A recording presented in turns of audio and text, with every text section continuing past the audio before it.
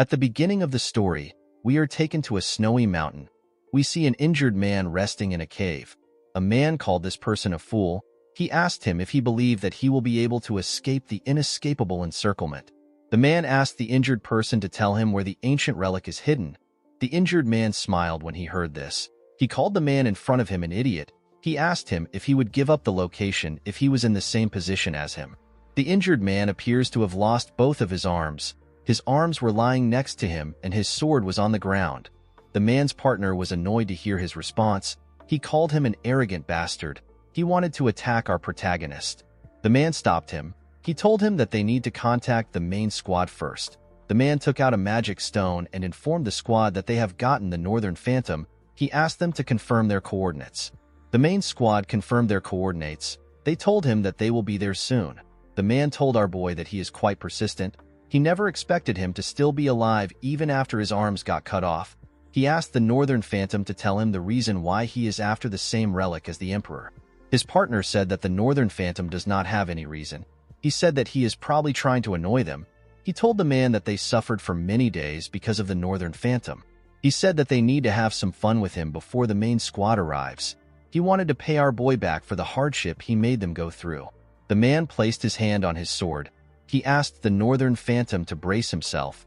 He promised him that they won't stop until he desperately begs them for mercy.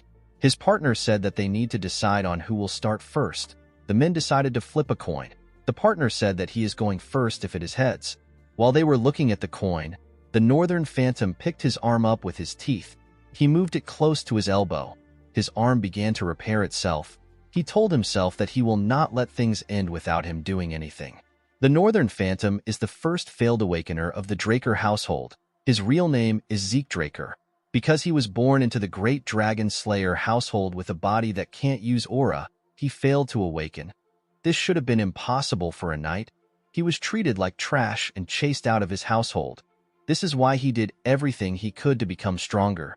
The moment his arm got healed, he stood up and charged at the men at the same time. The coin just landed in the partner's hand. When he opened his hand, he saw that it was on heads. He was happy to see this. While he was smiling, Zeke beheaded him.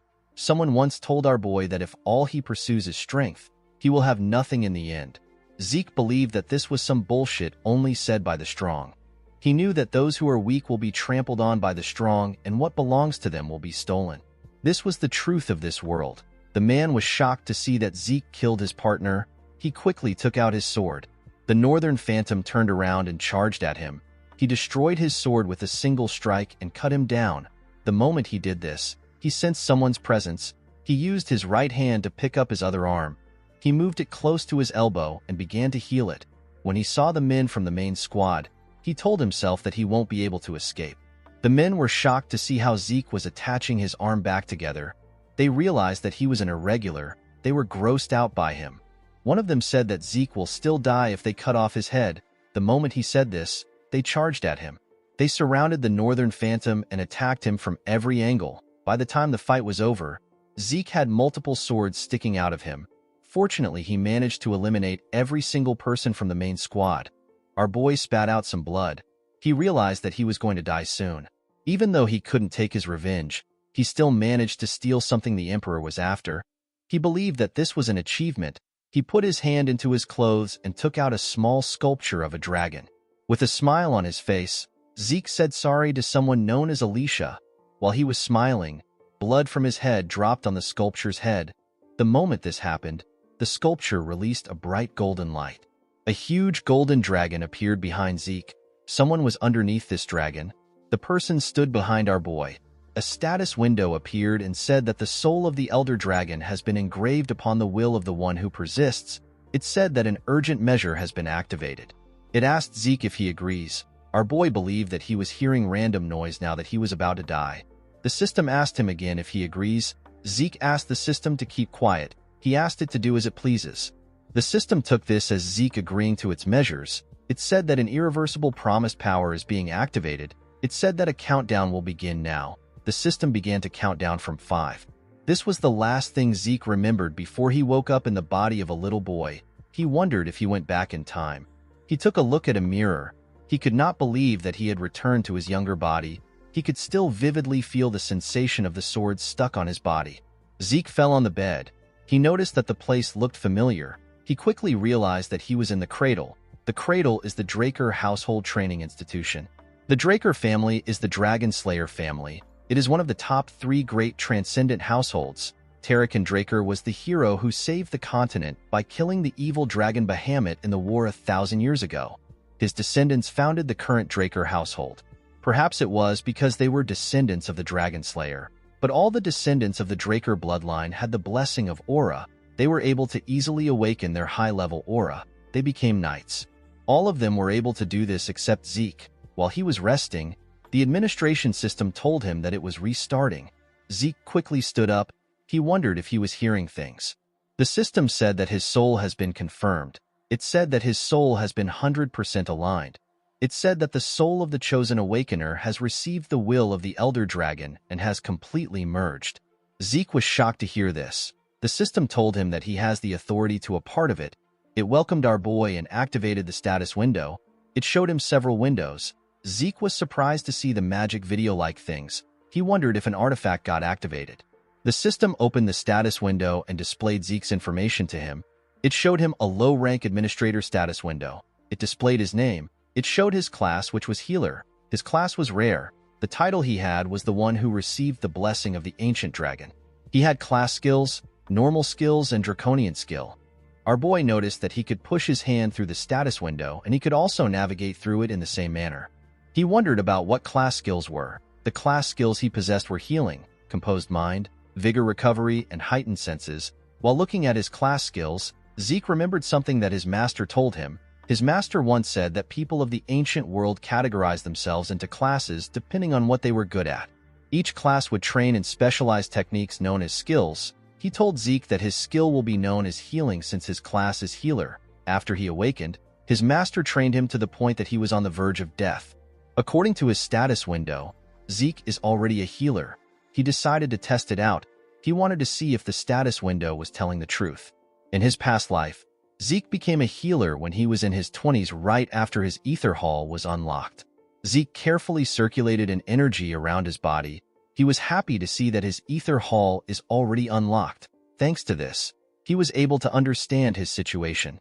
Even though his trained body no longer exists, he returned to the past with his skills and memories. Compared to who he was before his regression, Zeke was in a much advantageous position. In order to make use of the system, he needed to find out about the things at his disposal. Before he could carefully assess his status window, someone knocked on his door. The person referred to him as Master Zeke. He asked him if he can step in.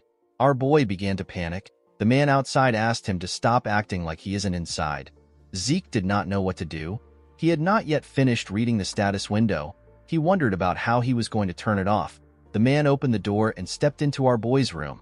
Zeke tried to ask him to wait. The man who appears to be his butler asked him about why he is not prepared. He asked him about what he has been doing. This man is Zeke's exclusive servant. His name is Decker. Zeke moved his hand around his status window. He noticed that Decker could not see his status window. He asked him about what he is supposed to prepare for. With a scary look on his face, Decker asked his master if he is really asking him this question. Zeke began to tremble when he saw the look on the man's face. He remembered that he was quite scared of Decker when he was young. Although he had the mind of a 32-year-old, he could still feel the fear that was engraved into his body. While he was trembling, the system activated a class skill known as Composed Mind. He quickly stopped shaking. He was surprised to see that his nervousness disappeared in an instant. Composed Mind allows the mental state of the user to not be shaken regardless of the situation. Zeke did not expect this to be a skill. He found it convenient that it activates automatically. Decker told his master that he has repeatedly said that the event is important. He noticed that Zeke wasn't looking at him. He asked him if he is listening. Our boy assured him that he is. He told him that he must be talking about the evaluation test. The test is known as Pancration. Our boy seemed to have a bad memory of this event. All Drakers go through a training system called the Cradle starting from when they are 7 years old. For 5 years, they go through strict basic training. The instructors evaluate the incoming students each year through competitions of swordsmanship as well as combat of Pancration without rules. The opponents are chosen by the instructor, but there are occasions where the students choose who they want to fight. Both combatants must consent to the fight. Because there are no rules, there are people who come out of the fight with injuries. In some cases, some don't make it out alive. Because this competition is what chooses the class the students are placed into within the academy, the children have no choice but to fight with all they have. The scene shifts, and we see the students gathered at the training ground. Their instructor was speaking to them. He told them that this is the last part of their evaluation.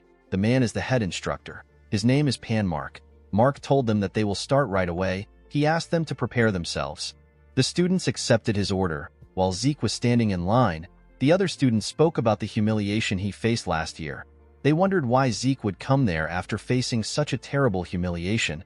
They said that they would have ran away if they were him. The students questioned if our boy was really from the direct bloodline of the family. Zeke could not believe that they were openly speaking about him. A boy known as Aaron was asked to get on the stage. He and his opponent took a stance. Mark swung his hand and asked them to start the fight. Aaron charged at the boy. The boy saw Aaron's hand coming towards his face. He believed that he could dodge it. While he was distracted, Aaron used his leg to hit him on his chin. The boy fell to the ground. Zeke was not surprised to see how the boy lost.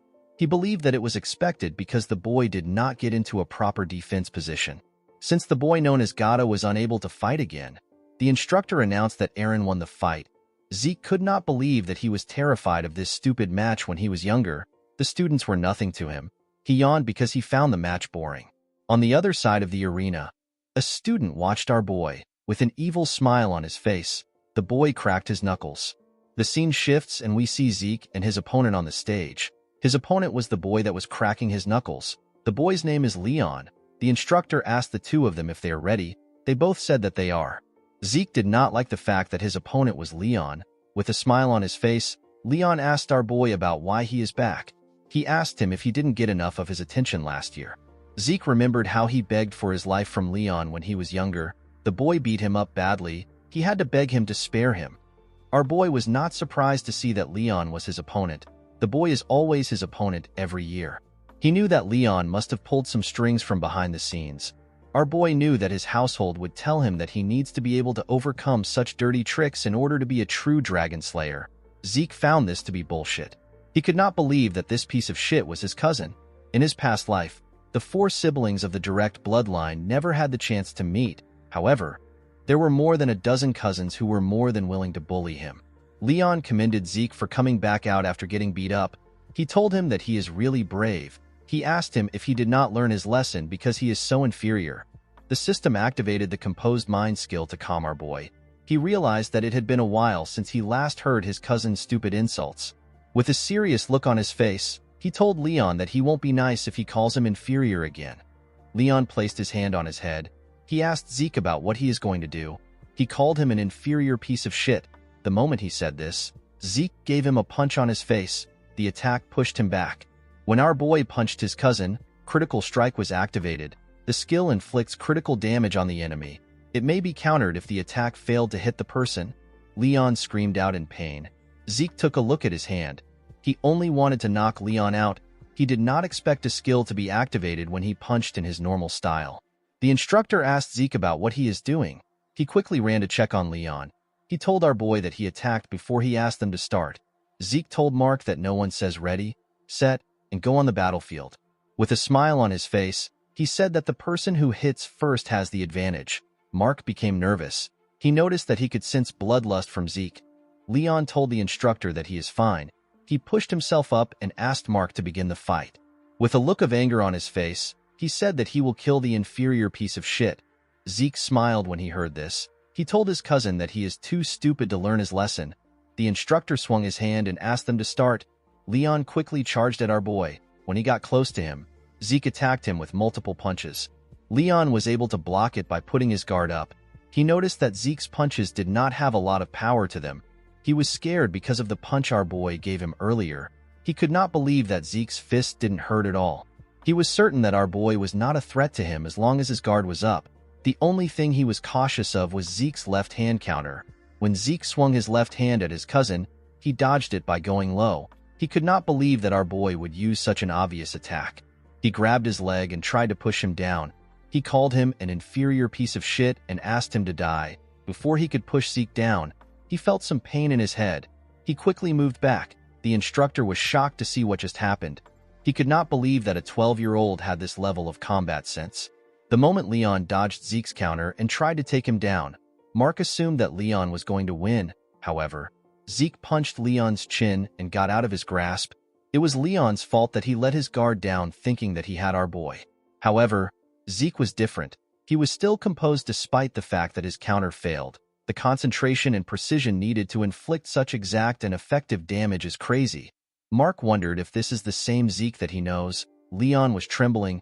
He had not recovered from the damage. He knew that he needed to create some distance between himself and our boy. Before he could move, Zeke closed the gap between themselves. He hit him in his leg. Leon was shocked to feel the pain in his leg. He wondered about how Zeke was so strong when his body is so small. He charged at him out of anger. Our boy realized that he was able to control his strength when he hit Leon in his leg. When Leon's fist got close to his face, another class skill got activated. The skill is known as heightened senses. It heightens his senses temporarily. Zeke saw his cousin's hand moving in slow motion. The feeling of the skill felt familiar to him. Since he had gotten used to controlling ether, our boy decided to end the fight. He covered his arms with the energy and grabbed Leon's hand. He slammed the bastard on the ground with a large amount of force. The instructor was shocked to see this. A skill known as precise stab got activated. The skill allows Zeke to stab the weak point of the enemy for critical damage. Zeke used his elbow to hit Leon's rib. He got on top of him and covered his hand with ether. He grabbed his neck and told him that even an idiot like him will be able to learn his lesson. The moment he said this, he began to punch Leon on his face. The boy begged him to stop, but Zeke did not listen. He continued beating him up. The instructor and the other students were shocked to see this. After beating him to his satisfaction, he stood up. Leon's body was covered in his own blood. Zeke told the bastard that this is what happens when he messes with him. After beating the shit out of his cousin, Zeke felt that his head was clear now that he had let out some sweat. He turned to the students and told them that he can now recognize them. He asked them to stop eyeballing him. He asked them to come to the stage if they have something to say. A boy with red hair stood up and called out to Zeke.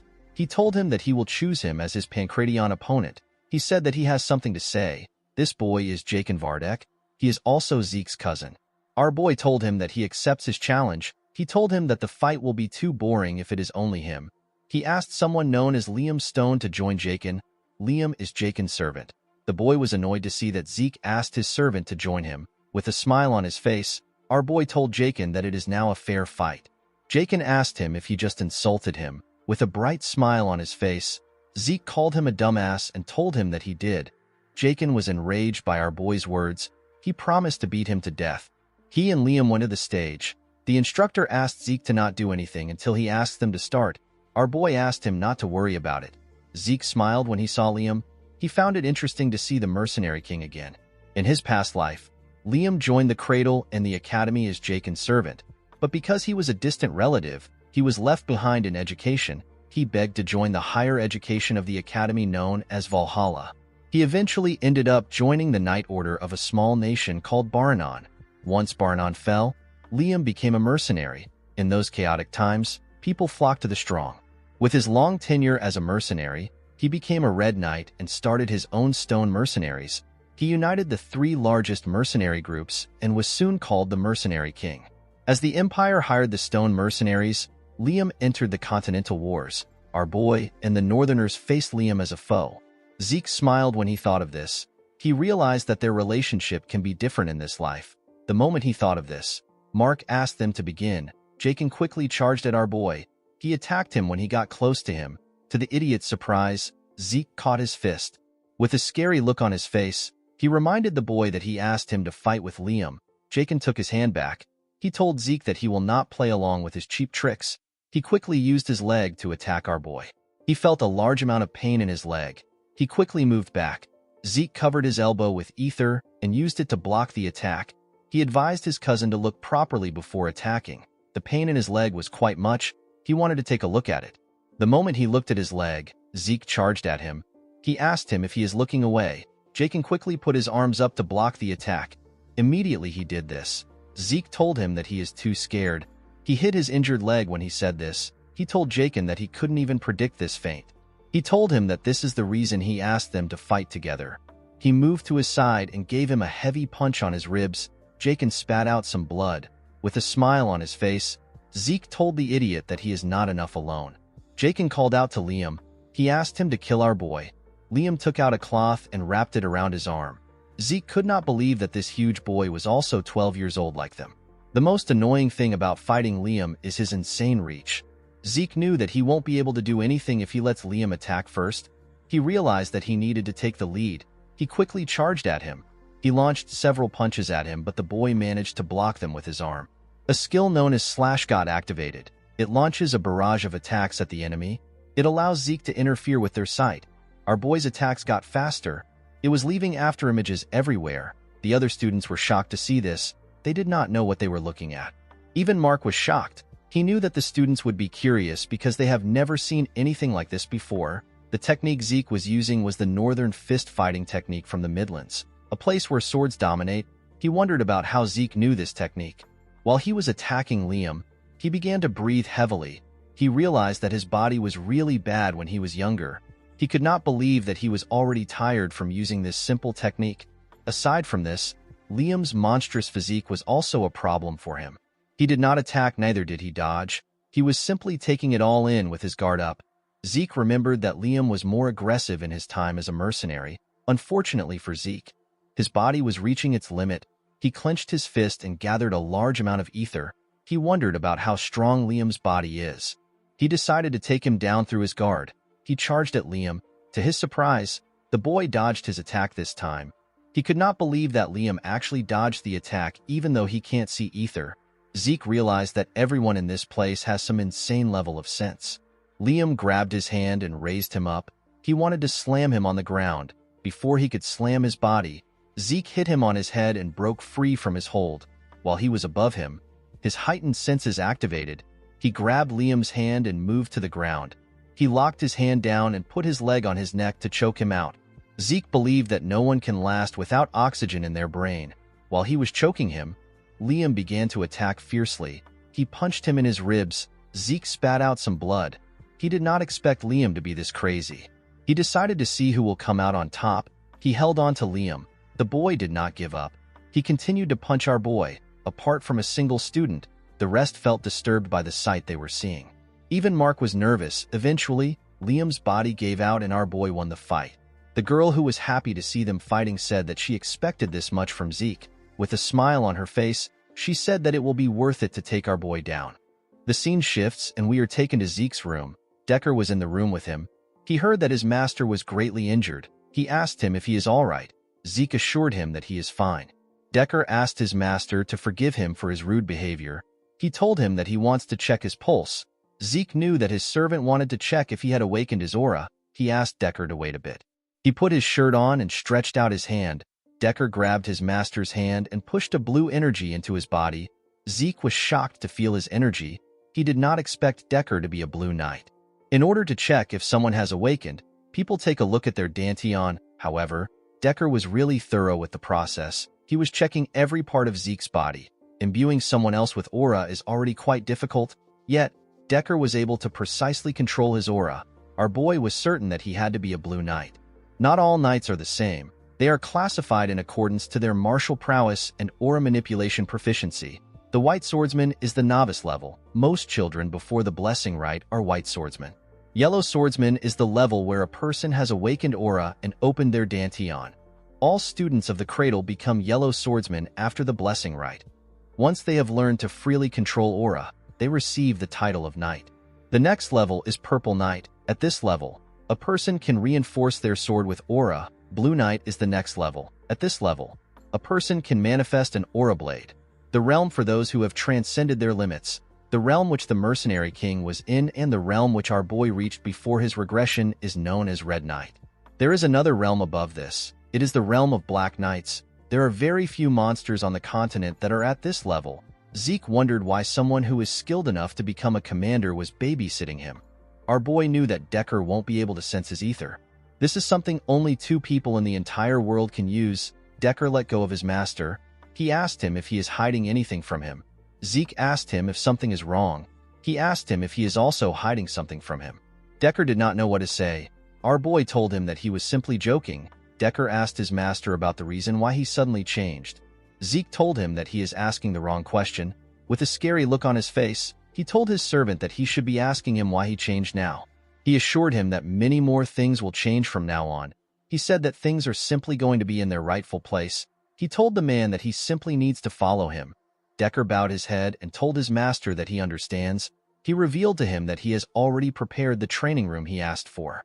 Zeke told the man that he likes the fact that he is always fast.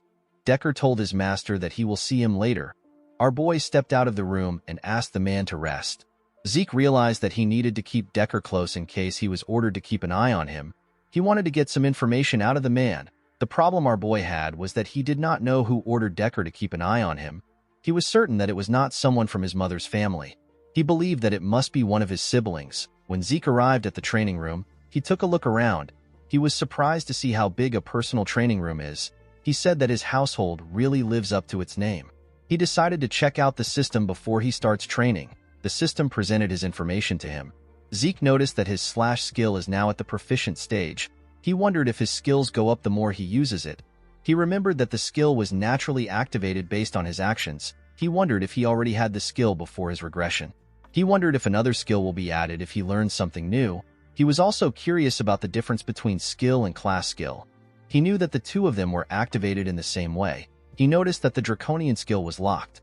The system told him that he is unable to view the skill. It told him that he needs 10 points to unlock it. When he tapped on karma points, the system informed him that he can earn karma points by killing monsters. He currently had 0 karma point. Zeke remembered that there are a large amount of monsters in dungeons. Unfortunately, he has to be on the level of a purple knight before he can get into a dungeon. Zeke was more curious as to why he regressed to the past and what the system is. The skills and the class made him realize that his current situation is related to the ancient relic. However, he had very little information about the relic. Our boy decided to not think too much about it. He picked up a sword and said that he is willing to use anything to become stronger, whether it is the system or a Draker.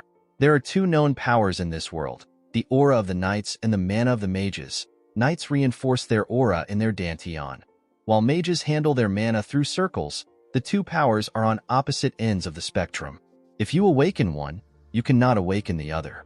Unfortunately for Zeke, he was not able to awaken neither his dantian nor his circle. He was abandoned by his household. He met his master during his vagabond days. His master taught him a lot of things, but the most useful thing he taught him was healing in the Ether Hall. Through the Ether Hall, which his master developed, Zeke was able to handle the energy of nature, which is known as ether. Zeke and his master are the only ether users in the world. After training for 2 hours, our boy's hands were covered with blood. He felt like he was going to collapse. He decided to end his training for the day.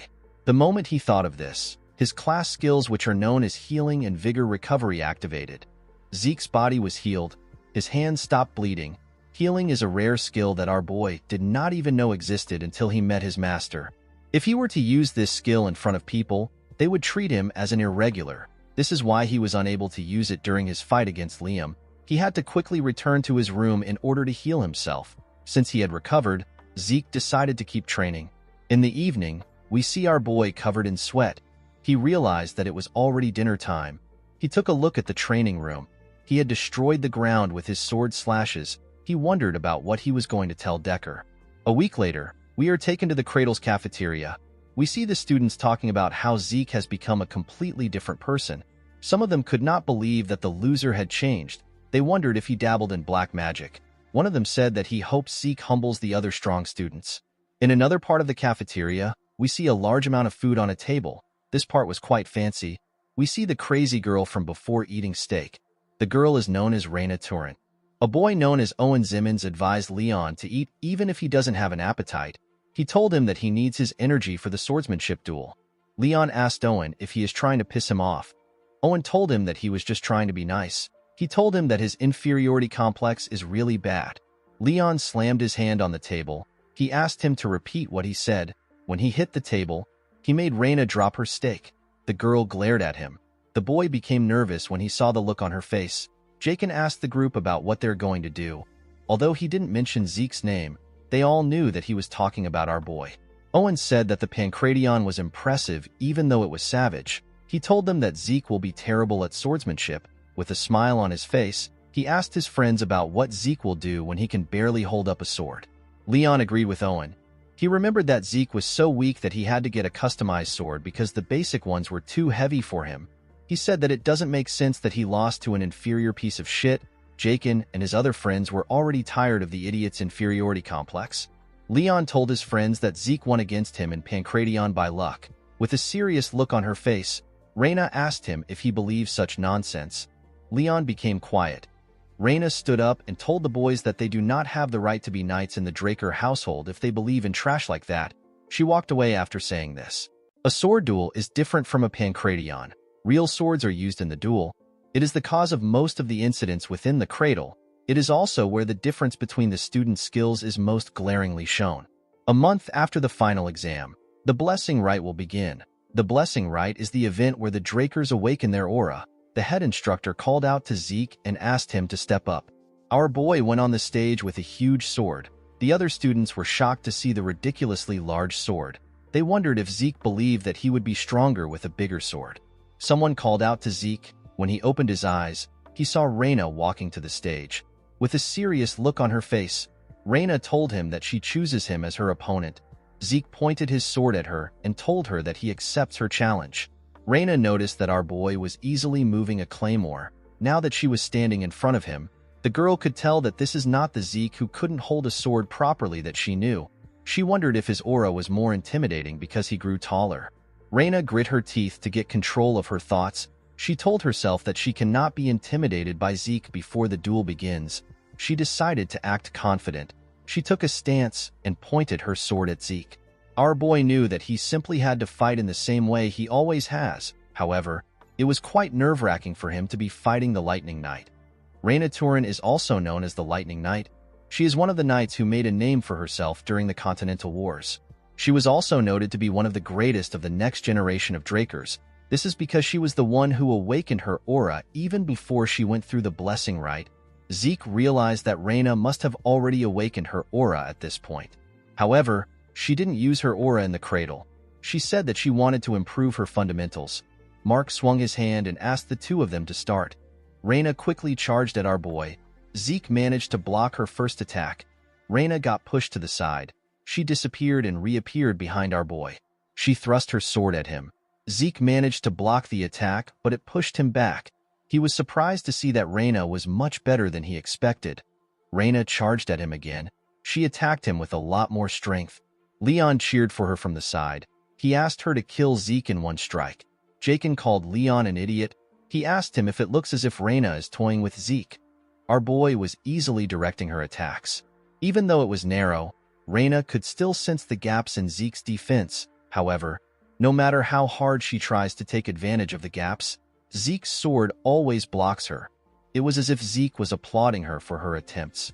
Immediately, he blocks her attack. Another gap opens up. It was almost as if Reyna was in a training duel that was meant to teach her a lesson. Zeke blocked her attack again and pushed her back. The girl began to breathe heavily. Our boy looked like he was disappointed. He could not believe that this was how the Lightning Knight fought when she was in the cradle. Her swordsmanship was honest. Zeke expected this from someone who was obsessed with their fundamentals. It was this fundamentals that were holding her back. Zeke took a low stance. He decided to help the girl break out of her shell. Reyna was surprised to see his extremely low stance. She believed that Zeke intends to close the gap in one go. She knew that her speed was nothing to scoff at. She decided to face Zeke head-on. Before she could take a stance, Zeke appeared in front of her. He made a huge swing. Reyna managed to dodge the attack. His sword hit the ground and destroyed it, since there was some distance between them. Reyna believed that it was possible for her to react to Zeke's moves. Our boy raised his sword and swung it at her. The attack missed her body. Reyna's eyes followed the movement of his sword. The moment she looked at the sword, some rocks got thrown into her eyes. Zeke was able to raise the rocks when he lifted his sword from the ground. Reyna quickly used her hand to clean her eyes. When she opened her eyes, she saw Zeke in front of her. Our boy swung his sword at her neck. The girl quickly realized that she was done for. Somehow, she managed to knock Zeke's sword out of his hand. The cadets were happy to see that Reyna won. They said that the girl won even though she did not use aura. The head instructor knew that the cadets were wrong. As Zeke's attack closed in on Reyna, she used the faintest amount of aura. It was an amount that was barely noticeable. Mark couldn't believe that the girl who promised to never use aura until she got into the academy was forced to use it. Zeke forced her hand. Reina was feeling bad for what she did. While she was thinking, Zeke appeared in front of her with his fist. He asked her about what she is doing. He told her that the fight isn't over. He gave Reina a heavy punch in her throat. The girl fell to her knees and spat out some blood. Leon was annoyed to see this. He said that they won't stand for such cheap tricks in a duel. The other cadets agreed with him. They said that Reina won the duel. They pointed their fingers at Zeke and told him that he doesn't have what it takes to become a knight. They asked him if he has no shame. Our boy did not care about what they were saying. While Reina was struggling to get up, Zeke asked her if she wants to continue. Reina realized that she hasn't lost yet. She understood that Zeke only struck her because she let her guard down. The girl realized that Zeke would have killed her if he was using a dagger when he attacked her. She told him that it is her loss. The other 3 boys were annoyed to hear what she said. The head instructor announced that Zeke won the fight. The cadets could not believe that someone who used to be called a human scum a few days ago achieved victory against one of the most talented children among the famed houses. In the next scene, we are taken to a ruined town. We see the town burning and the castle ruined. Some soldiers were dumping the corpses into a large hole. They had dumped several bodies into the hole. Inside the castle, we see a man wearing glasses talking to a red-haired man. He asked the red-haired man, whose name is Abel, about how he can drink tea in this situation. The man told Abel that the bastard known as Zeke defeated Reina. Abel placed his tea on the table and told the man that he is always serious. He stood up and asked the man about the amount of time they have before the blessing rite. The man told him that they have until the next full moon. Abel said that this is the right moment to pay the family a visit. The man was shocked to hear this. He asked Abel if he is really going there by himself. Abel placed his hand on his sword. He said that the situation has piqued his interest. With a smile on his face, Abel said that he is interested in knowing the kind of awakening their youngest is going to go through. Although Zeke's victory left the entire cradle in shock, he simply returned to the training room and resumed practice. A month later, we are taken to the day of the blessing rite. Zeke was in his training room. He used a cloth to clean his sweat. He wondered about how he became a red knight in his previous life with this terrible body. He opened his status window to see the state of his skills. Zeke noticed that once his mastery surpasses the expert level, the skill ranks up and resets. Our boy managed to raise the mastery of his swift steps. This was a skill he gained during the duel. While he was looking at his status window, Zeke asked Decker about what he wants. The man was at the entrance. He informed Zeke that they will be leaving in 2 hours. Our boy told him that he will join him soon. He asked him to get everything prepared. In the next scene, we see the students in carriages. They were all going to the same place. While he was inside the carriage, Zeke realized that it had been a while since he was at the main estate. The estate belongs to the Draker family, and it is situated in the Duchy of Troy. Although the family's main residence is located in the heart of the continent at the Four Seasons Fortress in the Midland, the blessing rite must be held at the main estate where the legend of the Dragon Slayer began. The main estate is known as the Dragon's Nest Lair. The cadets gathered inside the building. While looking around, Zeke realized something. All the onlookers were famous people that you hear about from the Continental newsletter. Our boy knew that his family must have also sent some informants to keep an eye on him. Zeke did not really care about what their intentions were. He knew that they would ignore him once they see him fail his awakening. The moment he thought of this, he saw something shocking. He was quite angry to see that a certain bastard came to the blessing rite. The person he was looking at greeted the other people around him. The person was asked about why he came to the blessing rite. He was asked if someone in the class caught his eye. The man said that he is there for other reasons. With a smile on his face, he said that his adorable youngest brother is in this class. This man is the second son of the Draker family. His name is Abel Draker. He is also known as the Lion Blade. Zeke glared at his elder brother. He referred to him as the Butchering Knight. He quickly turned his head away. He knew that there was nothing he could currently do to Abel. Zeke knew that Abel would have never come to see him during the blessing rite in his past life. He wondered if his actions changed the future. Our boy clenched his fist. He realized that this might be his chance to achieve something. The head instructor announced that they will now begin the blessing rite. He asked the cadet known as Aaron to step out. The boy moved close to a huge bowl containing some glowing water. Behind the bowl was a large knight statue. Aaron placed his hand into the water. He reached out to a pin in the water. He allowed the pin to prick him. The moment his blood got mixed with the water, the water released some energy that flowed into Aaron's hand. The energy moved into the boy's body and began to circulate inside him. Through the blessing rite, every member of the Draker bloodline awakens their sealed aura when it is time for them to graduate from the cradle at 12 years old. Compared to ordinary knights who awaken at the age of 20, this method was incredibly fast. After Aaron left, another cadet was called to awaken his aura. Among the cadets, there are a few rare cases where someone awakens something else along with their aura. They awaken a trait of the Dragon Slayer known as mana inhibition. They will become at least as strong as Yellow Knights. There are even some who rival Red and Black Knights. These cadets undergo a pure blood awakening. Everyone in the building wondered why the mana lamps went out. They noticed that the statue's sword was releasing a red bright light. It turns out that Reina had undergone a pure blood awakening. Mark asked someone to bring the gloves for him. Those with mana inhibition will require special gloves made by their family, or else they won't be able to live a normal life. When one is able to prove that they are of pure blood descent, they are conferred the Draker name. They are also provided with the unimaginable support of the family and countless benefits. After Reina's awakening, the nobles became excited when they saw who was next. They wondered about how the person would awaken. One of them said that it will be a pure blood awakening since the person beat Reina. The person they were talking about was Zeke. Our boy smiled when he saw the statue. He never expected that he would be standing in front of the statue again. The last time was horrible for him. Even though the blessing rite was the only thing that pushed him through the cradle, he failed to awaken and was subjected to mockery. However, things were different in this life. Not only can he heal, but he can also manipulate ether. On top of this, he didn't give up and surrender. He stood up for himself with his own will. Because of the things he had done in this life, Zeke hoped that the bronze statue would take care of him. When he put his hand into the water, the statue began to shake. Zeke became excited. Unfortunately for him, the statue stopped moving. Everyone was shocked to see this. It had never happened before. Abel also wondered about what was happening. Zeke became angry. He realized that he should have never expected things to change. He became too confident thanks to his brother. The onlookers could not believe that Zeke failed to awaken. They did not believe that such a thing was possible. They said that the blood of the family head was not enough to remove the cursed blood in Zeke. One of them said that our boy must have won against Reina with a trick. They called Zeke an embarrassment to the family. Zeke gave someone the cloth he used to clean his hand.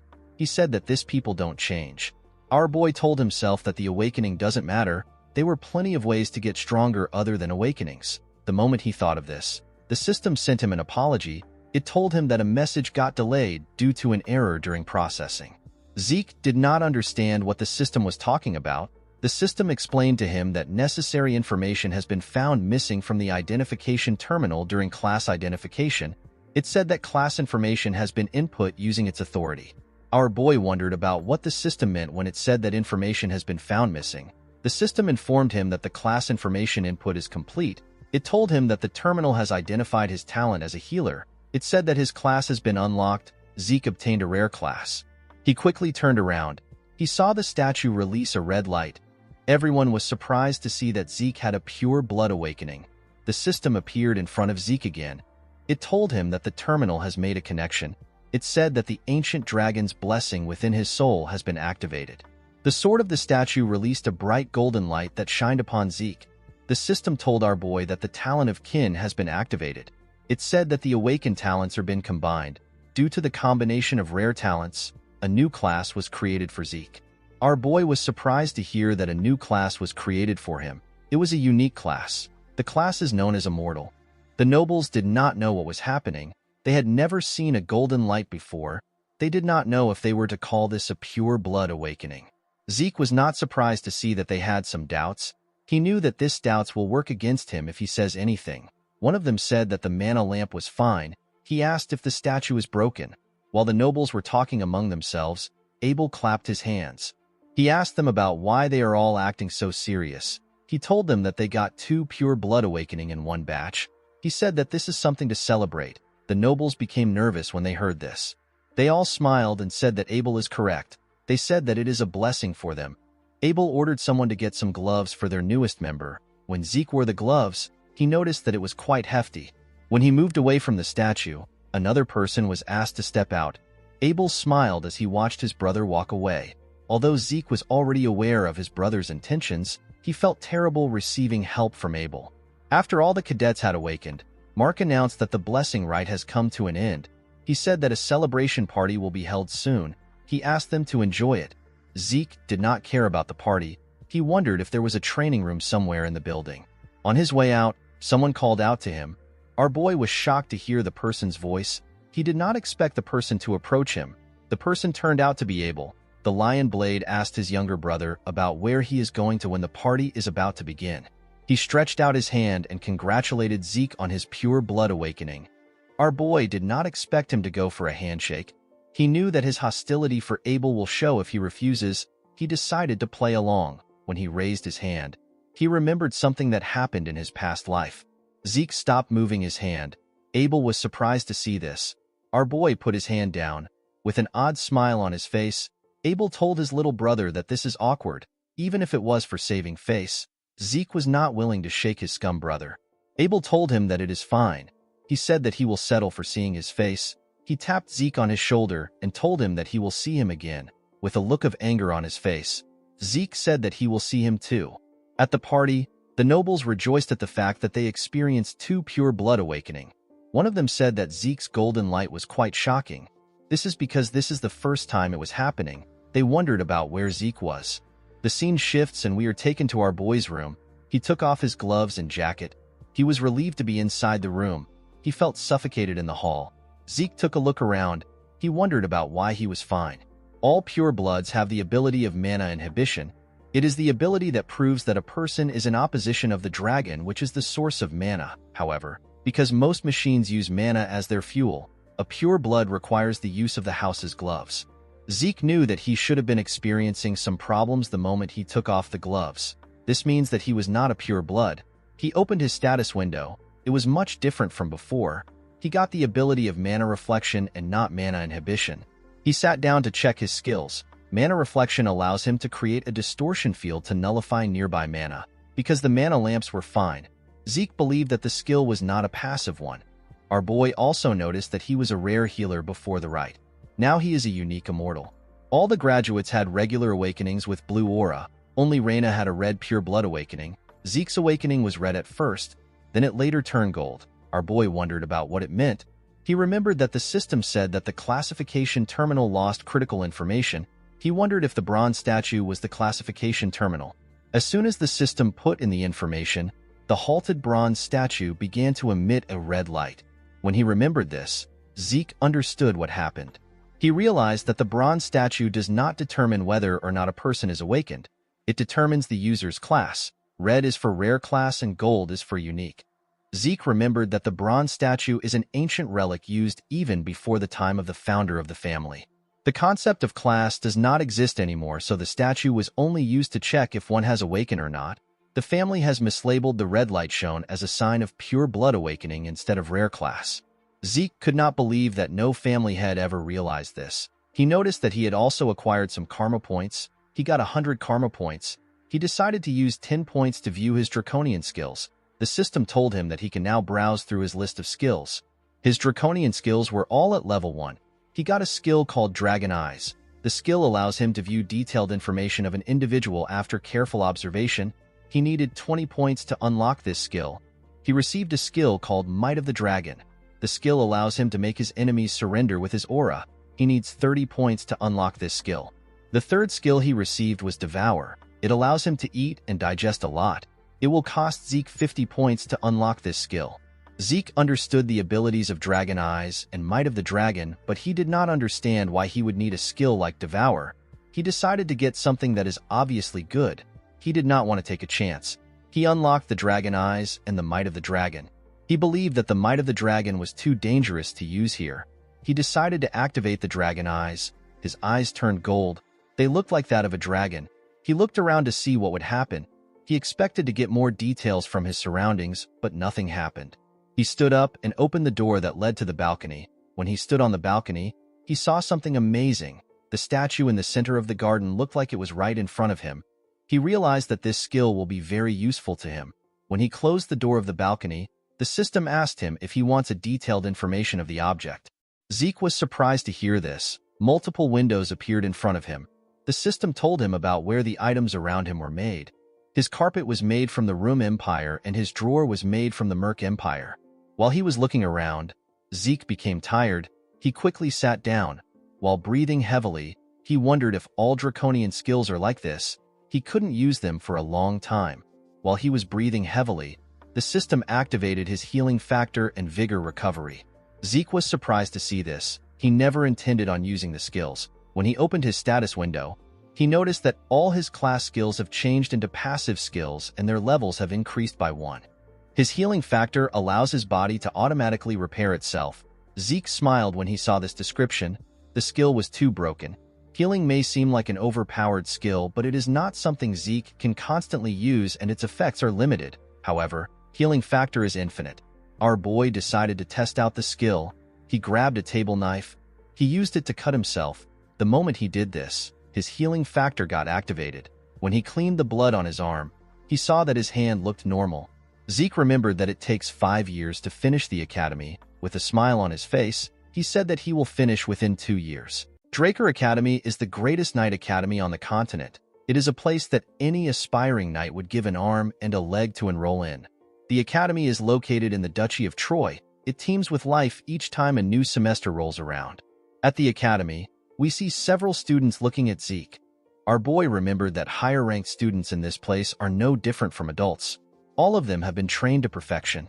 Zeke noticed that the students from the great families have already established their authority. He believed that his family was rotten to the core. Among the countless branch families supporting the transcendent Draker family, there are 3 families that have the largest amount of influence. These families are the great families. The Turin of Strength, which is Reyna's family, is the first one. Zimmons of Wisdom is the second family, and the Vardek of Gold is the third family. Zeke decided to ignore the great families. He believed that he had nothing to do with them. He went to his dormitory. Our boy was given a high-class dormitory in the Platinum Mansion. Zeke was given a dormitory in this place because he is a pure blood. The Platinum Mansion is a dormitory furnished with a training hall, a library, and various kinds of facilities. It is only open to the highest-ranked students. Even those from the cradle can't easily get inside. Pureblood Awakeners like Zeke and Reyna are given the special privilege of a floor master. They are given an entire floor at the top of the building. These floors are known as the Platinum Floors. When Zeke went into the building, a maid welcomed him. She told him that she has been expecting him. The maid told him that she will escort him to his assigned floor. When our boy arrived at his floor, a large amount of servants greeted him. Zeke felt like this was too much. He believed that no student deserved this kind of treatment, even if they are purebloods.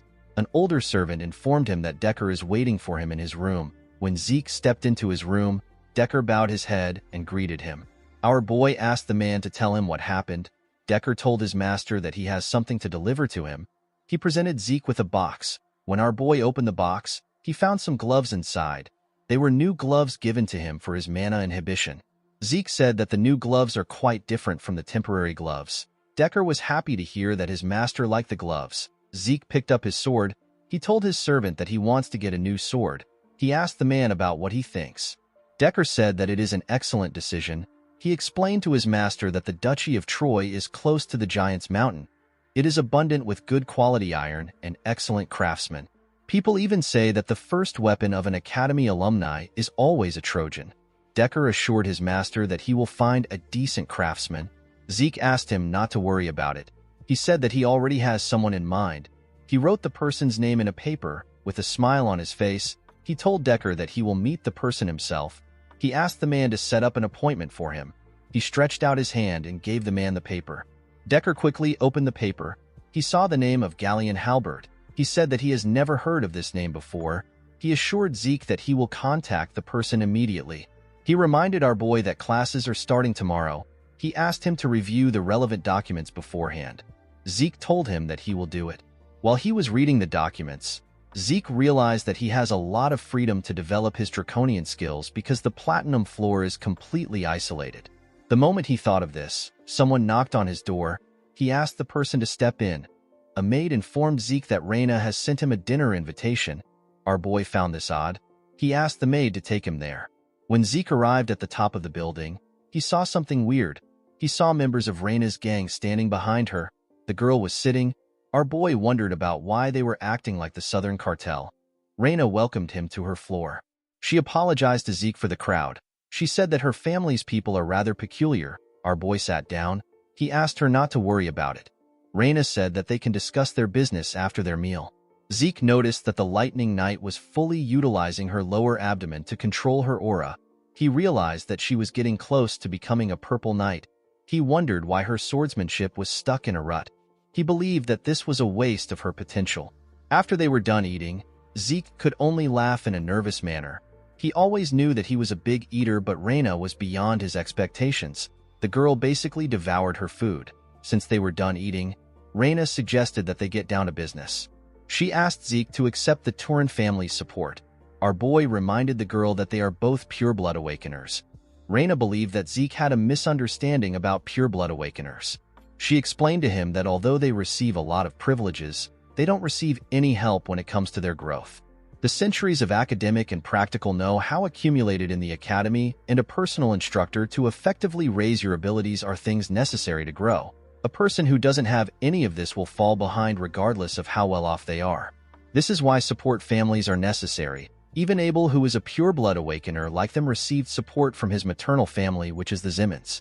Thanks to their support, Abel became the youngest person to attain the title of White Knight. He is also a Black Knight. Reina told our boy that the patriarch of her family told her that he is not receiving any support from his maternal family. She said that the patriarch did not tell her the reason for this. She decided to give Zeke another chance. She asked him to accept her family's support. Zeke quickly declined her request. Reina was shocked to hear this. She asked our boy for his reason. She told him that it will be good for him to receive her family's support. Our boy stood up. He told her that he does not need any other things than the benefits he is receiving as a pure-blood awakener. He walked towards the exit. He placed his hand on a tree. He told Reina that he will give her a piece of advice to thank her for the meal. He told her that her sword has too much strength behind it. Reina did not understand what Zeke was saying. He told her that she is too conscious of the men who were behind her earlier. Zeke used his hand to shake the tree. It let out a lot of leaves. He explained to Reina that her greatest strength is the fluidity that arises from having a flexible body. He advised her to not receive attacks head-on and to not crush her opponents with her strength. He told her that fluidity will allow her to cast her opponent's attack aside and land a single delicate strike. Zeke gently controlled the leaves with his movements. He told her that she will be able to grow several times stronger if she follows his advice. Reina was surprised to hear this. After saying this, Zeke walked towards the exit. He thanked her for the meal. Reina slammed her hand on the table. She was annoyed to hear the advice Zeke gave her. The Turin family is the herald of strength. Reina believed that she was simply following her family's tradition. She told herself that she was not being conscious of others. The moment she said this, she realized that Zeke was right. Because she has always been obsessed with becoming a person fitting of the Turin name, she unintentionally projected her logic into her sword. She could not believe that Zeke saw right through her. Reina picked up a leaf that landed on her table. She remembered that everyone praised her as a genius when she was younger. Nobody advised her. Reina wondered about who our boy truly was. In the next scene, we see Zeke stretching his body. He realized that all his changed class skills have insane performances. He could not believe that he was fine even after training all night. Zeke was fine because of his class skill known as infinite stamina. Any fatigue will be offset quickly by an infinite amount of stamina. The skill is a passive skill. In his past life, Zeke saw the academy as hell itself, but now that he is a pure-blood awakener, this place is like heaven to him. Although money and power wasn't everything, they were still nice to have. While our boy was walking, someone called out to him. The person turned out to be Owen. The boy asked him if he is also part of the special class. Owen Zimmons is the third son of the Zimmons family. Plans and schemes are the specialty of this family. Owen used others to bully Zeke and cunningly maintained his own image. The boy told Zeke that he invited him for dinner last night, but he didn't reply. He asked our boy if he did not receive his invitation letter. Zeke wondered why Owen was trying to act friendly. With a smile on his face, our boy told him that he must be referring to the letter he saw on his desk. Owen asked him about why he did not reply. Zeke told the boy that he is funny. With a serious look on his face, he asked Owen to tell him why he needs to reply to every single letter. A huge boy stepped out. He told Zeke that he is being rude even though his master is showing him kindness. Zeke asked the boy for his identity. The huge idiot laughed. He could not believe that Zeke didn't know him. He said that those from the cradle aren't worth much. Our boy immediately understood that he was talking to an idiot. He turned around and told the boy that he understands he is trying to look good in front of his master. He asked him to remember who he is talking to. Before Zeke could leave, the idiot attacked him. Zeke managed to block the attack with his hand. The attack pushed him back. From the attack he received, Zeke realized that the high-ranking students are capable of basic aura manipulation. The huge idiot introduced himself as Durbin Roswell. He is also known as Durbin the Mighty Tree. He told Zeke that he will be teaching him some manners in place of his master. Our boy smiled when he heard the idiot's name. He could not believe that a cadet who isn't a knight has a pseudonym. He charged at Durbin. He called him a joke. Zeke gave the idiot a heavy punch on his stomach when he got close to him. He spat out some blood. The attack sent him flying. He got slammed to the ground and lost consciousness. Zeke asked the other students if they want to go next. He asked Owen to pick someone. Owen moved close to our boy. He told him that he likes to bask in his own glory. Zeke called the boy a joke. Draker Academy is largely split into two classes. There is the normal class where people are taught that they can overcome their lack of talent with efforts. Due to this, they follow a strict regimen from early morning to late night. The other class is the special class. Students of this class can choose their subjects freely outside of basic subjects. Even within the academy, the place where the greatest elites gather is the special class. Due to this, Zeke had some expectations for the class. To his surprise, most of the people in the class are just the alumni of the Cradle. Our boy believed that this was actually the Cradle class, not the special class. The instructor in the class asked the students to keep quiet. He told them that someone special has come to encourage the freshmen of the special class. He said that the person was the commander-in-chief during the Eastern Empire War 20 years ago, and he is also the hero that stopped the Empire's invasion with his resourcefulness. The students became excited when they heard this. An old man stepped into the class. The instructor asked the students to welcome Dean Howard Draker. With a smile on his face, the man greeted the students. This man is the dean of the academy. He is also a war hero. People worship him as a war hero and a tactical genius. But the truth was that the information he leaked to the enemy for his own survival just happened to throw the enemy into chaos. Howard was simply a traitor that got lucky. Zeke was aware of this fact. He remembered that Howard was the main perpetrator that got him kicked out of the academy. Our boy lost the only place where he could belong and ended up wandering around the Duchy of Troy. He eventually got captured by slave traders and got sold off to the Southern Cartel. Zeke promised to pay Howard back for what he did. After the dean left, the instructor asked them to take his words to their hearts. He told them that they will begin basic classes immediately. He asked them to take their swords and head to the arena. At the special class indoor arena, we see the students on a line. Zeke couldn't believe that the special class still has to learn the basics of dragon slaying. Due to the fact that he couldn't use aura in his past life, he spent 2 years learning what would have taken the average person 3 months to learn. Zeke hoped that the class would be easy. A blond man welcomed the cadets. He introduced himself as Andre Draker. He told them that he will be teaching them the dragon slaying basics. The cadets were surprised to see that someone so young was their instructor. Andre is also known as the Rose Knight. Even though he was not a pure-blood awakener, he graduated early from the academy and he graduated from Valhalla as the valedictorian. He is a once-in-a-century genius that was awarded the Draker name. Zeke was surprised to see that even the special class instructors were on a different level. He remembered that Andre was famous for his inflexible personality. With a scary look on his face, Andre asked the students to keep quiet. He told them that he will start the class now. He asked everyone to draw their swords. The cadets immediately obeyed his order. When Zeke was about to take his sword out, Andre saw him. He asked him about what his sword is. Our boy took out his huge sword and freely swung it around.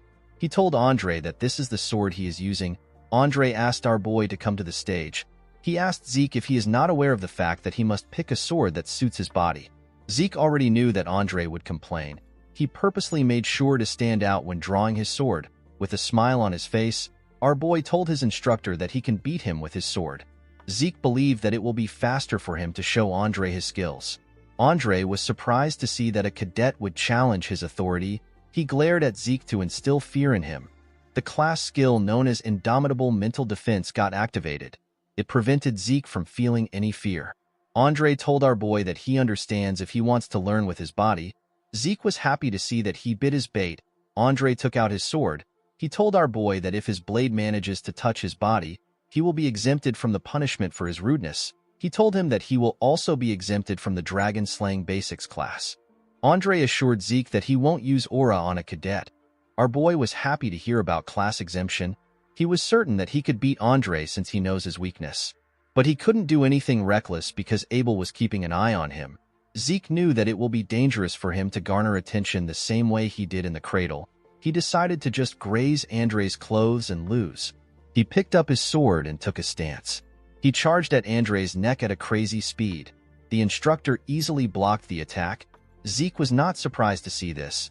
He already knew that a blue knight will be strong. He realized that this fight wasn't going to be as easy as he wanted. He began to attack Andre more fiercely. He attacked him from different angles. The instructor still managed to block the attacks.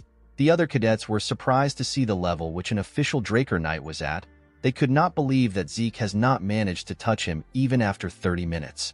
Andre made a huge swing that pushed Zeke back. The moment he did this, his hand began to shake. He was shocked to see the ridiculous amount of stamina that Zeke had. Even though he was suppressing his aura, he did not think that it would be possible for him to be losing to a cadet. While breathing heavily, Andre said that the existence of pure blood awakeners is unfair. Zeke was not surprised to see that Andre still had the same poor stamina. He knew that the instructor was at a bigger disadvantage because he was suppressing his aura. The Draker aura cultivation method is known for its peculiarity. A person must activate their aura during training, during daily tasks, and even when eating and sleeping. A person must maintain it as if they are breathing. In other words, Andre is basically holding his breath. Zeke charged at him. The instructor managed to block his attacks. He pushed him back. Although our boy planned on losing, it didn't feel right for him to lose this way. He charged at Andre again. He decided to force him into using his aura. Andre still blocked his attack. Zeke realized that creating situations that can be easily handled is useless. He knew that he needed something that will make Andre unconsciously use aura. He needed to create an extreme situation. The instructor pushed him back again. Before his legs could touch the ground, he charged at Andre again with a crazy speed. The instructor was shocked to see how fast Zeke was. He quickly realized that he was using swift steps. Our boy ran around his instructor. He wanted to confuse him. Andre couldn't believe that a cadet knew how to use swift steps. While he was trying to follow our boy's steps, he appeared behind him like a grim reaper that wanted to take his life. His critical strike got activated. The moment it got activated, Andre sensed his presence. He quickly turned around. Unfortunately for him, it was too late. The sword was about to cut him. Andre quickly took a step back in a skillful manner. He raised his sword. He decided to use the dragon-slaying arts. He used the first verse of Chapter 1. The skill is known as Sky Slice. Zeke smiled when he saw this. He quickly raised his sword to block the attack. Andre's attack pushed him back. Aside from Reina, the other members of the three great families were happy to see what happened. Although he managed to block the attack, his sword got broken. The pain was more than he expected. Our boy still had a smile on his face. His healing factor got activated. Zeke threw away his sword. He decided to collapse now. Andre put his sword away. People from the infirmary quickly went to check on Zeke. With a look of anger on his face, Andre announced that our boy no longer needs to attend his class again. He asked the cadets if there is anyone among them who also wishes to be exempted. The cadets kept quiet. They knew that they were screwed if they raised their hands up. With a scary look on his face, Andre told them that he will assume that no one wants to leave. At the infirmary, we see Zeke resting on the bed. He commended himself on his performance. Although he didn't graze Andre's clothes, he got him to use aura and acknowledge his abilities. Our boy considered the situation a win-win because Andre got disciplined and he obtained free time. While resting, he remembered Andre's last attack. The technique is the most basic move of the dragon-slaying arts. However, because the technique was used by a blue knight, the force was ridiculously powerful. Although Andre was powerful, Zeke was still certain that he could beat a blue knight, especially since he had limitless stamina and healing. Even though he was already strong, Zeke did not believe that it was enough for him to live freely. He wanted unrestrained power to live a life where he was not restricted. He wanted the power that won't let him submit to anyone. While he was thinking, someone holding a bottle of liquor asked him if he is Arthur's youngest son. Our boy was shocked to see the man. He did not know who he was.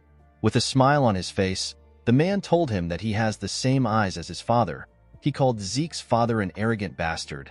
Zeke could not believe that he wasn't able to sense the man's presence despite the strong stench of booze. He could not believe that someone had the guts to call his father, who is the current patriarch of the Drakers, an arrogant bastard. He asked the man for his identity. The man asked him about how he did something. Zeke asked him about what he is talking about. The man chugged a large amount of booze. He asked our boy to stop feigning ignorance. He reminded him that he was inflicted with an internal wound. With a smile on his face, he asked Zeke to tell him how he instantly got healed. Zeke was surprised to hear that the man has found out about his healing factor. The moment he thought of this, his indomitable mental defense got activated. Our boy became calm. He realized that it was impossible for anyone to know about healing in the academy. He grabbed his bedsheet. He told the man that he does not know what he is talking about. The man could not believe that Zeke was still keeping up with his charade. He swung his hand at our boy. Zeke managed to react and dodge the attack. The man's hand cut through the pillow and the bed. Our boy assumed that the man was an assassin. He quickly threw the bedsheet at him. It covered the man's face. The man said that our boy has some tricks. Zeke grabbed his sword. He quickly activated his swift steps, his precise stab, and his critical strike. He charged at the man. His instincts were telling him that he will die if he does not kill the man now. To his surprise, the man stopped his sword with his hand. He commended our boy on his ability to adapt to the situation. He pushed Zeke's sword down. Our boy could not even move it. With a smile on his face, he told Zeke that he fights like a mercenary. Our boy was shocked to hear this. He wondered about who the man was. He quickly stepped back when he heard this. He wondered about why the man called him a mercenary. He wondered if the man knew something about his past life. The man played with Zeke's sword. He found it odd that a Draker abandoned his sword and stepped back. He threw Zeke's sword back to him. He told him that he is better suited to be a mercenary than a knight. Our boy caught the sword. Zeke felt something that he only felt from his master. He became certain after having a brief fight with the man. Our boy felt the overwhelming gap between their abilities. It was to the point where this man could kill him anytime he wanted. Zeke was certain that this man was at least a red knight. The man realized that our boy was using a claymore from the basic supply of the cradle. He told Zeke that he is talented. He asked him about why he is using such a weapon. The moment the man asked his question, someone opened the door. The person seemed to have been searching for the man. The person turned out to be Andre. Zeke wondered why the instructor came there. Andre referred to the man as Garden Keeper Dexter. Our boy was surprised to hear that the man was a garden keeper. The man referred to Andre as a leech-like bastard. He asked him about how he knew he was there. Andre told him that he saw him at the training ground. The man was annoyed to hear this. He realized that Andre is quick-witted. Andre asked Zeke to leave since he is done getting his treatment. Our boy quickly went to the door. Before he left, the man asked him to visit the Academy Western Greenhouse if he has some time. He told him that he will teach him something useful. Zeke declined the offer and stepped out of the room. The man was annoyed to hear this. He told our boy that he has the same personality as his father.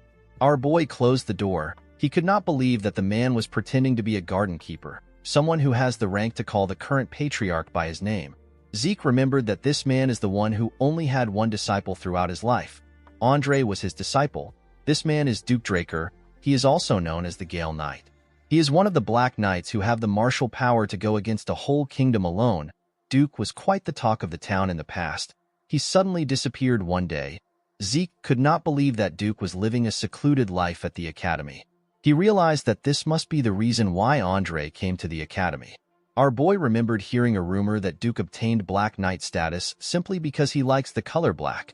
Right now, Duke is showing some interest in Zeke, however. Our boy was not interested in receiving light teaching due to a simple interest. He wanted to learn Duke's secret move. He promised to change the man's interest into tenacity. In the next scene, we are taken to a classroom. We see an instructor explaining things to the cadets. This man is the Academy's magic theory professor. His name is Fannin. Fannin asked the cadets if they know the next step to what he is teaching them. None of them replied. They were all bored. Fannin decided to just explain it himself. Before he could say anything, Zeke told him that the person will take damage due to resistance. He told the man that he does not understand the mana transfer energy law he mentioned earlier. Fannin was extremely happy to see that a cadet was listening to him. Zeke wondered about why he was staring at him. He called out to his professor. Fannin apologized to him. He told him that this is the first time he is getting a question. He quickly began to explain. When the class was over, the cadets quickly stood up. They did not understand why they were learning magic theory at a night academy. Zeke noticed that the lecture was quite easy to understand. He realized that his professor was not an ordinary mage. Before he could leave the class, someone called out to him. Zeke turned around and asked Fanon if something is wrong. While breathing heavily, the man said that everything is fine. He explained to our boy that this is the first proper class he has had in a while thanks to him. He asked Zeke to come to his research lab if he is ever curious about anything. He revealed to our boy that he is a Delphoa Magic University Scholarship alumnus. He assured him that he knows a lot of things. Zeke was surprised to hear this. He knew that the man wasn't an ordinary mage, but he did not think that he will be an alumnus from Delphoa, the nation where magic originated from. He told the man that he understands. Fanon waved to our boy as they left the classroom. Zeke gently smiled at him. He believed that it would be good for him to get closer to a mage. Mages who are good at math are usually flexible thinkers. Our boy believed that this mages are better suited as colleagues than stuffy knights. He decided to test Fanon to see if he will be useful. The moment he stepped out of the building, he saw something odd. He saw Duke resting on a bench in front of the building. Our boy did not expect the man to be so impatient. It has only been a week since they saw each other. Duke asked Zeke if he is done with class. Our boy asked him about why he came. The man asked him to tell him why he did not come to the greenhouse. He believed that our boy must have understood what he meant when he told him that he will teach him some useful things. Zeke told Duke that he is not interested. Duke was shocked to hear this. He asked our boy to tell him why he is not interested. Zeke told the man that he is well aware that he is incredibly talented. He told him that he is busy with individual training. Duke told him that personal training is truly important. The moment he said this, he appeared behind our boy. He asked him if this is the answer he wanted to hear. Before Zeke could react, Duke used his hand to knock him out. In the next scene, we see Zeke wake up next to a tree. He could not believe that Duke knocked him out. He realized that 1 week was a lot of time to the man. When he looked around, he realized that he was at the western greenhouse. He saw Duke next to him. He was pouring some water on the plants in front of him. Zeke asked the man if he abducted him. Duke told him that he is correct. With a smile on his face, he told our boy that he is a bit interested in him. Zeke was surprised to see that the man was no longer hiding it. He realized that this man was very impatient. He quickly activated his swift steps and began to run. He believed that it was not yet time for him to learn anything from the man. Before he could get far, Duke appeared in front of him.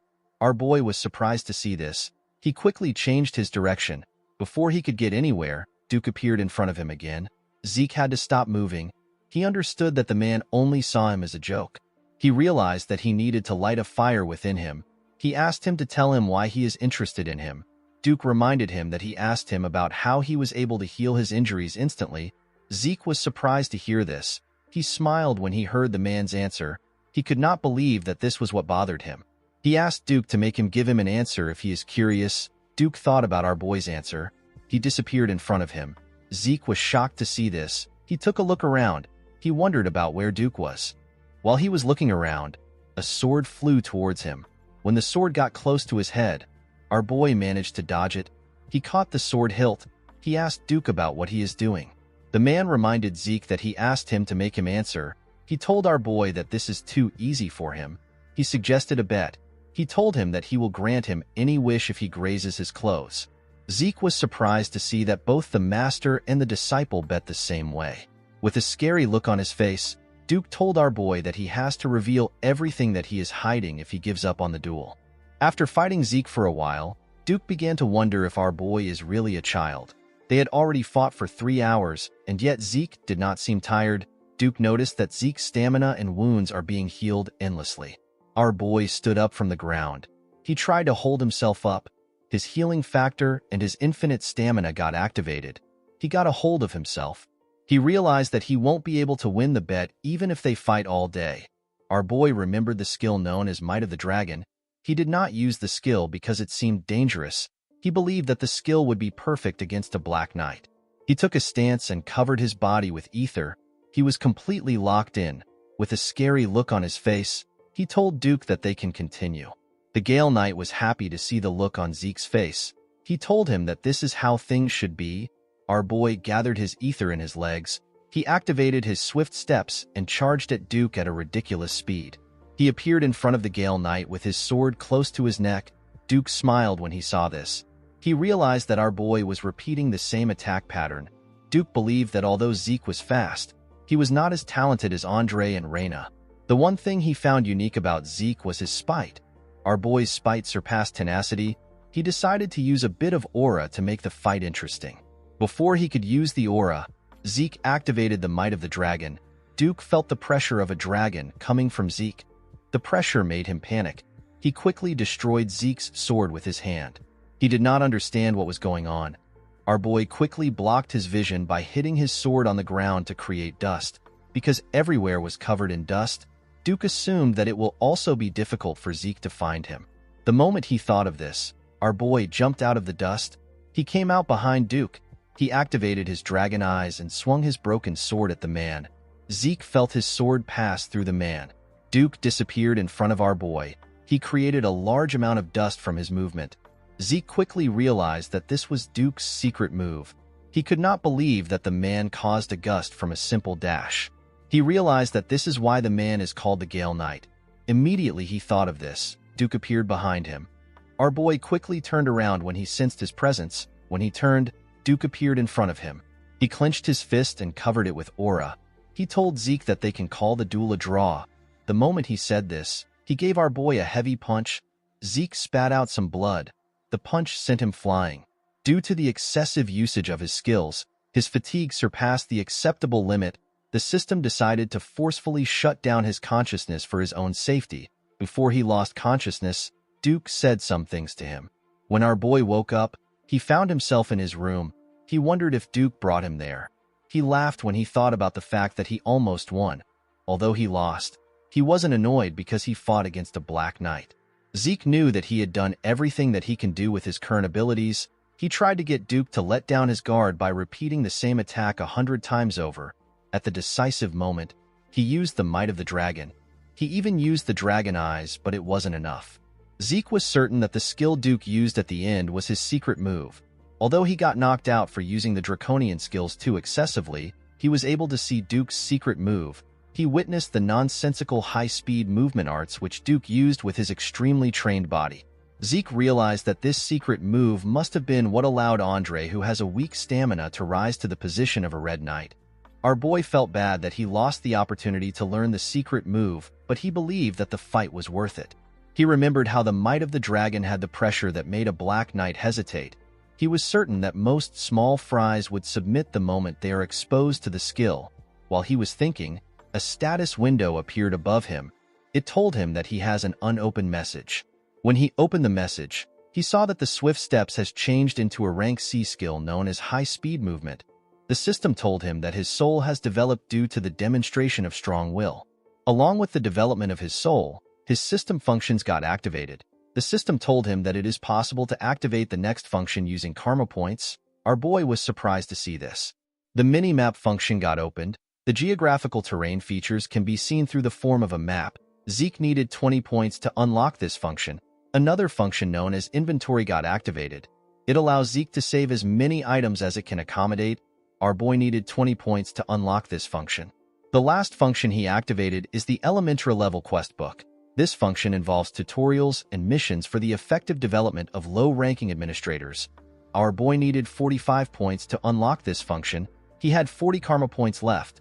He decided to unlock inventory. The system explained to him that any item he selects will be stored inside the inventory. When retrieving items stored inside the inventory, Zeke needs to think of the name or shape of the item. The inventory got displayed in front of him. The system explained to him that the amount of space an item takes in the inventory is dependent on its weight and size. It told him that he can use karma points to increase the size of his inventory if he wants a larger storage space. Our boy grabbed his sword. He remembered that he can activate his skills just by thinking of them. He believed that putting an item in the inventory would be the same way. He raised his sword and asked the system to save it. The moment he thought of this, the claymore disappeared from his hand. Zeke was surprised to see this. He noticed that the claymore took 2 out of the 28 boxes. He now understood what the system meant when it said that the space the item takes is dependent on the weight and size of it. He decided to retrieve it by thinking about its name. The claymore quickly reappeared in his hand. Zeke thought that this was just like a subspace storage, but it turned out to be better. He remembered that the subspace artifact was quite expensive, but it was difficult to find an item stored inside it. He remembered that he can even increase the inventory space with karma points. Zeke could not believe that this overpowered functions belonged to the low-rank administrator. He wondered about what will happen when he reaches a higher rank. Since the points were quite valuable, Zeke realized that he cannot use them recklessly. He believed that he needed to change his plans. While he was thinking, someone knocked on his door. The person asked him if he can step in. Zeke immediately knew that Decker was at the door. He asked the man to come in. Decker revealed to him that he has a message for him. He stretched out a paper to our boy. He said that it came from Garden Keeper Dexter. Our boy was surprised to hear this. He smiled when he read the message. Duke asked him to come again if he wants to challenge him. Zeke was happy to see that the fight wasn't a complete failure. He remembered that Duke said that the fight is a draw. Our boy was happy to see that he still had the opportunity to learn from the man. The moment he thought of this, Decker told him that he has one more thing to tell him. He revealed to his master that he found the blacksmith he was looking for. Our boy became excited when he heard this. He asked the servant about when the appointment is. Decker told his master that there is a problem. He said that the blacksmith refused the appointment. Zeke was shocked to hear this. He asked Decker for the reason. Decker revealed to his master that the blacksmith doesn't make weapons anymore. In the next scene, we see Zeke arrive at a shop called Papner's Breath. Our boy found the name to be too grand for a workshop. He stepped into the workshop and asked if anyone is inside. The Sword of Radiance, known as Graham, is the masterpiece that Galleon forged. He gave it to Zeke as payment for saving his life. He is a man who deserves to be called the blacksmith of the soul. It was said that he can read the souls of the users before making their weapons. He lived up to his name by creating a sword that possessed the ability that Zeke needed the most. The sword had the ability to replace ether with aura. Galleon was the greatest blacksmith in the continent. When Zeke stepped into the forge, he saw a man drinking a bottle of wine. He did not expect to see Galleon in this state. Galleon was surprised to see a kid in his workshop. He asked Zeke to get out. Although Galleon has always been someone who has a moody temperament, it has never been this extreme. Our boy wondered about what happened to Galleon before he met him. Zeke picked up a bucket of water and poured it on the man. He threw the bucket on the floor. With a smile on his face, Zeke asked him if he is awake now. He told him that he wants to know the reason why he rejected his commission. Galleon quickly noticed Zeke's gloves. He realized that he is a Draker. He quickly slammed his head on his table. He begged our boy to forgive him for his discourtesy. He told him that he is not taking any commission at the moment. He said that a bastard cannot create what someone wants when he can't even create what he wants for himself. Zeke never expected Galleon to have a stage in life where he also doubted himself. He remembered that Galleon was already the greatest blacksmith in the continent before he met him. Galleon never told him about the life he lived. He realized that the blacksmith never shared his embarrassing past with him. Our boy was not ready to wait 10 years for Galleon to come around. The blacksmith was already having a serious mental breakdown. Zeke called out to him. The man quickly put himself together. He apologized to him for his disgraceful behavior. Our boy asked him not to worry about it. He told him that he wants to see some of his failures. Galleon told him that it is at the back. Zeke decided to guide the man back to the right path. The scene shifts and we see them at the back of the building. Galleon apologized to Zeke for making everywhere clustered. Our boy assured him that it is fine. He told him that it actually looks charming. He moved forward and picked up one of the swords. Galleon asked him to be careful. He told him that the swords are still very sharp, even if they are failures. Zeke picked the swords and threw them aside. He could tell that none of these swords were failures. Each of them are of similar quality to the things he forged when he was named the greatest blacksmith on the continent. He activated his dragon eyes and took another look at the swords. He asked Galleon if there is a problem with his brazier. The man was shocked to hear this. He asked our boy about how he knew. Zeke reminded him that he asked him a question. He asked him if he utilizes his own style of smelting. Galleon was shocked to hear this. Our boy said that the man has mixed several metals to create a lighter and exquisite material. Unfortunately, the durability of the items is poor. The moment he said this, Zeke used one of the swords to hit another sword. The two swords broke. He told the blacksmith that things like this happened because the impurities weren't properly eliminated during the heat treatment process. Galleon could not believe what he was hearing. He did not expect Zeke to make an accurate analysis of everything. He did not think that our boy would be able to immediately recognize his smelting method. He even analyzed the major flaw and its cause. Galleon realized that the person in front of him is different. He clenched his fist and called out to our boy. He told him that he has something to show him. He took Zeke back inside. He asked him to take a look at something. The moment he said this, he spread a large blueprint of something on the table. Zeke immediately recognized what he was looking at. He knew that this was Galleon's secret blueprint that will be revealed years later. It is the blueprint of a magic brazier. In the past, Galleon showed our boy his brazier. He said that there is no point in hiding something from his savior. He explained to Zeke that it is a brazier where the temperature can be freely adjusted with magic. In the present, our boy told the man that his smelting method will work perfectly with the brazier. Galleon was happy that Zeke was able to understand his idea. Our boy asked him about why he is not making it when he has the blueprint. Galleon explained to him that the most important part of the brazier is the mana energy laws. However, the Magic Tower's commission fee is 10,000 gold. Zeke was shocked to hear this. The monthly expenses of a normal family is 10 gold. 10,000 was a ridiculous amount. Our boy realized that it must have taken Galleon 10 years to gather the money. He said that the price is too absurd. Galleon told him that this is why he wanted to show him, because he is a Draker and a pure blood. He promised Zeke that he will accept any commission from him for free and without any conditions for as long as he lives if he makes the brazier for him. This was a tricky situation for Zeke. It would have been possible if he were the family's guardian knight. Unfortunately, it is impossible for him to get 10,000 gold even if he is a pure blood. However, our boy could not give up on the Sword of Radiance. While thinking, Zeke got an idea. He remembered that the issue is related to mana energy laws. He rolled up the blueprint and told Galleon that he accepts his request.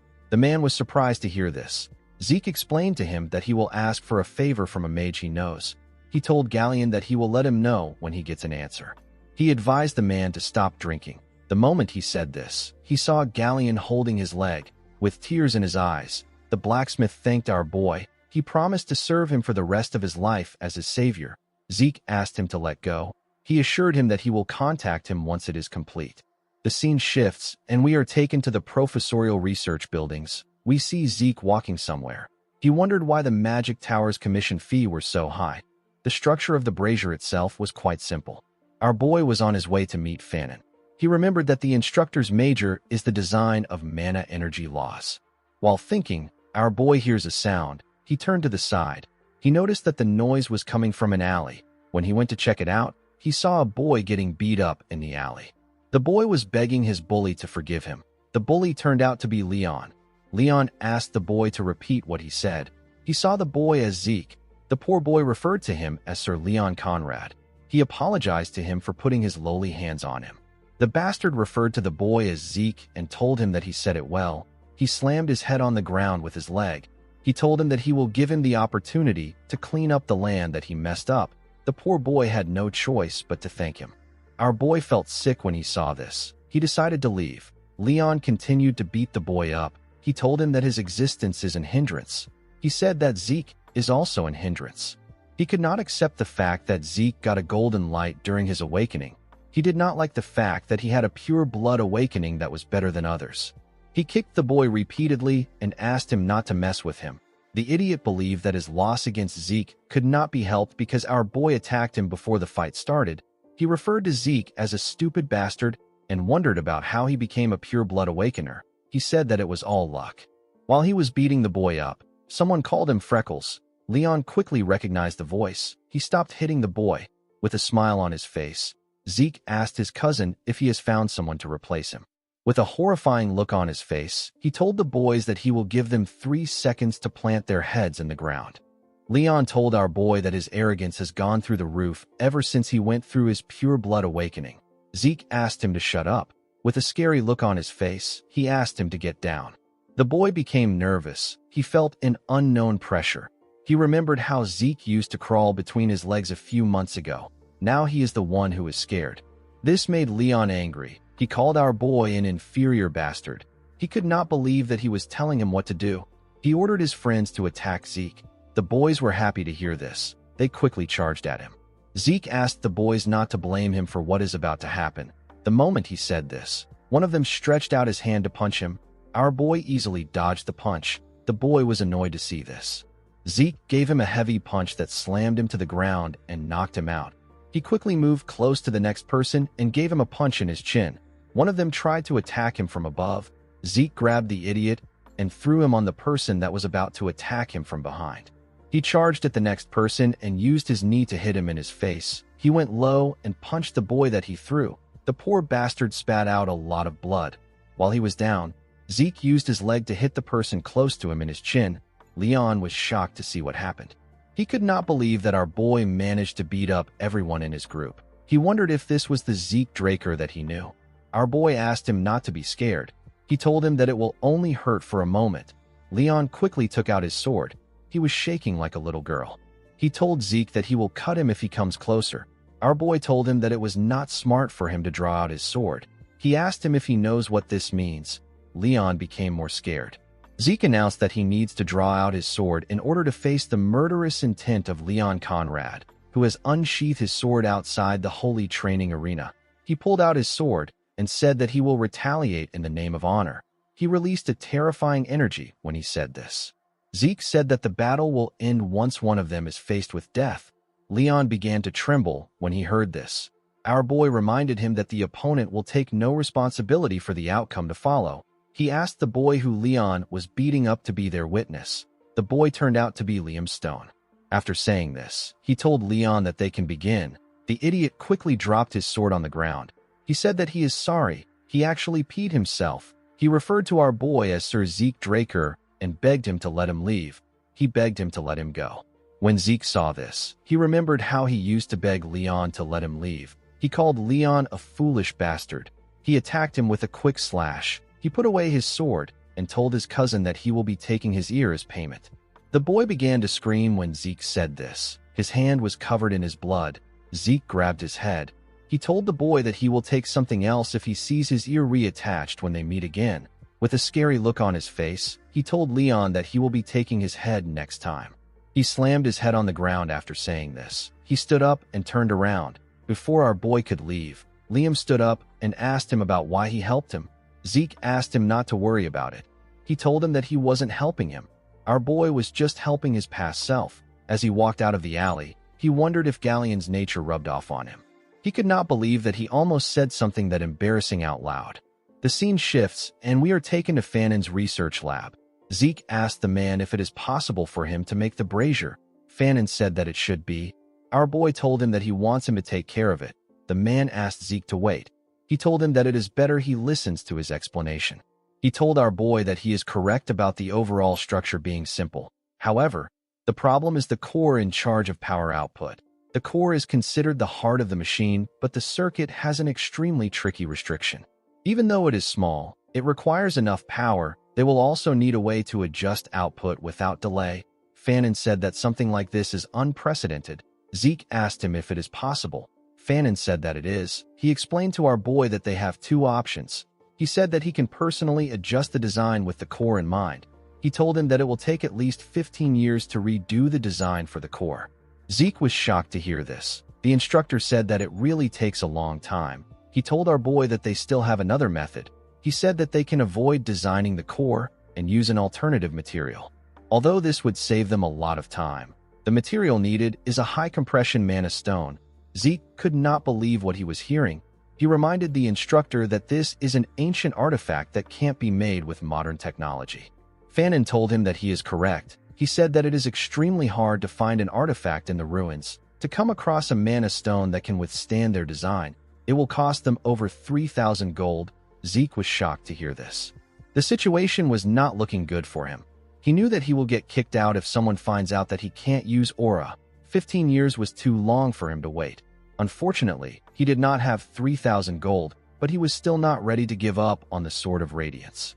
Most people think that Zeke is an aura user thanks to the events that occurred during the Blessing Rite. They did not know that it was merely a reaction created from ether and healing. The fact that he is unable to use aura still remains the same.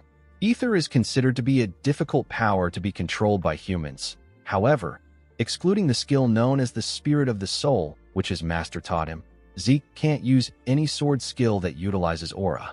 Even with the skill, our boy can only reinforce and swing his sword around. Compared to ether, aura is easier to use and more versatile. This is why Zeke needs Graham. Our boy wondered about how he was going to get a high-compression mana stone. Fanon said that the creator of the blueprint is amazing. Even if they took the complicated core into account, it is still an efficient design. He said that this brazier will be difficult to create even more than the Golden Age relics. The moment Zeke heard about the Golden Age relics, he got an idea. He could not believe that he did not think of this idea earlier. He stood up and asked his professor to take care of his design until he is back. Fanon was surprised to hear this. He asked Zeke if he wants him to use the 15 years to complete the design. Our boy laughed when he heard this. He said that he is going to bring something. With a smile on his face, he told him that he will bring back a high-compression mana stone. The Golden Age is the time when the Liberation War was fought to escape the rule of dragons. The war ended with the defeat of the evil dragon Bahamut. The dragon was slain by Tarakan Draker. This granted humanity a century of peace. During that time, ancient relics were uncovered within the dragon's lair. They were the remnants of the age of the Hero King. This was the prime age of magic. All the discovered relics, techniques, and magic far surpassed modern standards. Among these items was the high-compression mana stone. It is an item that is capable of sustaining the mana needs of a village. It is a relic from the age of the Hero King. In the next scene, we are taken to the Draker Academy's central library. Despite being rarely used, the central library continued to be maintained. It is believed to have been established by Tarakan himself. During the expansion of a records room, relics from the Golden Age were discovered. This led to the involvement of the Magic Tower and the Archmage of Nirvana, who is a member of the three great families. During those few months, countless relics from the Golden Age were discovered. News of it spread through the Continental newsletter.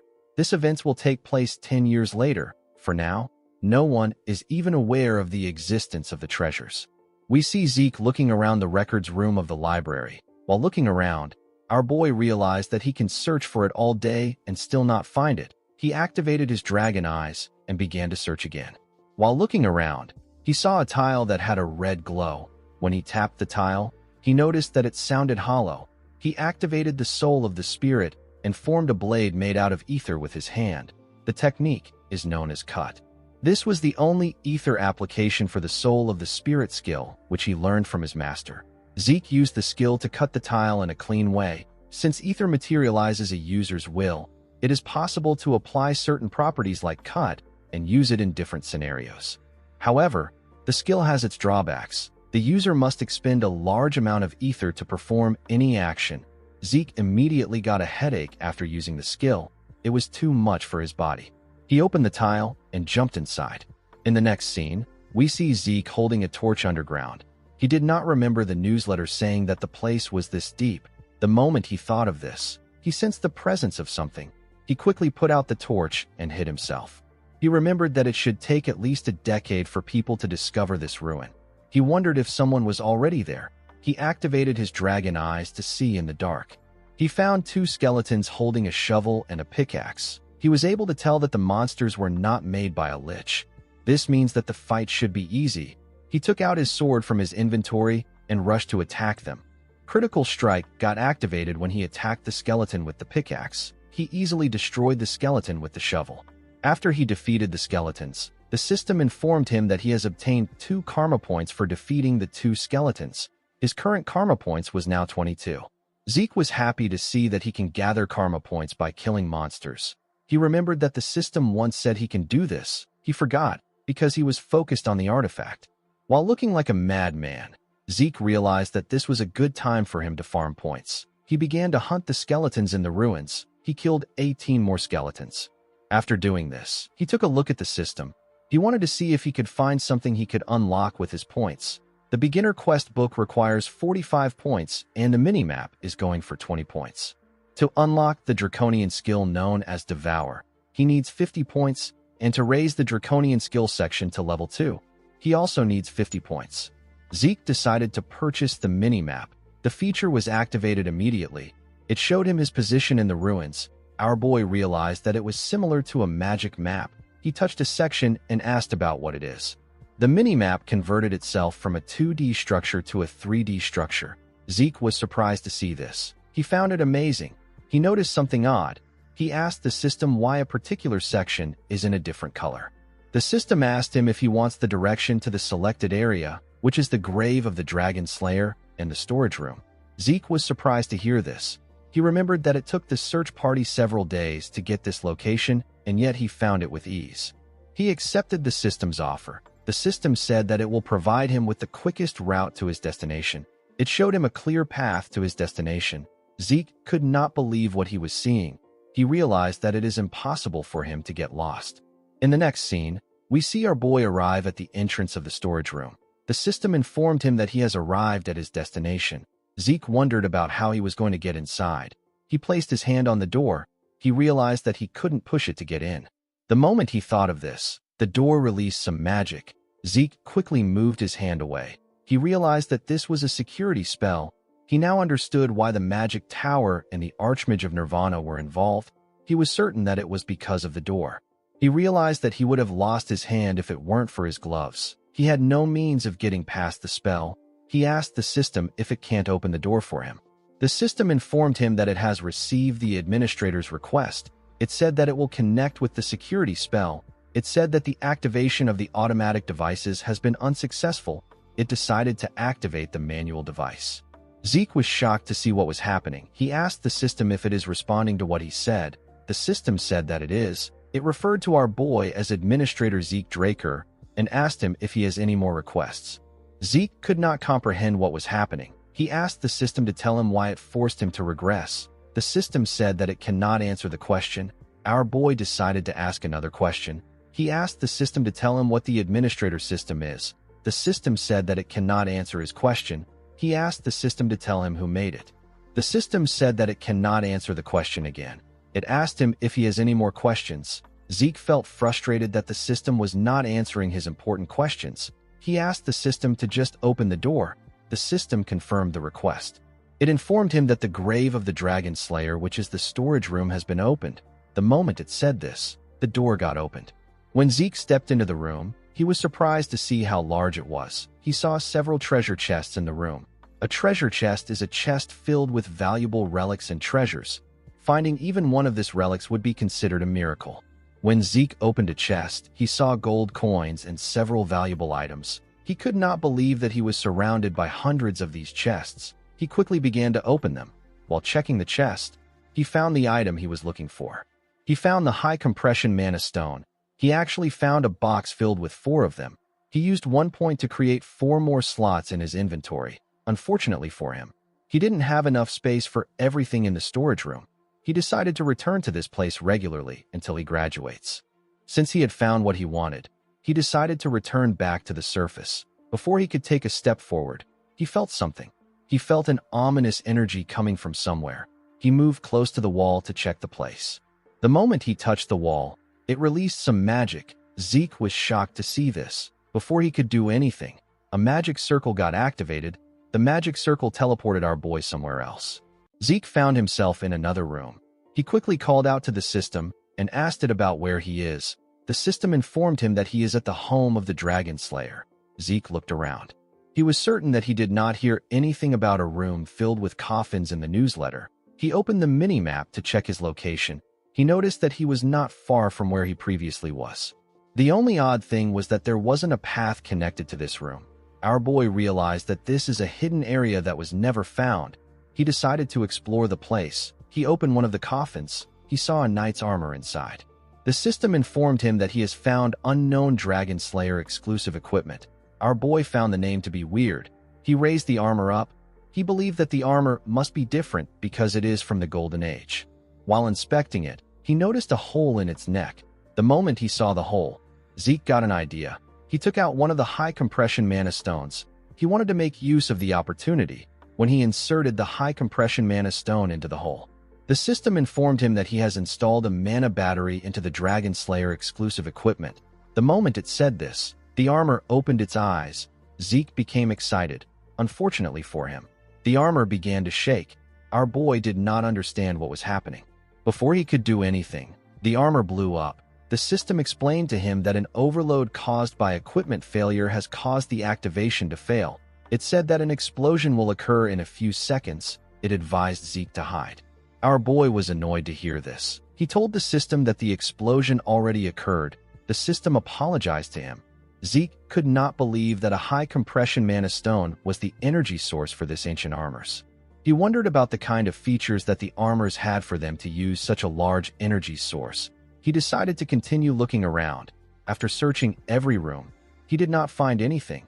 He decided to go into the last room. He found a glass cube in the room. It was the only thing in the large room. While he was looking around, the system sent a message to him. Zeke was shocked to see what the system said. He called Tarakan Draker a crazy man. The system informed him that the legacy of Tarakan Draker, which is the heart of the cursed light dragon known as Bahamut, has been found. The heart appeared in the cube. Our boy did not expect his ancestor to leave the heart of the dragon he defeated as a dying gift. He now understood the ominous feeling he got when he was in the storage room. However, what he was feeling now was different. Zeke slowly walked towards the cube. The system informed him that the heart of Bahamut is reacting to him. Our boy placed his hand on the glass. He told the heart that he can hear it. He said that he understands. He said that he will kill everyone. Our boy was slowly losing himself. Before he could completely lose himself, his indomitable mental defense got activated. He grabbed his hair. He wondered about why he wanted to kill everyone. The moment he thought of this, he felt something weird. He took a look at his hand. He saw that a dark energy had covered it. One of his eyes had turned black. The energy surrounded him. Zeke became nervous. He did not understand what was happening. He began to panic. The system informed him that he is about to take Tarakan Draker's test. He was asked to defeat the strong curse from Bahamut's heart. He was told that he will receive Tarakan's dying gift as a reward for clearing the mission. The moment the system said this, it slowly got removed. It tried to activate the indomitable mental defense, but it failed. Our boy fell to his knees. The curse asked him to kill everyone thousands of times. Zeke grabbed his head. He tried to resist the thoughts. The curse asked him to accept it. It said that he will be free when he accepts it. Fortunately, our boy is strong-willed. He hit his head on the glass cube. He asked the curse to stop mumbling. He told it that it is so annoying. As blood gushed down from his head, Zeke smiled at his cursed self. He called it a dumbass and told it that freedom is something to be won. The glass shattered after he said this. The system informed him that he has won against the light dragon's curse. It told him that he will receive ownership over Tarakan's dying wish.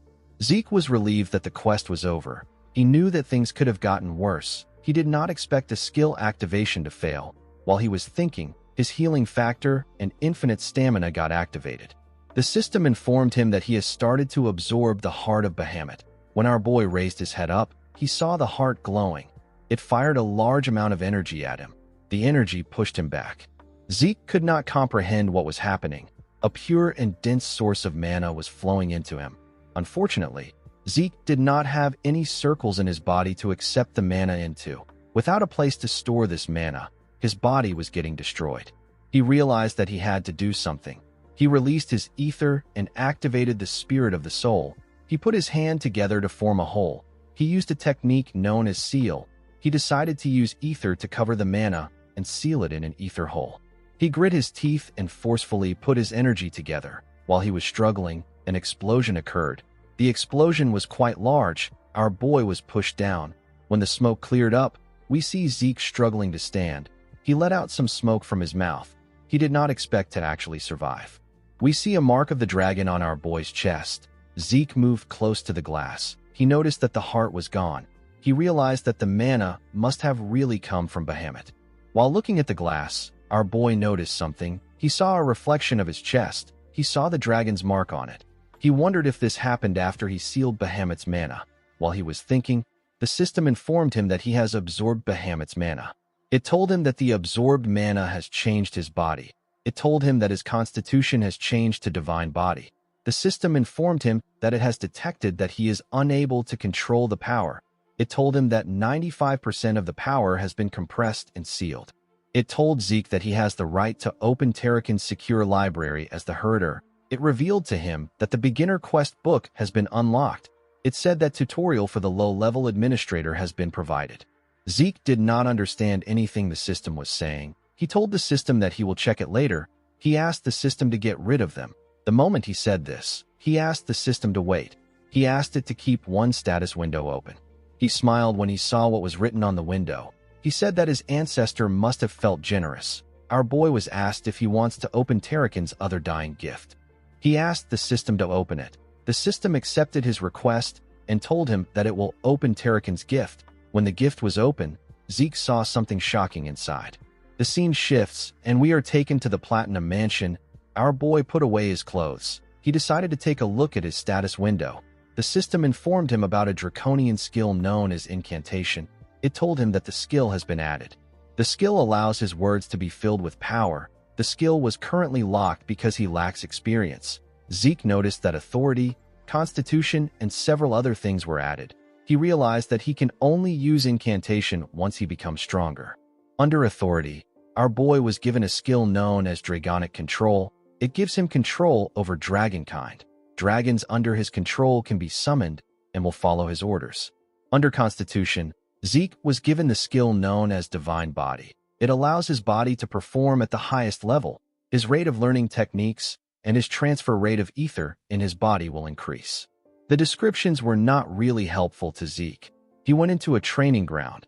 He remembered that there was another status window related to Tarakan. He asked the system to open the status window related to Tarakan. The system informed him that an information update is needed in order to open Tarakan's secure library. It asked him to move to a location where an information update is possible.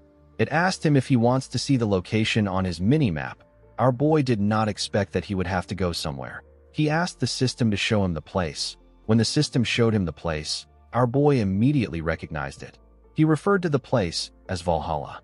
Valhalla is the most prestigious knight training institution. People who are not administrators like him are unable to view the place, let alone enter it. Even Zeke would have trouble entering Valhalla. He never planned on joining the institution. Since it was something related to Tarakan's dying gift, our boy decided to adjust his plans. He realized that he has to continue being a part of his family. The system informed him that the beginner quest book has been activated. It told him that his tutorial will soon start. It told him that a quest will be given to encourage his growth once the tutorial is over. Once the quest is over, he will be given a reward. Zeke realized that this is similar to the mission from an adventurers guild. It is like a mercenary assignment. The only thing he didn't know was what a tutorial is. While he was thinking, the system informed him that the tutorial will begin now. The moment it said this, the ground began to transform. Zeke was shocked to see this. He was dragged into a different place. He wondered if he got teleported like earlier. He quickly realized that this was different. He could tell that the entire area has changed. While he was looking around, monsters appeared in front of him. These monsters were orcs. The system asked our boy to defeat the monsters within the given time frame using 2 or more different skills. He will be given points, and the system store will be unlocked as a reward. Zeke was given 60 minutes. He took out his sword. The situation felt weird to him. Monsters suddenly appeared, and an appropriate reward is given. Our boy wondered if the tutorial is trying to create situations where he can take advantage of the system. He wished that he had gotten the tutorial earlier. While he was thinking, the monsters rushed to attack him. Before they could hit him, Zeke activated swift steps and continuous slash. He tore through the monsters in one attack. He noticed that his claymore was as light as a feather. He realized that this was thanks to the divine body. With his current body, he could easily defeat a purple knight. The system informed him that he has completed the tutorial quest. It sent him back to his dimension. Our boy took away his sword. He wondered if what he experienced was an illusion. It felt incredibly real to him. The system told him that he has obtained critical bonus and time bonus. It told him that he has obtained 40 points and access to the shop category. Zeke was surprised to see that he can buy items through the system. He found it amazing. The items there were rare relics that cost a fortune to buy. Our boy wondered if he can make a fortune by reselling the items in the shop. The system informed him that he can also sell items in his inventory. It told him that the training claymore can't be sold. It asked him if he wants to sell an elven dagger for 4 points. Zeke realized that he can only sell ancient relics. The elven dagger could be sold for 100 gold at an auction. The 4 points was a bit too small. Our boy decided not to use it unless he really needs points. He closed the system and decided to leave the training ground. He wanted to get a good night's sleep. The next day, we are taken to Fanon's office. The man could not believe that Zeke actually found a high-compression mana stone within a day. He asked him about how he did it. Our boy said that it is too complicated for him to explain. He asked the man to tell him how long everything will take. Fanon said that it is already complete. Zeke was surprised to hear this. He told the man that he is incredible. Fanon told him that he finds it more amazing that he was able to get a high-compression mana stone. Our boy took a sip of his tea. He realized that his instructor is suspicious of him. Every time high-compression mana stones are found in the continent, they are registered using a variety of ancient texts. They are used to manage the ownership of some of the more expensive mana stones. By checking the registration number, a person can confirm where and when the mana stone was found, as well as the current owner of the mana stone. However, there is no way the mana stone Zeke has is registered. Fanon looked through the Central Continent high-compression mana stone registration encyclopedia. He was not able to find anything because Zeke is the first person to find it. Our boy liked Fanon's ability to suspect him rather than just blindly trust him. His judgment and skills were very good. He believed that his instructor is too talented to rot in a place like this. He moved close to him and asked him if he has now confirmed the registration number. Fanon was shocked to see that our boy knew. In the next scene, we are taken to Galleon's workshop. We see the blacksmith activate the brazier. He wore some gloves and used his hand to control the magic in the brazier. Galleon was extremely happy to test the brazier. Fanon was happy to see that the brazier worked. He told Zeke that he has a lecture to attend. He told him that he will see him later. Zeke thanked his professor. Galleon thanked our boy for completing the magic brazier. He said that he never expected to finish it in his life. Zeke asked him not to thank him. He reminded him that it is part of their deal. He asked him if he has not forgotten his part of the deal. Galleon told him that he hasn't. He asked Zeke to tell him what he wants. Our boy opened a box. He asked Galleon to make the item in the box into a sword. The blacksmith was shocked to see what it was. He could not believe that he was looking at a dragon's fang. This was Bahamut's sharpest fang. Galleon was extremely impressed. He said that he has never seen a fang of this size in such a perfect condition. He asked Zeke about where he got it. The fang was Tarakin's second dying gift. Our boy did not expect his ancestor to take the dragon's heart and fang. He realized that Tarakin must have loved to collect things. He told Galleon that it is a bit complicated. The moment he said this, he noticed that the man was shaking. He moved close to him and asked him if he is all right. Galleon could not believe that Zeke gave him a magic brazier, and now he is giving him the chance to work with the dragon's fang. With a look of determination on his face, Galleon promised Zeke that he will exceed his expectations. He said that he will create his blade even if it costs him his life. Our boy believed that this is expected because it is a request from someone that saved his life. He remembered that Galleon also made the same promise in his past life. At that time, he begged the man not to do too much. He smiled when he realized that Galleon was still the same. He told him that he will leave the rest to him. As he walked out of the workshop, he wondered about the kind of sword that Galleon will make this time. He was looking forward to it. The scene shifts, and we see our boy arrive in his room. He was quite tired. He did not expect to go through so much stress just to make a sword. He remembered that it has been a week since he received a note from Duke. Duke asked him to come find him. He believed that something will happen sooner or later. While he was thinking, he sensed something. When he turned around, he saw Duke step into his room through his balcony. The man seemed to be angry. He asked Zeke to tell him why he didn't come. Our boy began to shake. With a scary look on his face, Duke asked him to tell the truth. Zeke could tell that the man really wanted to kill him. He reminded the man that he told him to find him if he wants to challenge him again. He told Duke that he didn't come because he had no intention of challenging him again. Duke grabbed Zeke's clothes. He reminded him that he asked him to tell the truth. The moment he said this, he threw Zeke out through the balcony. Our boy was shocked to see himself in the air. He noticed that he was in a really high place. He realized that he will die before he gets the chance to heal. He quickly reached for the balcony. Before he could touch it, Duke grabbed his neck. He asked Zeke if he really has no intention of challenging him again. He told our boy that it is impossible for him not to be aware of his intentions. He realized that Zeke didn't come even after reading his message on purpose.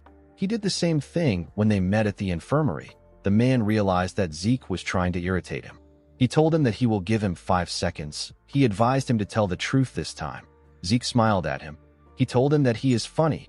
The man started counting down. Our boy reminded him that he has not yet even revealed his true identity to him. He reminded him that he is known as Garden Keeper Dexter. Duke smiled when he heard this. He threw Zeke back inside the room. Our boy slammed his head on the wall. Duke told him that he is right. He stretched out his hand and revealed to him that he was once a black knight of their household. He told him that his name is Duke Draker. Zeke placed his hand on his chest and apologized to him for disrespecting a member of the family and an honorable Black Knight. Duke was surprised to see how fast our boy accepted the truth. He asked him if he was planning this. Zeke said that he wasn't. He reminded Duke that he said he was once a Black Knight. The man said that it is not a big deal. He said that he is no longer a Black Knight. Our boy was surprised to hear this. He wondered if this is possible. He knew that it was normal for people to rise in ranks, but he has never heard of anyone who dropped in ranks. Duke asked Zeke to stop talking about it. Our boy noticed that the man's hand was shaking. He decided to drop the matter. He told the man that he will tell him the truth since he also did the same. He revealed to Duke that he was already aware of his identity. The man asked him if he bothered him so that he can become his official apprentice.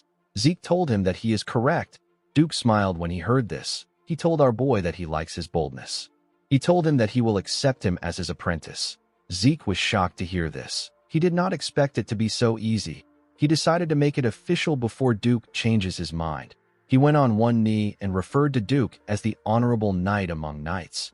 He declared his intention to become his apprentice. He said that he will gain wisdom and power to bring honor to his master's name under his orders. Duke did not expect Zeke to know the apprentice's vow. He said that most people don't use it anymore. Zeke said that culture is a necessary virtue of a knight. Duke called him a sly snake. Our boy said that he will accept it as a compliment. Zeke referred to him as master and told him that he has a question for him. The man felt a little embarrassed that our boy called him master. He asked him to ask his question.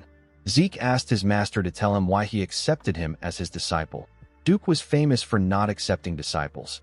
Only Andre, the man known as the genius of the century, managed to become his disciple after years of asking.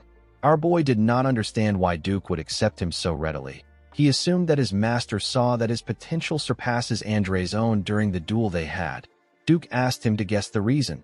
Zeke asked his master if it is because he is a genius of the family. The man laughed when he heard this. He told our boy that his confidence is something else. He told him that he would have chosen Reina if he was looking for a genius. He revealed to Zeke that he likes his tenacity. He explained to him that talent isn't the only thing needed to reach the level of a red or black knight. Individuals who never faced any issues usually fall in the face of adversity. Zeke knew that the man was right. Most of the praised geniuses who were projected to reach the level of red knights usually fail to reach this level. They stay at the level of blue knights. Duke stood up. He asked our boy to follow him. He said that it is time for his first lesson.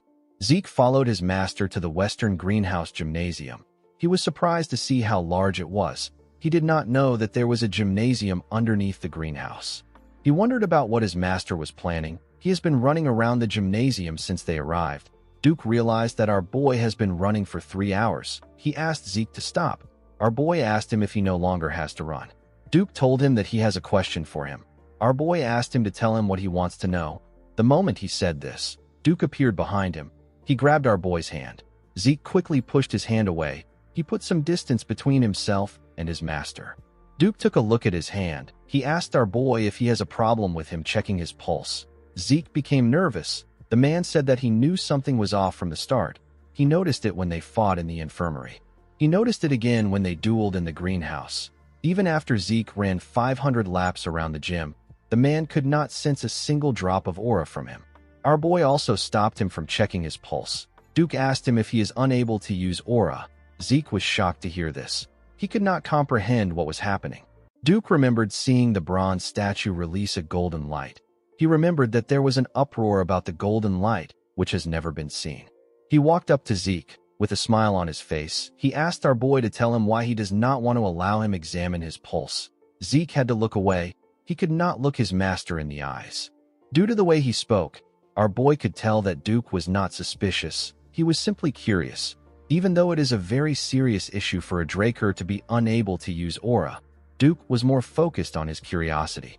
Our boy realized that he is lucky that he is facing Duke. He hoped to get Graham soon so that he can avoid people's suspicions about his aura. He knew that he needed to be cautious until the time he gets his sword. Zeke believed that there was no need for him to tell lies. Unlike his previous life where he was the first failed awakener in his family, Zeke was different in this life. He believed that the truth will cover up his lies. Zeke took off his gloves and told his master that he is correct. He revealed to him that he has mana reflection, which is the proof of his pure-blooded nature. The moment he said this, he activated his mana reflection skill. He was able to turn off the mana lamps in the gym. He informed Duke that he cannot use aura for some reason. Duke was surprised to see that his guess was correct. Zeke apologized for his behavior earlier. With tears in his eyes, he told his master that he will be chased out if people find out that a Draker can't use aura. He told Duke that he is scared. Zeke believed that it will be beneficial for him to put on an act that is befitting of his current age. Duke used his aura to check our boy's pulse. Zeke asked him about how things are. Duke noticed the look on our boy's face. He noticed how desperate and sad he looked. He found this a bit odd. He remembered that Zeke kept malice that was unbefitting of his age. He believed that a child will still be a child regardless of how mature he behaves. Duke wondered why he couldn't sense any aura from our boy despite the fact that he successfully awakened. The man began to think deeper about it. Zeke knew that his master will not be certain even after examining his pulse. This is the level at which the blessing right is absolute for a Draker. The Draker family places all their faith on the blessing right. Even though our boy told him the truth about his aura, he knew that Duke would find a way to deny it to himself. While he was thinking, his master placed his hand on his shoulder and told him that he is an irregular. Zeke was not surprised to see that Duke came to this conclusion. He believed that it was natural for the man to think like this since he isn't aware of the concept of class. Our boy pretended as if he didn't know what an irregular is. He asked Duke to tell him what an irregular is. Duke said that it is a term used to refer to people with anomalous abilities. An example of this is the ability to use aura and mana together. Another example is an irrational ability of peering into the future. Due to their abilities, irregulars are not treated well. Duke asked our boy not to tell anyone about his ability. As Zeke ran after his master, he asked him to tell him why he thinks he is an irregular. Duke told him that he has an insane amount of stamina and incredible recovery. No matter how light the damage is, treating internal wounds take time.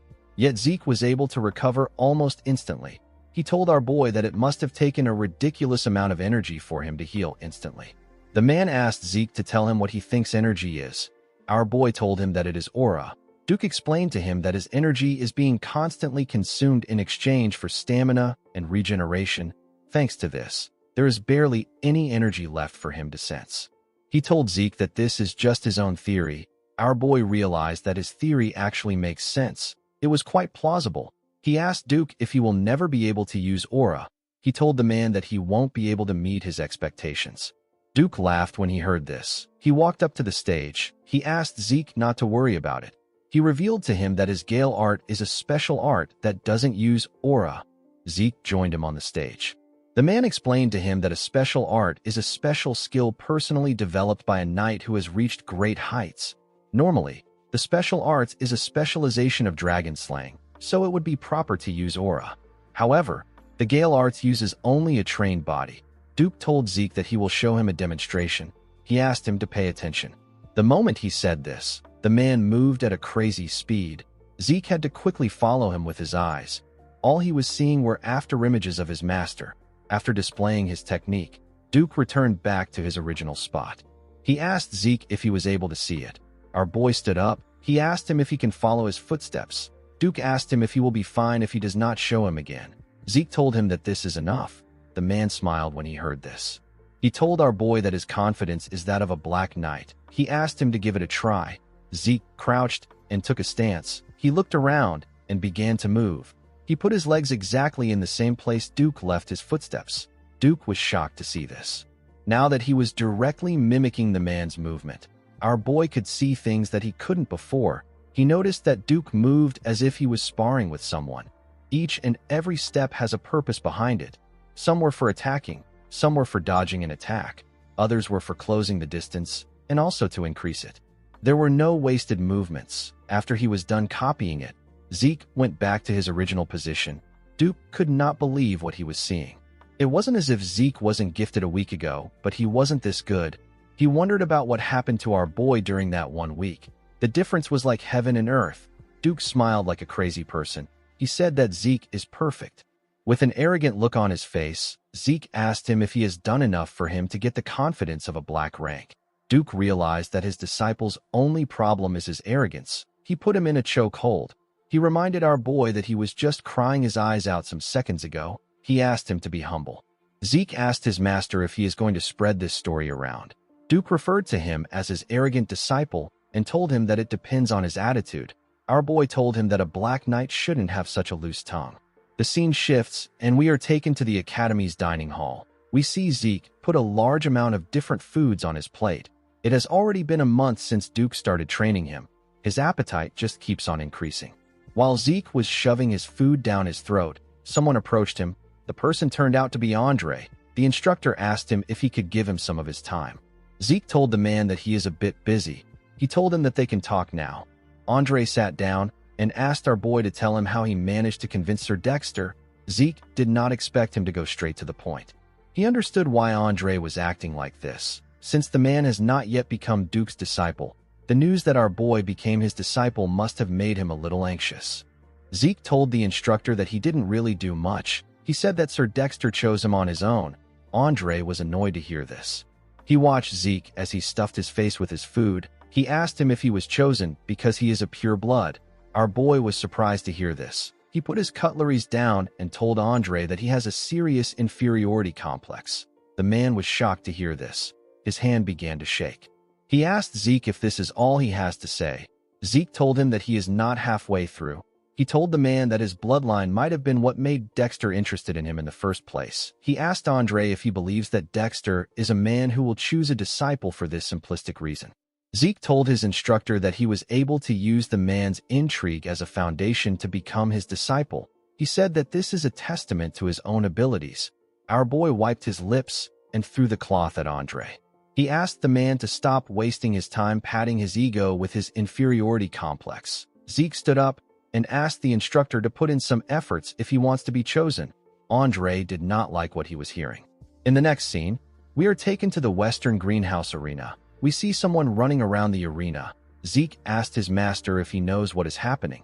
Duke said that he is also curious. He revealed to our boy that he does not know what has gotten into the man. The man turned out to be Andre. The instructor was breathing heavily as he ran. Duke explained to our boy that Andre came to beg him. He said that he is fine with being a servant as long as he can stay by his side. Duke told the man that he will take him in if he can run 300 laps without aura.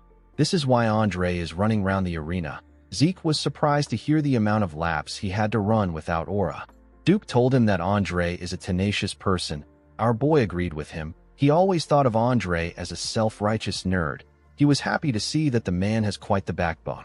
In the next scene, we see the students of the academy gathered outside. Someone asked his friend if he knows why they are there. The boy called him an idiot and asked him if he has forgotten what today is. He said that today is the day of the patriarch's visit.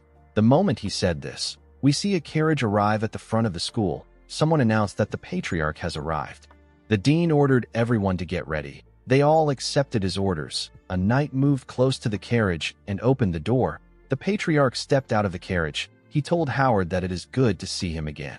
The dean bowed his head and said that he greets the master of the Drakers. The knights that were in front bowed their heads and also greeted the patriarch. The knights behind them all held their swords and stood in an upright position.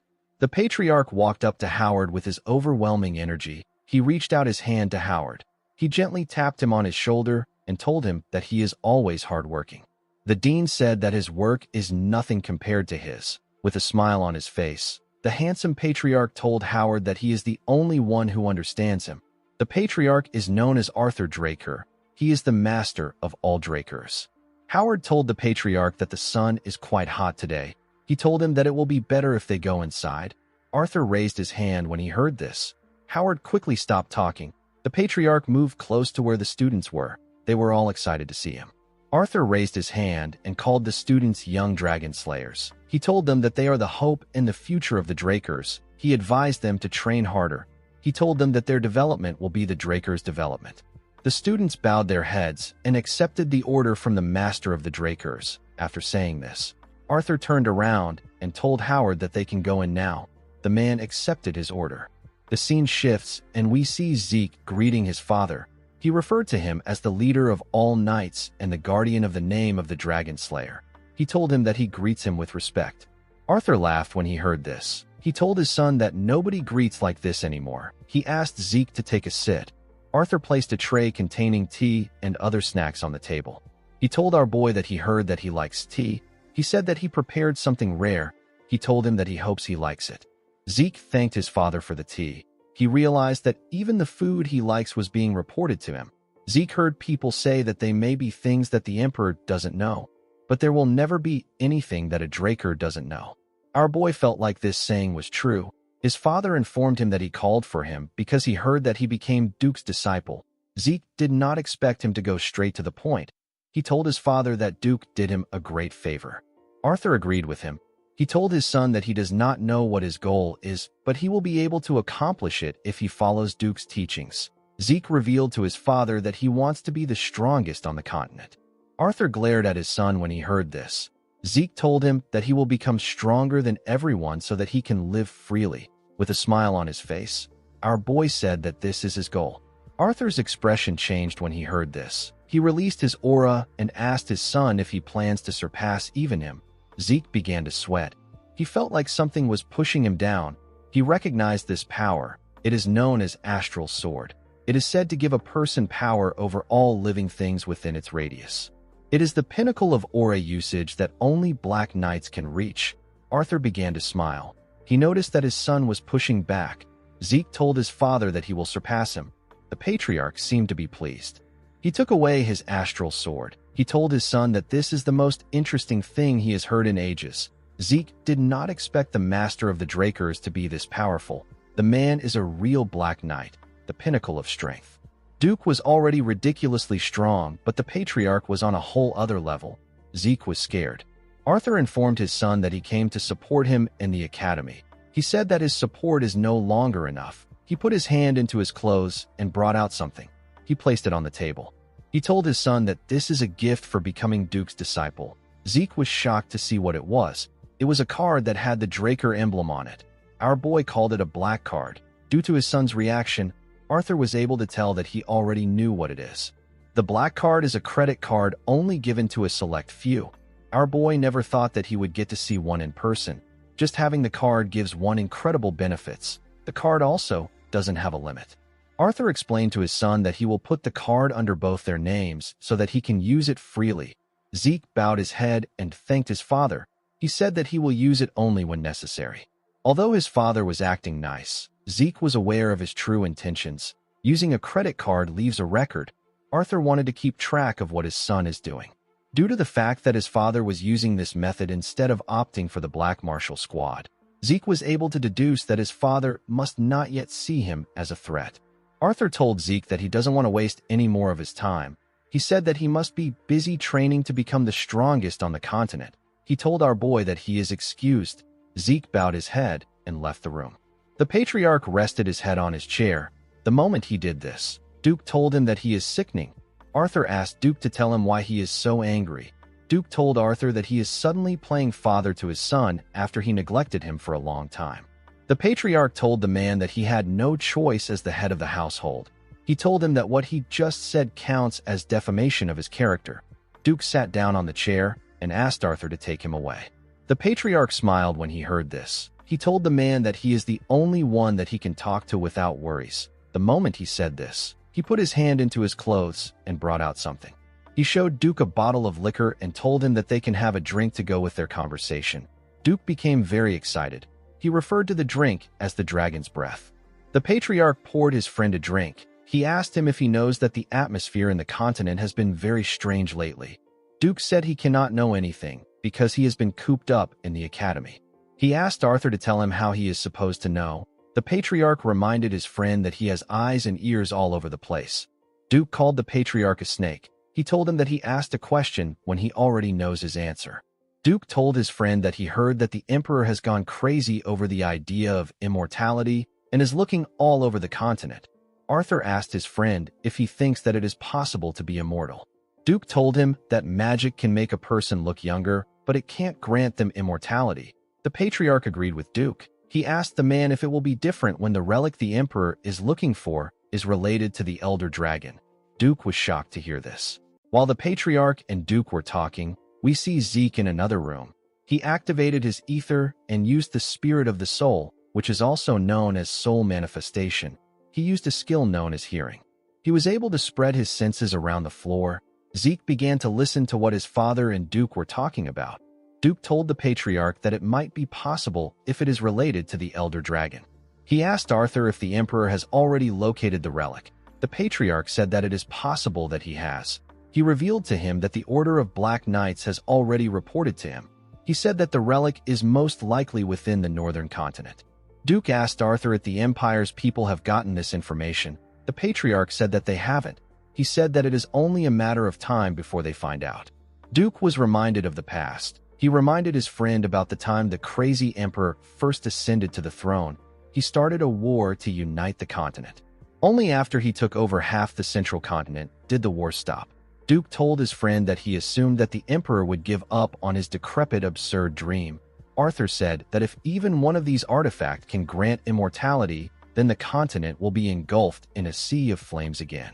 He revealed to his friend that he agreed to go to the north himself due to how important the issue is. Duke was shocked to hear this. He could not believe that the patriarch wanted to leave his seat empty. He told him that the bastard of an emperor would run amok if he does this. Arthur told his friend that this is why he wanted to see him. Duke told the patriarch that he is as sly as a fox. He clinked his glass with Arthur's own. Arthur told him that he is the best. Duke told him that he only ever picks him for annoying things. The moment he heard this, Zeke began to sweat. He was struggling to maintain his skill. He had to give up. He fell to his knees and began to breathe heavily. He had used the soul manifestation for too long. Even after our boy absorbed the heart of Bahamut, he couldn't do anything about the side effects. Zeke remembered that the statue he was holding before he regressed was an artifact of the Elder Dragon. The voice he heard just before he died and the system messages he saw after regressing were all functions of this artifact. Things began to make sense to our boy. He realized that he stole the artifact that the Emperor wanted to use to make his wish come true. The Emperor even mobilized a unit under his direct control to chase after Zeke. The unit is known as the Hunting Dogs. At the time, Zeke was so obsessed with revenge that he did not care about any of this. Now he has gotten a clue that the administrator system that sent him back to the past was a function of the Elder Dragon's artifact. This made our boy wonder about who created the artifact and why the person created the artifact. In the end, Zeke just ended up with more questions. While our boy was thinking, Duke stepped out of the room with the patriarch. He told him that it was a good drink. He said that he will make his move immediately. Arthur told him that he will put his faith in him. As he walked towards the door of his room, Arthur stopped moving. He looked at another door in the hallway. Something was off about the room. Zeke was still thinking about his situation. He wondered about how the artifact of the Elder Dragon was related to immortality. While he was thinking, he sensed something. His father opened the door. Somehow, the room was empty. Arthur was relieved to see that there was no one there. Zeke had actually jumped out through the window. In the next scene, we see Zeke on the training ground. Someone knocks on the door. Our boy reminded Decker that he doesn't like to be disturbed when he is in the training hall. The man apologized to him. He told him that a fellow student has come looking for him. He asked Zeke if he should send the person away. Our boy was surprised to hear that someone came to look for him. He knew that he didn't have any friends in the academy. He asked Decker to let the person in. To his surprise, the person turned out to be Liam Stone. The boy went on his knees and bowed his head to Zeke. Liam begged our boy to take him in. Zeke remembered saving the boy from his cousin before. He realized that he should have just left him alone last time. He asked Liam to explain what he means. He asked him if he is trying to become his subordinate. Liam told him that he is correct. He pledged his allegiance to Zeke. Our boy asked him to tell him why he is not with Jakin. Liam scratched his hand on the hard concrete ground. He told Zeke that Jakin abandoned him. With a desperate look on his face, Liam said that he must go to Valhalla. He begged Zeke to take him in. Our boy remembered that Liam was like this too in his past life. He wondered why the boy was so obsessed with Valhalla. Zeke asked Liam if he is stupid. He asked him to go to the Turin or the Zimmons. He turned around and told Liam that he is not a support family. He told him that he won't be of any help to him in entering Valhalla. Zeke grabbed his sword and asked the boy to tell him how he is supposed to believe him. He told him that he could be a spy sent by Jakin. Liam was shocked to hear this. He took out a knife. He held his ear and cut it off with his own hand. He told Zeke that it is natural for him to doubt him.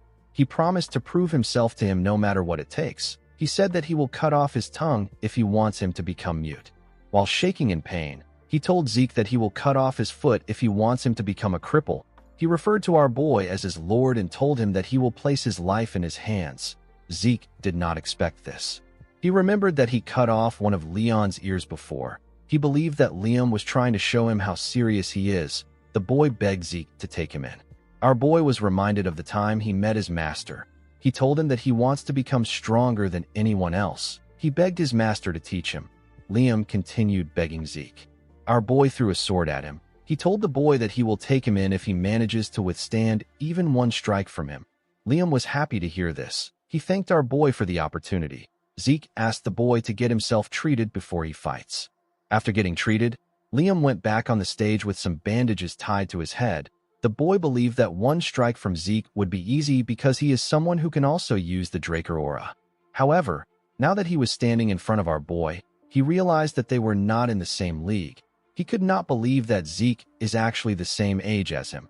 He was scared. It became hard for him to breathe properly. Zeke charged at the boy. Liam raised his sword and managed to block the heavy attack. The attack sent waves around the training hall. Unfortunately for him, he could not withstand Zeke's attack. Our boy was able to push him back and knock his sword out of his hand. Zeke asked Liam if this is all he has. He told the boy that he is quite miserable. He told him that he can tell he is determined. He advised Liam to give up on going to Valhalla. The boy called out to Zeke. Our boy realized that Jaken must have really cast Liam aside. He remembered that Liam is a descendant from a very distant family.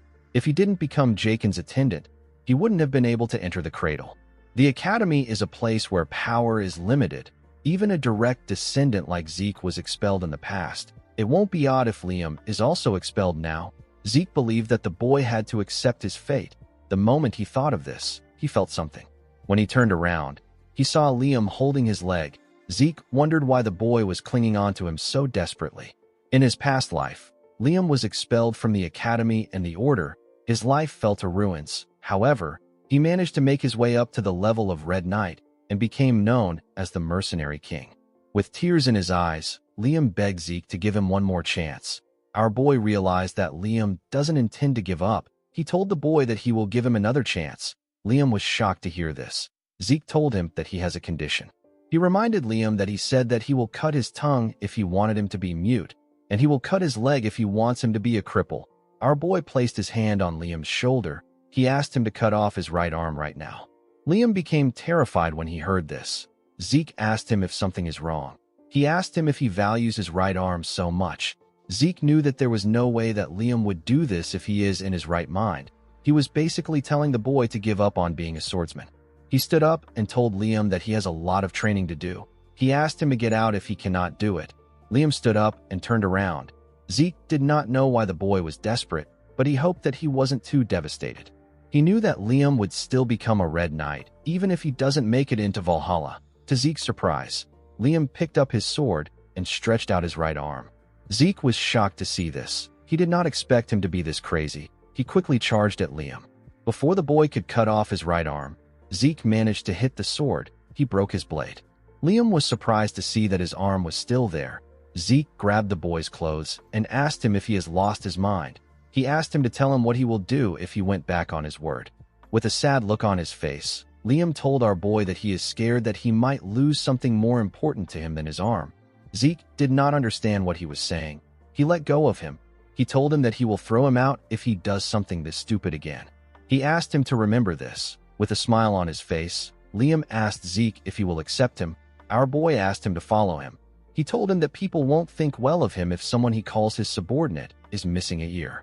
In the next scene, we see the boys in the dining room of the Platinum Mansion. Liam was touching his ear. He asked Zeke if it is really alright for him to use such a valuable potion. Our boy told him that he is investing in him. He asked him not to worry about it.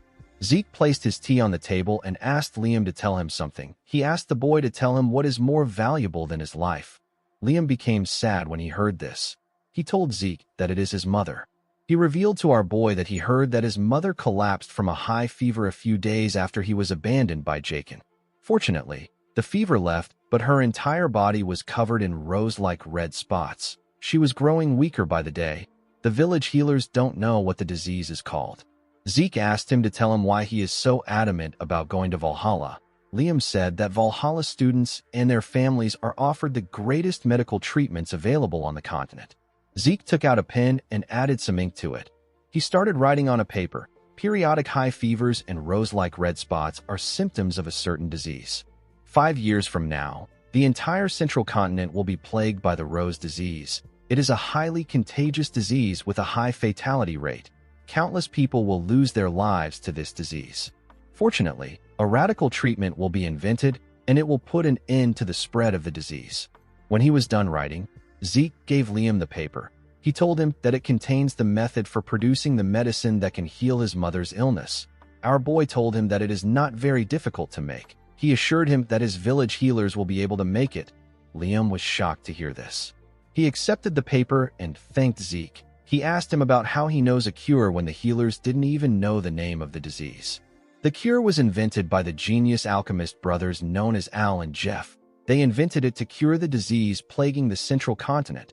However, the greedy Alchemists Association took advantage of the desperate people's lives to make profit. Upon learning this, the brothers publicly revealed the production method. The production method quickly spread across the continent to the point that even a warrior like Zeke got to know it. With a smile on his face, our boy told Liam that he knows an alchemist. He told the boy that he no longer needs to go to Valhalla or become his subordinate now that he has the treatment in his hands. Liam said that this is not true. He told Zeke that his life belongs to him already. He went on his knees and bowed his head. He referred to Zeke as his lord and swore a lifelong loyalty to him. Our boy smiled when he heard his oath of loyalty. He found it reassuring that the mercenary king from his past life was now his subordinate. He told Liam that he will abandon him if he lags behind. He asked him to follow him well. Liam said that he will. In the next scene, we are taken to the dean's office. We see Owen greet the dean. He told the man that he has come to see him for a proposal. He asked Howard to tell him how he feels about raising the difficulty of the examinations this semester. Howard gently stroked his beard. He asked the boy to tell him the reason for his proposal. Owen said that the first years are quite skilled. He told him that all the children from the great families are there, and there are 2 pure-blood awakeners. He said that if the examination has the same difficulty it had last year, it will end up being a poor assessment. Howard told the boy that what he said makes sense. He told him that he is truly a child of Zimmons. He said that he will consider his proposal positively. Owen bowed his head and thanked the dean. He left his office. Howard turned to the window. He said that the apple doesn't fall far from the tree. He said that Owen thinks just like someone. He realized that he needed to nip the issue in the bud in order to avoid future problems. In the next scene, we see the students gathered somewhere. They were there for the semester exam. They came for dungeon exploration. The Dungeon Exploration Exam is a semester exam only done at the Draker Academy, in which groups of 2 people have to escape a dungeon within a given time. There is a multitude of difficulties when it comes to these dungeons. Each group is assigned one at random. Zeke asked Liam if he is nervous. The boy said that he is a little nervous. Our boy told him that this is natural. He said if a person is too nervous, they can make a mistake, and if they are too relaxed, they can become arrogant. He said that a suitable amount of tension will guard against both these outcomes. While he was talking, we see Reyna trying to calm her nerves. Zeke and Liam were asked to step out. Someone stopped them from entering a dungeon. He pointed at another dungeon and asked the boys to enter it. Zeke glared at the man. He felt like something was off. The man referred to him as Cadet and asked him about why he is just standing. Our boy said that he will do as he ordered. He walked into the dungeon. He and Liam walked down the stairs of the dungeon. Although the difficulty varies from dungeon to dungeon, they are all still exam-used dungeons under the management of the Drakers. Due to this, there isn't a lot of danger, since escaping within the time limit is the goal. Each group is given a timer that activates upon entry. Each timer is given 96 hours. Because basic battle abilities are graded as well, a group can earn extra points by bringing the heads of the monsters they subjugated. The most important thing is to leave the dungeon before the time elapses. If they are not able to escape within the time limit, they will receive a failing grade. After eating, Zeke told Liam that it is better he get some sleep. The boy reminded our boy that he set up camp and prepared their meal all by himself. He asked him to rest first. Zeke told Liam that he will be fine even if he doesn't sleep for 4 days. Liam said that he feels shameless. He told our boy that he will sleep first. Zeke assured him that he will wake him up if something happens. After Liam slept, our boy watched the campfire. He looked at their timer. He noticed that it has been 16 hours since they entered the dungeon. Zeke had been training before the day of the exam. Due to this, he has been awake for 3 days. In other words, he has spent 90 hours awake. Infinite stamina only recovers physical fatigue. It does not recover mental fatigue. Within a dungeon where a person doesn't know what to expect, our boy believed that he needed to reduce as many risk factors as possible. As he slowly dozed off, our boy remembered that he will switch out with Liam once he wakes up. The scene shifts, and we see a bell ring in a place filled with snow. The bell was attached to a pillar. There was a flag in this place. On the ground, we see a blonde woman covered in blood. As Zeke heard the bells ring again, he woke up from his dream. He began to breathe heavily. He could not believe that he had this same dream again. He remembered that he heard a bell in his dream. The moment he thought of this, Zeke recalled that they set a string of bells at an entrance to alert them. Our boy quickly took a bottle of water and poured it on the fire. He woke Liam and told him that they have an enemy. He said that he will check out the situation first. He asked the boy not to light the fire. Liam told him that he understands. Zeke stood next to a wall close to the entrance. He knew that it will be dangerous for him to use dragon eyes in an exam that will last for 4 days. He decided to adjust his eyes to the darkness. While he was trying to look around, he caught a particular scent. Our boy immediately knew that this was the scent of sulfur. He knew that there is one monster that gives off the scent of sulfur and often hunts in packs.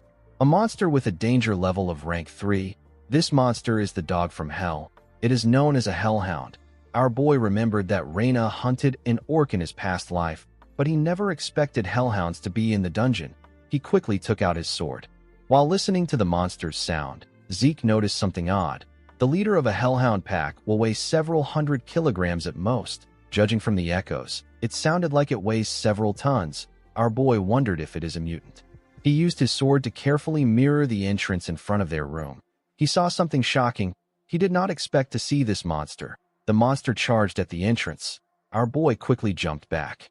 Liam grabbed his sword and took a stance. Zeke managed to stop himself when he got close to Liam. The boy asked Zeke if he is all right. Our boy remembered that the instructor who asked them to step into this dungeon had the emblem of the Zimmons on him. He called the Zimmons crazy bastards. He wondered about what they were planning. The head of the hellhound leader stepped into the room. It turns out that another monster was holding this head. The monster threw away the hellhound and screamed loudly. It was holding a giant club. Zeke realized that the Zimmons are out to kill him. Liam was surprised to see a troll. Trolls are rank 1 monsters. They are dangerous to the point where they can casually eat orcs and hellhounds.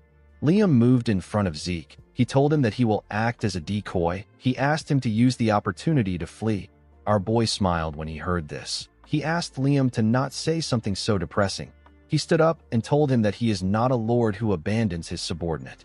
Zeke asked Liam to not believe in him. He asked him to believe in his own efforts. He told him that he is not weak. He asked the boy to do whatever he likes. He assured Liam that he will support him.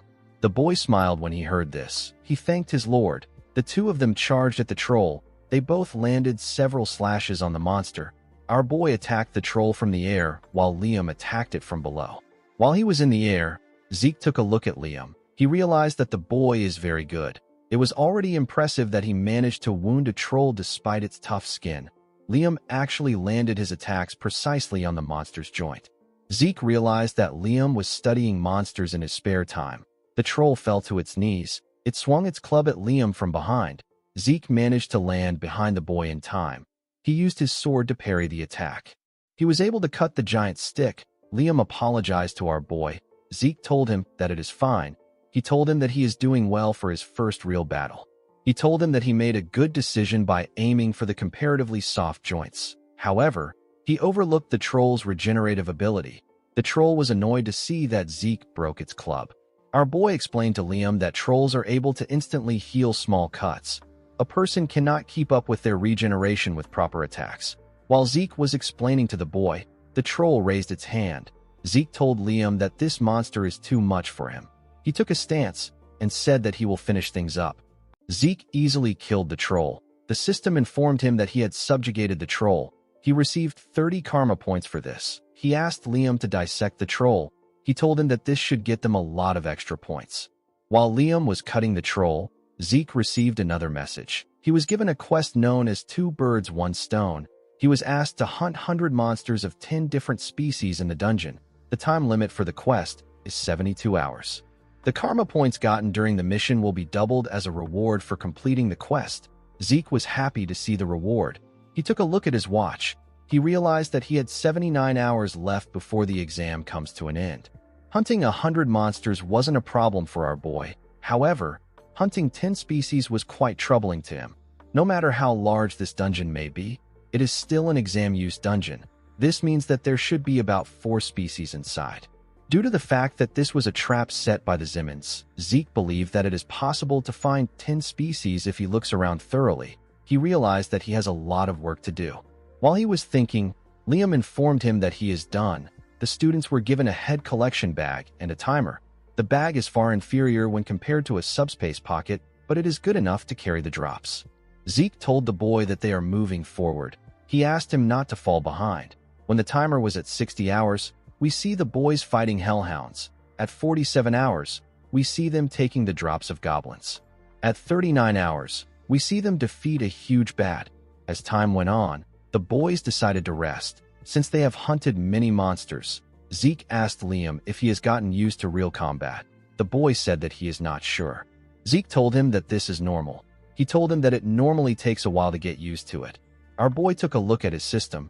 He saw that he had 50 minutes left. He had hunted 9 species already. Zeke took a look at the dungeon's layout. He noticed that he had already looked everywhere. He said that the Zimmons are really useless. He believed that they should have prepared 1 more monster for him. While thinking, our boy sensed something. The cave they were in began to shake. The ground began to crack. Zeke drew out his sword and ran towards Liam. He ordered Liam to leave the bag. The boy was surprised to hear this. Zeke managed to get close to Liam in time. He quickly cut the rope that the boy tied to his clothes. The moment he did this, something came out of the ground and ate the bag. Blood splashed all over the place. Liam was shocked to see this. He noticed that Zeke's arm was covered in blood. He asked Zeke if he is all right. Our boy asked him not to worry about it. He told him that it is the blood of the monsters. He asked Liam not to interfere in the fight. He told him that he won't be able to pay attention to him. The monster that came out of the ground was a giant worm. Zeke did not expect to see a dungeon worm. A group of 8 purple knights who are well trained are needed to subjugate a monster like this. The monster moved in front of Zeke and screamed at him. Our boy did not expect the Zimmons to be this prepared. The monster charged at Zeke. Liam quickly called out to his lord. He grit his teeth out of anger. He knew that he will be a burden to Zeke if he interferes now. He turned to his bag and went to check something inside.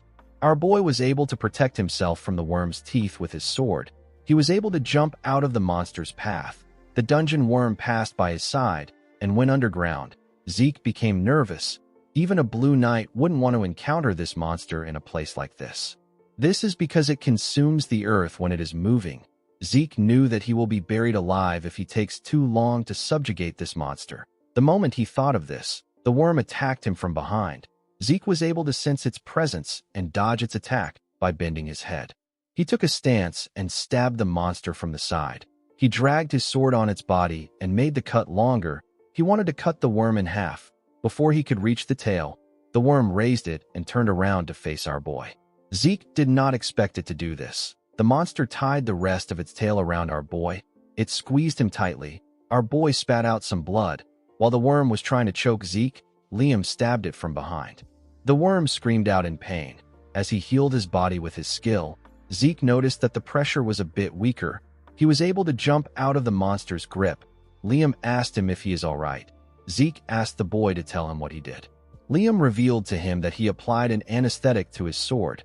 Our boy remembered that the main ingredient in an anesthetic is belladonna. For a human, it simply weakens their senses. However, it is a deadly poison for a worm. In this urgent situation, Liam recalled that worms are incompatible with belladonna, and he quickly adapted by using anesthetic as a substitute. Zeke believed that Liam's judgment and adaptability reflect his title as Mercenary King. He realized that he made a smart choice when he took Liam in. He asked the boy to stab the worm with his sword again when he gives him a signal. Our boy ran to the top of the monster. He jumped and called out to Liam. The boy stabbed the worm when he heard his name. the monster screamed out in pain. While it was screaming, Zeke appeared in front of it. He activated his soul manifestation. He used a technique known as lacerate to cut down the worm from the top. The moment he landed on the ground, the dungeon worm split apart. The system informed Zeke that he has completed the sudden quest. It told him that the karma points he earned will be doubled as a reward. It also provided him with 2 random boxes as a reward. Our boy received 780 karma points.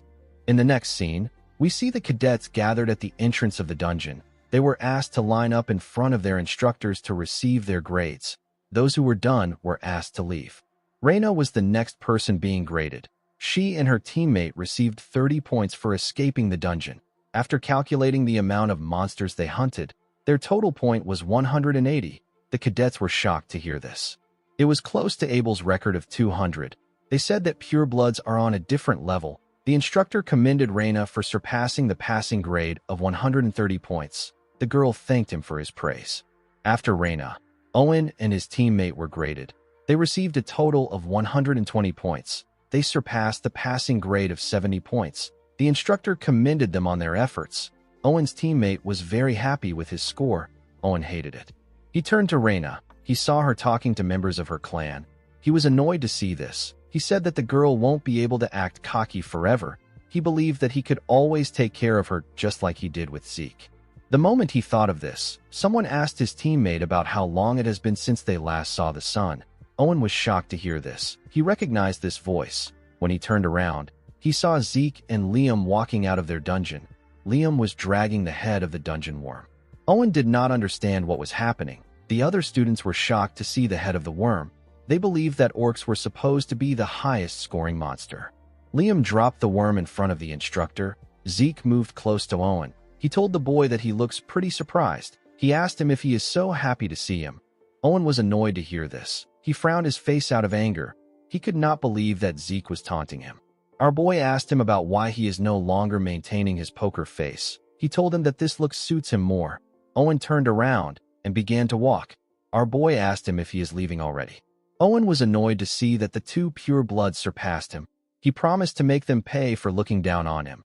Zeke watched Owen as his squad members ran to him. He said that the boy is merciless. While he was looking at him, an instructor asked him if he is done fighting.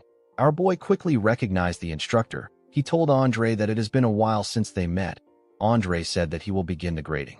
Zeke told the man that this is the only monster he has. He asked him if there is a need for him to be graded. Andre put on some gloves. He explained to our boy that he cannot carelessly gloss over things as an instructor. He asked him if the monster ate the bag containing the heads of the monster they killed. Zeke told him that it did. Andre put his hand into the monster's mouth. The cadets were shocked to see this. Our boy realized that he got lucky. They lost all the heads they gathered in the last 4 days because of the dungeon worm. Since they couldn't afford to receive a failing grade, they had to take the head of the dungeon worm with them. Zeke knew that no other instructor would inspect the flesh and skin stuck between the teeth except Andre. After he was done inspecting, Andre confirmed that they hunted gremlins, goblins, hellhound, hobgoblins, orcs, and a troll. The other cadets were shocked to hear this. They could not believe that Zeke and Liam fought a troll. Andre was able to tell that there were dozens of heads. He said that he can't count the dozens of heads because it would be unfair. He said that he will count each monster species as 1 head. Although the troll and dungeon worm are not included in the examination criteria, records state that a troll is as strong as 3 orcs and a dungeon worm is as strong as 6 orcs. Andre decided to give the boys 90 points for the troll and 180 points for the dungeon worm. After calculating everything, their total point was 368. The boys were told that they pass. An instructor moved close to another instructor. He asked him about the amount of points they got when they were cadets. The man told him that hellhounds were not even included in the exam criteria at that time. The other students could not believe what they were hearing. One student belonging to the Zimmons family said that this isn't fair. He told the instructor that Zeke's only proof is the head of the dungeon worm. The instructor reminded him that the dungeon worm alone is worth 180 points. The boy asked him about what this means. The instructor asked the other cadets to think about things carefully. He asked them if they would have been able to fight against a dungeon worm or a troll. The cadets wondered if Zeke was always this strong. Our boy did not like the fact that they were making a lot of noise. It was different from how he used to be mocked in the past. Zeke didn't feel bad, but he did not like the fact that he had done something to stand out again. He could not believe that the Zimmons went as far as to manipulate the exam use dungeon just to eliminate him. He wondered if this was Owen's decision alone. He quickly realized that the boy was not powerful enough to mess with the Academy's examination. He understood that it was the Zimmons as a whole that made this decision. Our boy realized that he was being observed more than he thought. He decided to try to adapt and keep an eye on the situation. While he was thinking, someone called out to him. The person turned out to be Reina. The girl walked past him and told him that he wins this time. Zeke watched her as she walked forward. He did not understand what she was talking about. He did not know what he won. The scene shifts and we see Zeke on the training ground. He decided to check his system. He took a look at a draconian skill known as gluttony, which allows him to eat a lot and digest a lot. Zeke had been ignoring this skill because it looked useless. However, now he has 780 points. He could easily invest 50 points. The system asked him if he will activate the skill. Our boy told it that he will. He noticed something shocking. The skill description had changed. The system explained to him that when he is in a state of gluttony, he will be able to eat and digest anything and convert it into energy. If he consumes a monster with bloodline abilities, he will be able to absorb that monster's ability. Zeke smiled when he saw that he could absorb the ability of a monster. He realized that he should have activated this skill before he went for the exam. He decided to test the skill. He wanted to see what energy conversion is like. He brought out a piece of meat from his inventory. The moment he did this, the skill got activated. Something pulled the meat from his hand. Our boy was surprised to see this. When Zeke turned around, he saw a dark, shadowy entity arise from his shadow. The shadow was swallowing the meat. Our boy did not know what he was looking at. It was as if the jerky was being swallowed by a bog. While he was looking at the shadow, the system informed him that he has recovered energy from the energy he absorbed. A small golden light shined around him. Zeke noticed that his migraine was gone. It was as if he took a nap. Although it was small, he could feel that his mental fatigue has been reduced as well. He also felt like his whole body has been rejuvenated. His mental fatigue, physical fatigue, and even his ether has recovered a little. Zeke reactivated the skill. He began to pour more meat into the shadow. He realized that it was worth the 50 points. With this one skill, he will be able to reduce the risk of all his other skills. He can recover his mental fatigue with gluttony, and thanks to his infinite stamina, he can't feel physical fatigue. Our boy realized that he can train for 24 hours without the need for food or sleep. He decided to start right away. Before he could do anything, someone knocked on the door. He told Decker that they already spoke about this last time. He reminded him that he asked him not to disturb him when he is in the training hall. The man informed him that he has brought some important news. He revealed to Zeke that his sword has been completed. Our boy became excited. In the next scene, we are taken to Galleon's shop. Zeke told the man that he heard his sword is complete. Galleon asked him to give him a moment. In his past life, Galleon gave our boy something made of mithril and pure iron. This was the Sword of Radiance. It is a famous sword that anybody would recognize its excellence with just a glance. Even though he gave him a dragon's fang as material for the sword, he still thought that Galleon would give him something that has a similar appearance to Graham. Unfortunately for him, the blacksmith gave him something else. This new sword was dark and it did not look anything like Graham. It had a unique energy around it. Zeke picked it up to check it out. Only judging by its appearance, it was not a very pretty sword. He asked Galleon if he did not sharpen it on purpose. The blacksmith told him that it is supposed to be like this. Zeke placed the sword down. He asked the blacksmith if this is the sword that he believes suits him best. Galleon told him that he is correct. He found Zeke to be weird. Most people would have been bewildered at his words, but our boy easily understood what he was getting at. Galleon realized that Zeke was the only one fitting to do something. He revealed to our boy that the sword doesn't have a name yet. He said that he has tried to name it, but no matter how hard he tries, he can't think of a good name. He asked Zeke if he can name the sword. Our boy was surprised to hear this. He did not expect Galleon to ask him to do this. In his past life, Galleon came up with Graham the Sword of Radiance by himself. Our boy found it odd that Galleon can't think of a name. He believed that this sword was Graham in a different form because he provided Galleon with a dragon's fang. Our boy realized that he has to think of this sword as something entirely different from Graham. He put his hand into his pocket and took out something from his inventory. Galleon was shocked to see what Zeke took out. He was shocked to see our boy holding a dagger. Our boy used the dagger to cut his hand. Galleon asked him about what he is doing. The moment he cut his hand, his healing factor activated. His healing factor is a skill that is active at all times. Regardless of this, it is still Zeke's skill. Our boy believed that he should be able to control it. The system confirmed his request. It told him that the passive activation of his class skill has temporarily been delayed. Zeke's arm stopped healing. He placed it above the sword and let his blood drip on it. Galleon quickly realized that this is the sword naming ritual. The sword naming ritual is a traditional dwarven rite in which one grants a weapon a name. The owner will infuse his blood with his energy and aura or mana and have it drip onto their sword to initiate the ritual. Once the ritual has begun, the initiator will enter into the depths of their unconscious mind and spend time there endlessly until they pick a name. Galleon took a look at the sword. He could not believe that Zeke knew about this ancient dwarven ritual that has long been forgotten because of how dangerous it is. He did not know how this was possible. Zeke fell into his mind. Hundreds of characters appeared in front of him, of the countless names whirling around him. He must pick one name that will stay with him. For the sake of his new sword, he must pick a new name. As Zeke fell deeper into his mind, he saw more names. When he reached a point in his consciousness, our boy found the perfect name. He named the sword the Stygian Blade Bahamut. When he opened his eyes, the system informed him that it has registered Bahamut as an item. Bahamut and thousands of other blades appeared before him in his consciousness. Zeke could not believe that he chose the name of an evil dragon. He wondered if his mind is okay. In the next scene, we see Galleon help Zeke wrap his hand with bandages. He told our boy that he is amazing. He told him that he knows about a ritual that even dwarves barely know about. Zeke told him that he came across it while studying dwarven history. Galleon asked our boy if he can rest there for a moment. He told him that he has something he wants to give him. Zeke asked him not to worry about it. He told him that he can take his time. The man thanked him for his patience. Our boy took a look at his arm.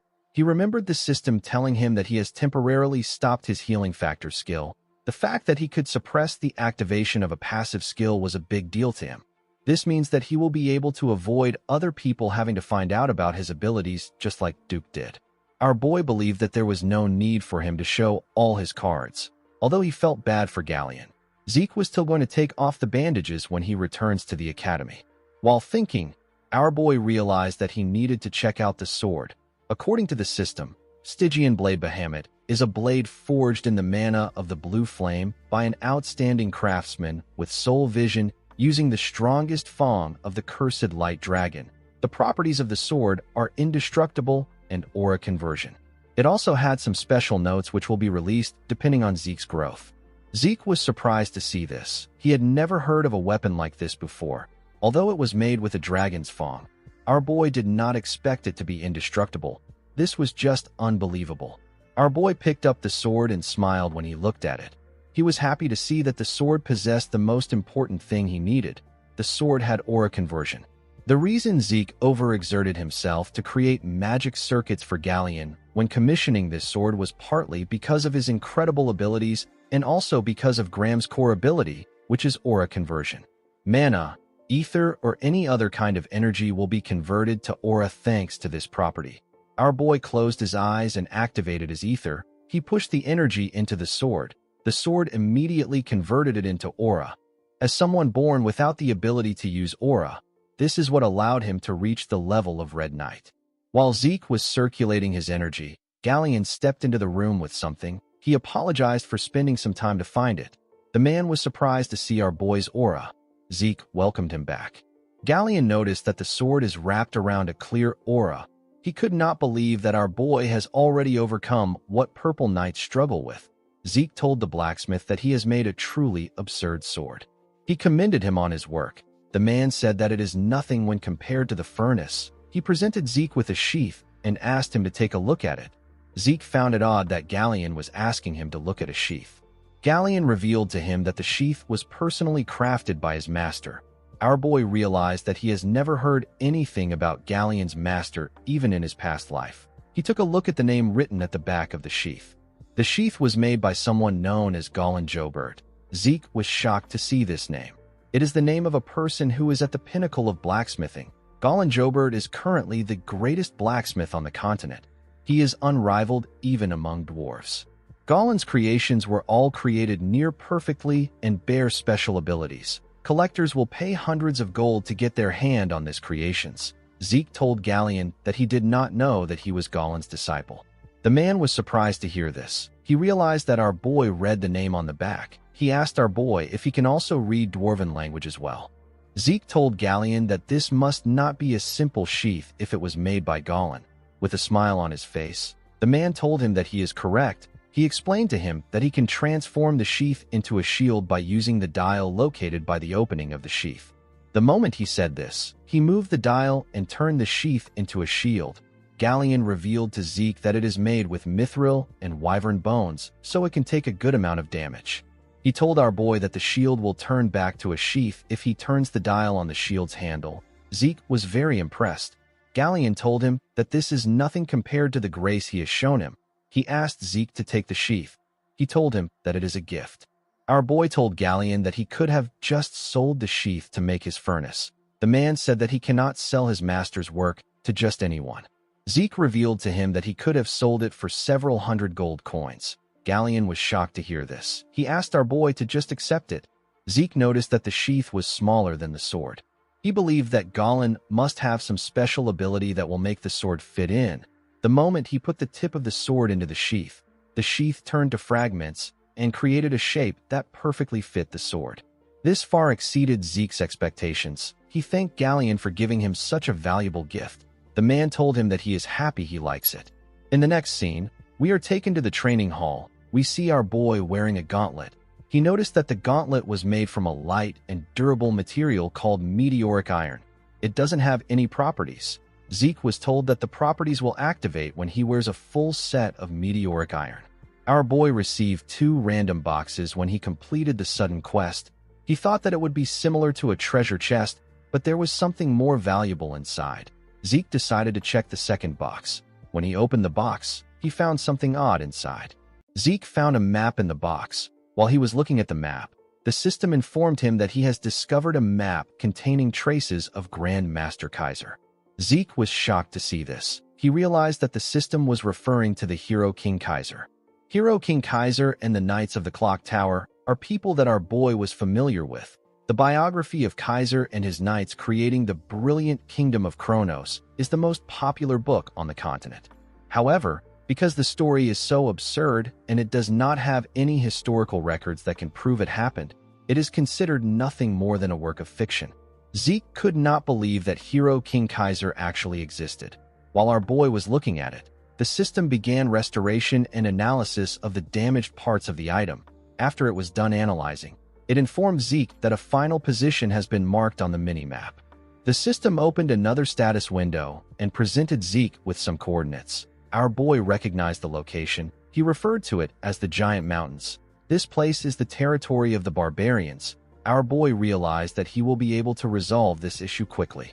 While he was looking at the map, another status window popped up. The system informed him that the tutorial will be concluded due to his skill. It told Zeke that he has discovered a potential quest item. The quest is known as the Hero King Kaiser's secret technique. The system asked Zeke to acquire Kaiser's secret technique at the ruins containing traces of him. There was no time limit for this quest. Zeke's system administration authority will be elevated as a reward for completing the quest. He will be taken from elementary administrator to intermediate administrator. Our boy realized that a tutorial is a system designed to raise him up to a certain level of skill. From now on, he is no longer allowed to take baby steps. The real game was about to begin. Our boy noticed that the reward for this quest was on another level compared to the tutorial. He stood up from the floor. He promised to claim every reward that comes his way. He decided to use up the points that he has been saving. He used 50 points to unlock level 2 Draconian skills. One of the level 2 Draconian skills was Dragon Scale Armor. Dragon Scale will grow and harden on the user. It provides incredibly effective magic resistance. Our boy needs 80 points to unlock this skill. The other skill is Dragon Claw. It summons a powerful Dragon Claw to strike down the user's enemies in a single attack. Zeke also needs 80 points to unlock this skill. Our boy still had a lot of points left. However, He didn't know if he would get the opportunity to amass this amount of points again. He decided to buy the level 2 Draconian skills and invest his points into a few things. He wanted to save 400 points. He decided to test the 2 skills. He activated the Dragon Claw. An energy that was in the shape of a dragon's claw covered his hand. Our boy took a stance and swung his hand. He destroyed the hard concrete ground with his skill. Our boy was surprised to see what he did. The skill was much better than he expected. He decided to test the other skill. He raised his sword and activated the dragon scale armor. An energy that had the shape of scales covered his hand. When Zeke hit his sword on his hand, it bounced away. Our boy was surprised to see this. He didn't use aura, but he had the intent to cut through his hand. He realized that this was no different from wearing a full plate armor even when he is entirely unarmed. The dragon claw was for attacking and the dragon scale armor was for defense. Our boy decided to continue training since he has tested the skills. In the next scene, we are taken to the central training hall of the academy. We see the cadets gathered at the hall. An instructor informed them that a practical aura exam will take place before the semester exam. He decided to explain things to the cadets. He told them that the things behind him are basic training use dummies. The dummies were specifically made so that it will be difficult to even scratch it with plain physical force. However, if the cadets use aura, they will be able to destroy it. The instructor informed them that they will fail if they are not able to dent it. He said that all following exams will be considered null, and they will be forced to start over from the basics. The cadets were shocked to hear that they won't be able to advance if they fail. The instructor ordered them to keep quiet. He called out to a boy known as Aaron and asked him to come up. The boy ran to the stage. Owen believed that it was natural for the people called first to be flustered. However, it is different for him. This practical is similar to the aura training he familiarized himself with at home. The Academy's aura education is something that the Zimmons have already established. Owen believed that even the purebloods won't be able to match him in aura control. While he was thinking, he was called to the stage. He was asked to start. The boy drew out his sword with a smug look on his face. He took a stance and released his energy. It shined brightly. The students were shocked to see that Owen had achieved sword resonance. The instructor who was jotting down information about the cadets was quite impressed with Owen. He told his superior that Owen is using sword resonance at barely 13 years old. He said that he is incredible.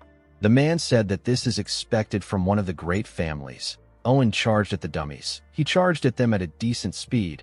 He left his mark on each one of the dummies around him.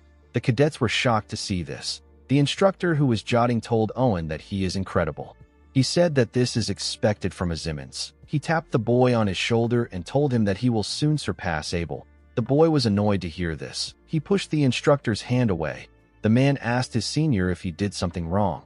The senior said that ill-mannered. The boy frowned his face as he walked down the stage. After Owen, other students took their turns, but they barely scratched the dummies. The junior instructor asked his senior about why everyone was having such a hard time. The man said that they were intimidated by Owen's performance. Even though he said this, there wasn't a single student who failed. Seeing how every single student has been able to pour aura into their swords without fail, the instructor became convinced that the special class was truly different. However, even in a place filled with geniuses, there were still those who were superior to their peers. Reina told the senior instructor that she has a request. The man asked her to tell him. The girl said that she wishes to be graded according to the dragon-slaying arts. The instructor informed her that this grading criteria is for higher-ranked cadets. The girl assured him that she is aware of this. Owen told himself that Reina's conceit knows no bound now that she is a pure-blood awakener. Pouring aura into your sword and being able to use the dragon-slaying arts are two entirely different things. Merely maintaining aura in the sword requires an incredible amount of concentration. However, in the case of dragon-slaying arts, a person needs to be able to make fine adjustments to the amount of aura required for each and every movement. Owen believed that Reina was going to make 1 or 2 swings before her aura dissipates. He believed that the girl would screw herself because of her competitiveness towards him. The instructor informed Reina that the condition for failure is harsher. He asked her if she is fine with this. The girl said that she is. The instructor decided to grant her request. The girl bowed her head and thanked him. She took a stance and raised her sword. All the cadets focused their attention on her. Reina put her aura into her sword and swung it at a dummy. She easily cut through the dummy. The girl began to tear all the dummies apart at a crazy speed. She sliced through them as if she was cutting paper. When she was done, she put her sword away. There was no dummy left on the stage. The students were shocked to see this. They believed that Owen was going to be the best when it came to aura control, but he couldn't even compare. The students knew that none of them could rival the girl. Owen grit his teeth out of anger. He could not stand this. While breathing heavily, Reina took out her sword and pointed it at someone among the cadets. Owen assumed that she was pointing at him. He believed that she wanted to mock him. The boy quickly realized that he was wrong. He turned around in fear. He realized that Reina never had any interest in him from the beginning. She was only focused on Zeke. Our boy did not expect her to point at him. He couldn't ignore her since she was glaring intensely at him. He decided to meet up with her expectations a bit. He told the instructor that he will also like to be graded according to the dragon-slaying arts criteria. The junior instructor was annoyed to hear this. He asked Zeke if he is taking the dragon-slaying arts lightly, because Reina did it so easily. He informed our boy that Reina is a pure blood. The senior instructor cut him off and told Zeke that he will be given the same conditions as Reina. He asked our boy if he is fine with this. With a smile on his face, Zeke told him that it is good with him. The junior instructor asked his senior to tell him why he accepted Zeke's request. He said that all attendance has been processed, and he has never seen Zeke attend the class even once. The senior revealed to him that our boy won a bet against instructor Andre. He told him that he doesn't know about it because he was just assigned there recently. He revealed to his junior that Zeke is the Golden Light Pure Blood Awakener. He is also the unprecedented recruit who broke Abel's record in the dungeon escape exam. The senior told the man that he is looking at Zeke Draker. Our boy closed his eyes and circulated his ether. The system informed him that Bahamut has detected ether. It told him that the sword's aura conversion ability has been activated. Zeke covered his sword with aura. It was a bit difficult for him to control his strength. He was able to put in the right amount of aura. When our boy raised his sword, Reina was startled. She recognized the technique he was about to use. Zeke took a stance and raised his sword up. He decided to use the first verse of Chapter 1 of the Dragon-Slaying Arts. The technique is known as Sky Slice Stance. Reina realized that our boy technique was comparable to hers. She quickly realized that she was wrong. It was actually on the same level as Andre's technique. Zeke easily tore through the dummies at a crazy speed. He moved very fast with his huge sword. Our boy practiced the dragon-slaying arts so thoroughly during the 2 years before he regressed that he can do this in his sleep. His sword and movements, his positioning and footwork, even the flow of his aura was trained to perfection. These things are ingrained into his body to the point that it doesn't even require conscious thought. Zeke was extremely bored with the dragon-slaying arts, but starting over from the basics made it more interesting to him.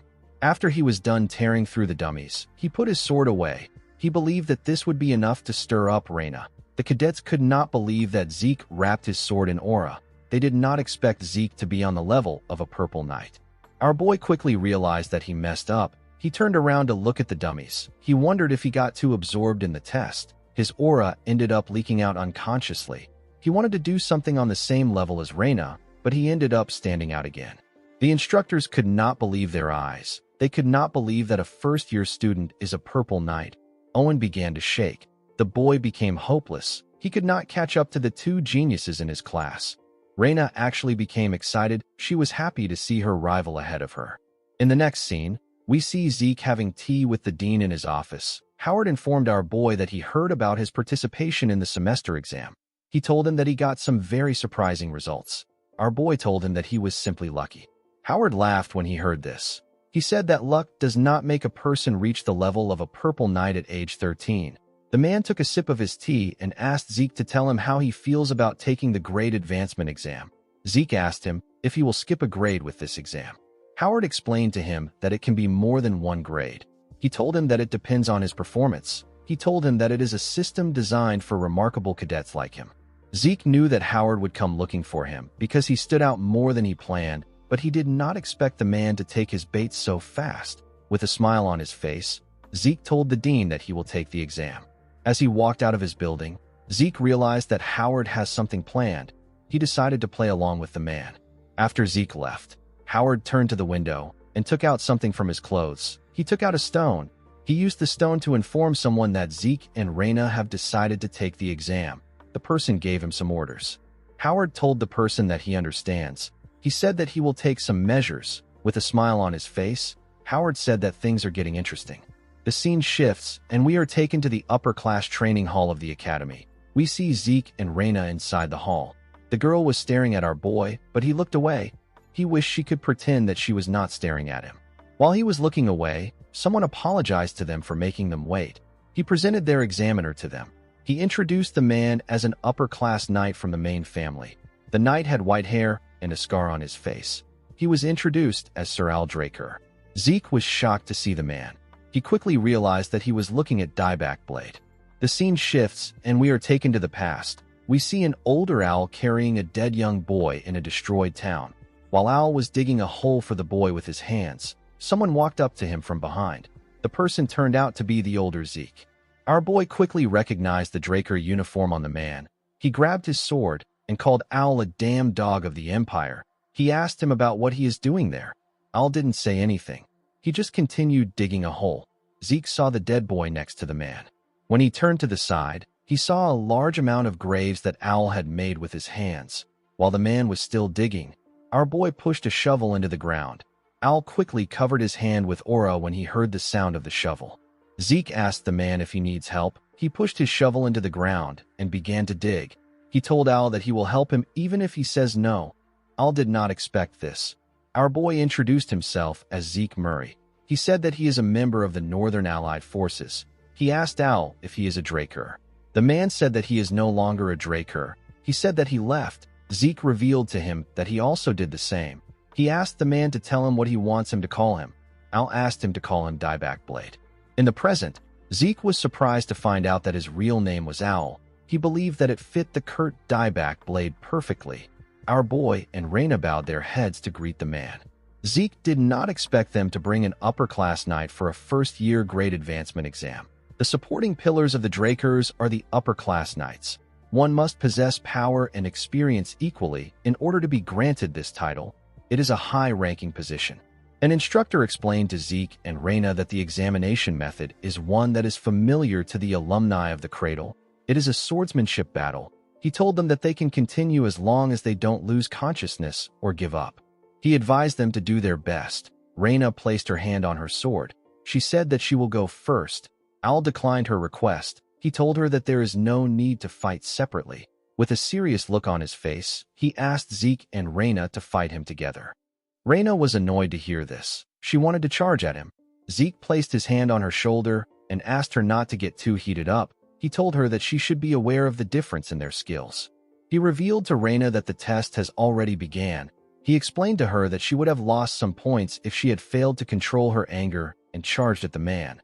When Raina heard this, she turned around. She saw that the instructor was jotting down things that were happening. She took a deep breath and calmed herself. She asked Zeke about what they should do. Our boy was impressed that the genius was able to make a quick judgment. He revealed to her that there is a perfect strategy that they can use in this situation. He said that they have to get one strike in. The two of them surrounded the man. Al drew his sword. Zeke found his sword to be weird. It only had a single edge. It came from the Eastern Empire. It is known as the Wando. Our boy realized that Al has been using the sword since he was young. He noticed that Raina was looking down a bit. He realized that her pride has been hurt. However, Zeke didn't care because pride and honor is worthless to the weak. He hoped that she wouldn't make things personal and she would just focus on the strategy. Zeke and Raina charged at Al at the same time.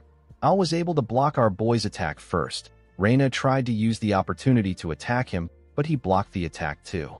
She attacked him again from behind, but the man was able to block it again. The girl was impressed with the power of an upper-class knight. Zeke advised her to focus on attacking Al's blind spots. Raina was not able to land any effective blows on him. She was not even able to scratch him. She decided to attack the man with the intent to kill. She covered her sword with aura and used verse 1 of Chapter 3 of the Dragon-Slaying Arts. The technique is known as Half-Moon Slash. She swung her sword in a clean and swift manner. Al was able to dodge the attack by moving his body to the side. While Raina was still in the air, the knight gave her a kick in her throat. The girl spat out some blood. She was sent flying. She crashed into the wall. Two attendants in the room moved to the wall to check on her. They asked her if she is all right. Reina stood up from the rubble and told them that she is fine. She advised them to step back because it is dangerous. For a moment, the girl lost consciousness. She realized that she had no hope of creating an opening in Owl's defense. Even Zeke was getting pushed back. Reina wondered if it was really possible for our boy to create an opening. Earlier before, when Zeke was explaining his plan to Reina, the girl said that she cannot participate in such a shameful strategy. She asked our boy if he intends to tarnish an honorable duel. Our boy asked her if honor puts food on the table. He tapped her on her shoulder and reminded her that this isn't a match between knights. He said that it is an exam. He told Reina that they are testing their ability to kill. The girl told him that she understands. She knew that she was the one who asked Zeke for his help. She asked our boy if he really believes that his strategy will work. She reminded him that Owl is an upper-class knight. Zeke explained to her that they have to create a situation where the plan works. He reminded her about the fight that they had when they were in the cradle. He asked her if she knows why she wasn't able to dodge the rock. Reina said that it is because she didn't expect him to use such a method. Zeke told her that she is correct. He said that it is the same thing with Owl. He asked her to just wait for his signal. He assured her that it will work. He told her that a small opening is all they need. Our boy charged at the man again. He used the Gale Art's shadowless step to charge at Owl. He created several afterimages of himself. Owl looked around. He quickly realized that this was Duke's technique. He was actually able to sense Zeke and block his attack from the side. With a smile on his face, our boy told Owl that he has to get serious from now on. The moment he said this, the lights in the building went out. Owl did not expect this. He immediately realized that they were taking advantage of a pure blood's trade of mana interference. He knew that Reina was the one responsible for this. He pushed Zeke back. Our boy charged at him again in the darkness, but the man was still able to block his attacks. He believed that this was a childish ploy. He could not believe that they expected that they would have an opportunity to defeat an upper-class knight like him by simply obstructing his vision. While he was blocking the attacks, the man got a strange feeling. He did not understand how Zeke was able to move within this pitch darkness where even he could barely sense the things around him. It was as if Zeke's vision was unperturbed. Our boy was using his dragon eyes. He put some distance between himself and Owl. He decided to use his dragon claw. He has been looking for an opportunity to use the skill. He knew that Owl isn't the type of person who would go around talking about what he experienced in a fight. Zeke covered his hand with the golden energy and fired an attack at Owl. The man was shocked to feel the weight of Zeke's attack. He was shocked to see that this was the sword strike of a first-year cadet. He quickly realized that this wasn't a sword strike at all. It was something different. Owl didn't actually care about what it was. All he knew was that Zeke has long surpassed the level of a cadet. He noticed that Reina couldn't move in the dark like Zeke. He wondered if our boy disregarded unnecessary forces to restrict him. This was something that would only work against an opponent of a similar level.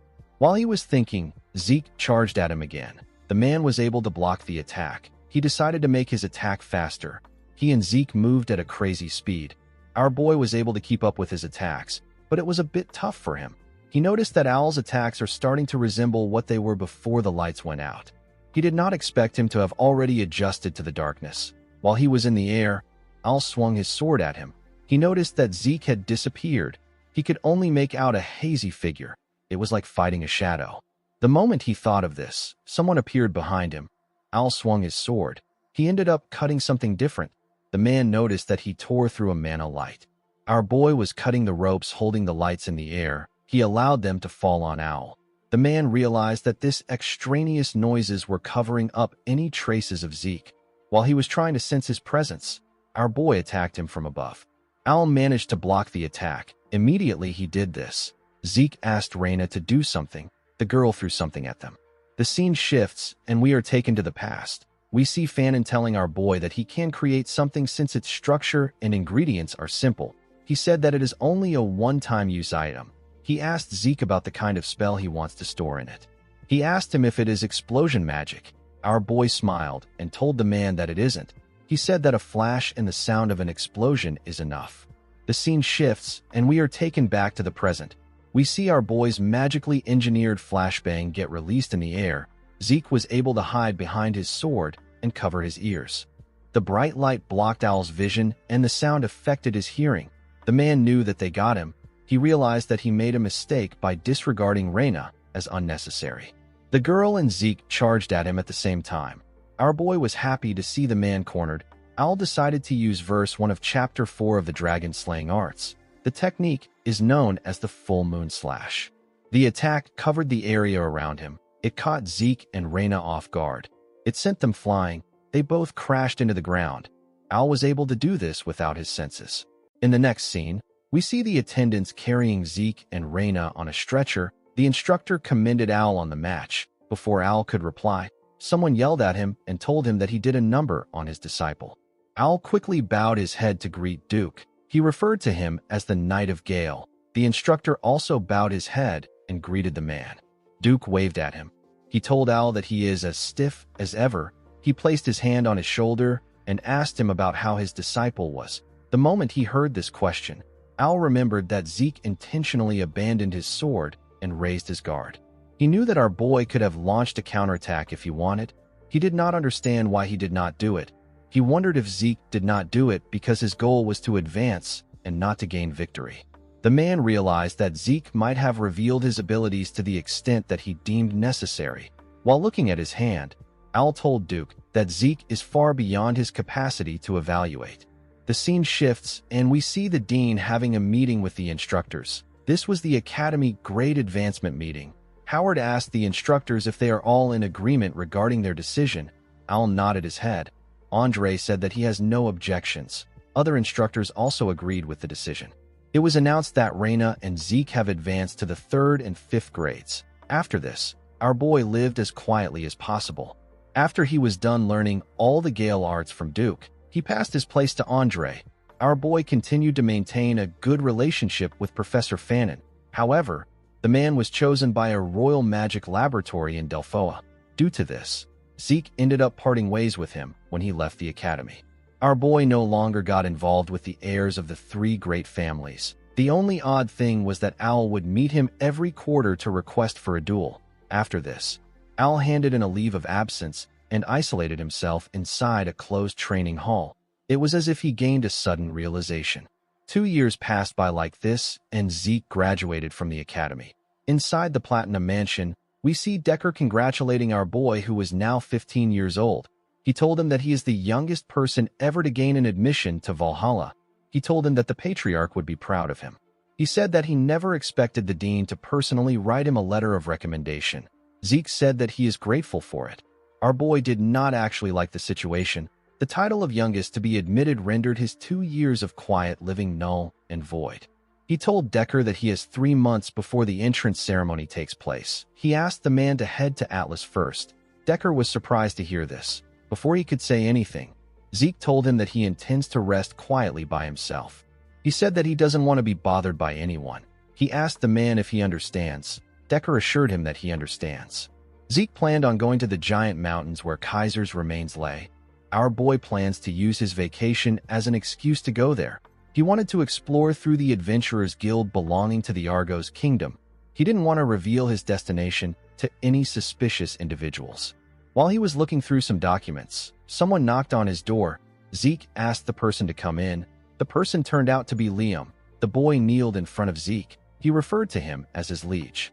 Our boy reminded him that he asked him to ease up a bit. He told Liam that it is fine to greet him informally. Decker said that he will be leaving. Zeke asked him not to forget to use the black card to take care of the matter with Valhalla. Liam asked Zeke to tell him why he called him to the Platinum Mansion. Our boy told him that he heard about him getting transferred to the special class. He said that he couldn't just stand by and do nothing as his liege. He grabbed a book and stretched his hand out to Liam. He revealed to him that he organized everything that he will need during his time in the academy. It contained expected exam questions, training manuals, and information on some essential items. Zeke asked the boy to go to the Papner's Breath and show the blacksmith the book. He told him that he will be given the required items. Liam was shocked to hear this.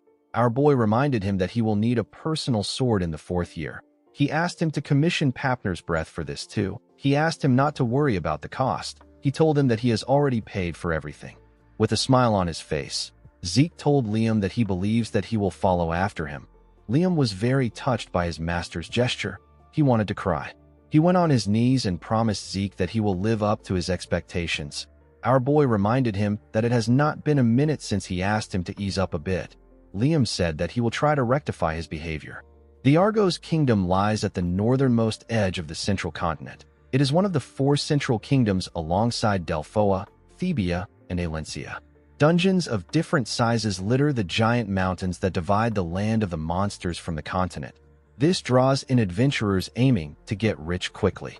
The first king of Argos recognized this and chose to make his kingdom's central business one that ties adventurers and dungeons together. With the support of the royal family, the giant mountains have been divided into hundreds of regions with shipping routes and bases constructed and managed by the Argos Adventurers Guild, which has now spread across the continent. In the next scene, we are taken to an adventurers guild. We see people getting registered in the guild. We see someone register as Zeke Murray. The person was asked to submit his documents to the issue desk to receive his registration certificate. The person turned out to be Zeke. Our boy was wearing a wig and magic lens for his eyes. He knew that it will be best for him to get an adventurer certificate in order to operate in peace. Going around as a Draker would cause him to stand out. Zeke decided to start his treasure hunt immediately. He got his certificate. He went to a place where several carriages were in order to get a ride to his destination. He ended up joining other people in the carriage. Our boy was relieved that he was able to get a caravan during such a busy season. While he was resting, someone asked him if he is an adventurer too. With a smile on his face, the man told Zeke that he looks nervous. He asked him if this is his first time going into a dungeon. One of the man's teammate moved close to our boy. He asked him if he wants to join them. He said that they are actually veterans despite how they look. The man and the woman next to him smiled at Zeke. Their teammate said that dungeons have been dangerous recently. He told our boy that he will be monster food if he makes a mistake down there. Zeke realized that trash like this will always be everywhere he goes. With a smile on his face, the man asked Zeke if he knows that the first party to go into the dungeon takes half of the adventurer's livelihood. Our boy was already familiar with this tactic. People like this use new adventurers as monster bait or sell them off to slave traders. While he was thinking, Zeke sensed something coming from the mountains. He stood up and asked the idiot next to him to shut up. The idiot was surprised to hear this. He asked our boy if he offended him in some way. Zeke moved close to the driver.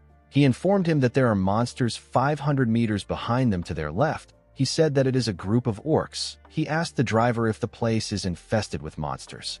The man was surprised to hear this. He said that the route is safe. The idiot laughed at Zeke. He called him a little rookie and asked him not to be nervous. He explained to him that the routes of the main branch Adventurers Guild are managed directly by the kingdom. He said that even wild animals cannot get inside this safe zone. Our boy asked the idiot to explain what is behind him. The moment he said this, a orc appeared and screamed at them. A small amount of orcs destroyed the trees around them and attacked the carriage. They easily destroyed it. They killed the people inside the carriage with their giant clubs. Unfortunately for the poor idiot, the carriage fell on his legs. While he was struggling, an orc walked up to him. The man called for help, but no one answered. The orc squashed his head. Zeke hid behind a tree and watched as the orcs tore the carriage apart. He realized that the base was not operating properly for there to be orcs roaming around in a safe zone. When our boy arrived at the base, he saw dead bodies everywhere. He did not expect the Argos soldiers to lose. With this much manpower, most monsters wouldn't even stand a chance. While looking at the bodies, Zeke noticed something odd. He saw the cuts on the bodies. He quickly realized that the soldiers didn't lose to the monsters. They were actually killed by humans. The humans intentionally left massive damages on the bodies to make it look like a monster attack. However, if this was truly done by a monster, the cut wouldn't have been so clean. On top of this, there is almost no trace of resistance. The men were killed in a clean manner with a single attack. Our boy realized that the people who did this must be on the level of a purple knight. He knew that he will create some misunderstandings if he stays there any longer. He decided to leave. Finding traces of Kaiser was his top priority. As he walked deeper into the forest, Zeke saw a basket filled with human skulls. He knew that this is a symbol that marks the barbarian territory. The mini-map informed him that he is almost at Kaiser's ruins. While looking at the skulls, Zeke wondered about what the Empire's hunting dogs were doing there. They were hiding behind some trees and watching our boy from afar. The hunting dogs were recruited from the greatest talents among the Empire's knight trainees. They are a unit under the direct control of the Emperor. They are trained in tracking and assassination techniques. Presently, They are hidden from the eyes of the public. Only those in the highest positions are even aware of their existence. However, they will make a grand entrance in the public eye as the main fighting force during the Continental War waged by the Empire. On his way here, Zeke had been watching their movements. He could never forget their unique tracking techniques. This is because they were the ones who killed him. Zeke remembered that Duke mentioned that the Emperor is obsessed with immortality, and he is turning the continent inside out to find it. Our boy remembered that the Emperor was obsessed with rare artifacts even before his regression. Not only did he bear the foolish dream of unifying the continent, he also dreamed of something as insubstantial as immortality. Zeke wondered if the Empire has already discovered Kaiser's ruins. He realized that he needed to confirm this by himself. He disappeared in front of the hunting dogs when he thought of this. They were surprised to see what happened. They turned to a man to signal him to do something. The man put his hand into his clothes. He brought out a flare gun. Before he could fire the gun, Zeke reappeared and cut off his hand. Our boy looked at the gun, which fell to the ground. He saw a golden robe tied to its bottom. He realized that the man was going to fire a gold flare, which signifies an emergency. He became certain that the man was the team leader. Due to the fact that there were only 3 of them, our boy asked the man if they are the perimeter guard team. He said that they should normally be 12 men on a team. One of the man teammates asked Zeke to tell him who sent him. Our boy cut off the head of the man in front of him when he heard this. The other 2 were shocked to see this. Zeke asked them if they do not understand the situation. With a scary look on his face, he told them that he is the one asking the questions in this situation. He advised them to think carefully. He told them that he can see 2 mouths that can talk. He asked them if the other person will die quietly if one of them dies. The men became scared. Our boy advised them to think carefully and make a wise decision. Zeke was able to get the location of their temporary base. It was filled with hunting dogs. Our boy realized that these hunting dogs were probably the ones who killed the people at the base. Due to the fact that they harmed the kingdom's soldiers, Zeke wondered if they have really found Kaiser's ruins. He decided to check it out by himself. Zeke beheaded the other 2 men and placed their heads in their hands. He drew a symbol on the tree where he placed their bodies. This was the sign of the McCain. There is a rule that states that those who draw their swords against a McCain will be put to rest. The scene shifts, and we are taken to the base of the hunting dogs. We see 2 men guarding the entrance of the cave. One of them yawned and said that no crazy bastard would even bother entering the territory of the barbarians. He said that there is no point in watching. The man on the other side agreed with him. The moment he said this, a blade got fired at the man's head. The other man was shocked to see this. Before he could react, a blade got fired at his head too. Zeke ran into the cave at a crazy speed. One of the hunting dogs heard the sound of something. His colleague asked him about why he stopped moving. The man asked him if he didn't hear something coming from the entrance. His colleague said that he didn't hear anything. Before he could react, Zeke stabbed the man in his neck. He swung his dagger at the colleague, but he was able to dodge it by moving his head. The man screamed intruder. Before he could say more, Zeke put his hand into his mouth and slit his throat. The other hunting dogs surrounded him in no time. As he looked around, Zeke was reminded of the old times. He remembered the time when he was ordered by his boss, who was tired of a 5-year-long power struggle. His boss ordered him to raid the Pabella cartel. This was how our boy felt in that moment. The boss of the hunting dog said that this is the knifemanship of a southern hitman. He wondered if Zeke came from McCain or Pabella. He didn't actually care. He told our boy that they can't let him leave alive now that he has gotten here. He promised to grant him an easy death if he surrenders. Zeke was surprised to see that this was the man in charge. The man was probably staring at the ceiling of Blue Knighthood. These hunting dogs were far weaker than the hunting dogs he fought in his past life. Zeke asked the leader if he is allowed to say something like this to the person who killed their comrades. The other hunting dogs were annoyed to hear this. Our boy asked the men if they care so little for their comrades that they wouldn't tear him apart and slaughter 3 generations of his kin. The leader told Zeke that they will grant his wish. He told him that he will tear him apart while he is still breathing. The moment he said this, one of the hunting dogs charged at Zeke. Our boy was able to block his attack. The others also charged at him. Our boy was easily blocking their attacks. Something felt odd to him. He wondered if the hunting dogs were always at this level. He wondered if they were too weak or if he had gotten too strong. It didn't really matter right now. He activated his mana reflection skill. The moment he did this, the mana lights went out. the leader was shocked to see this. He could not believe that there was a power outage at a time like this. It was too convenient. He wondered if this was a dragon slayer's mana interference. The hunting dogs were struggling to adjust to the darkness. The leader remembered that Zeke was empty-handed from the start, and he didn't use aura either. He was also using a dagger. The leader was certain that our boy is a hitman. He decided to conclude that the power outage was a simple malfunction. He called out to his men and asked them not to panic. He said that the power will soon be restored. The moment he said this, Zeke killed one of his men. By the time the lights came back on, all the hunting dogs were already dead. The man was shocked to see this. Our boy appeared behind the man. He told him that the Emperor is quite bold. He said that he did not expect him to go after the ruins of the hero King Kaiser. While his hands were shaking, the man grabbed his sword and swung it at Zeke. He said that he doesn't know what he is talking about.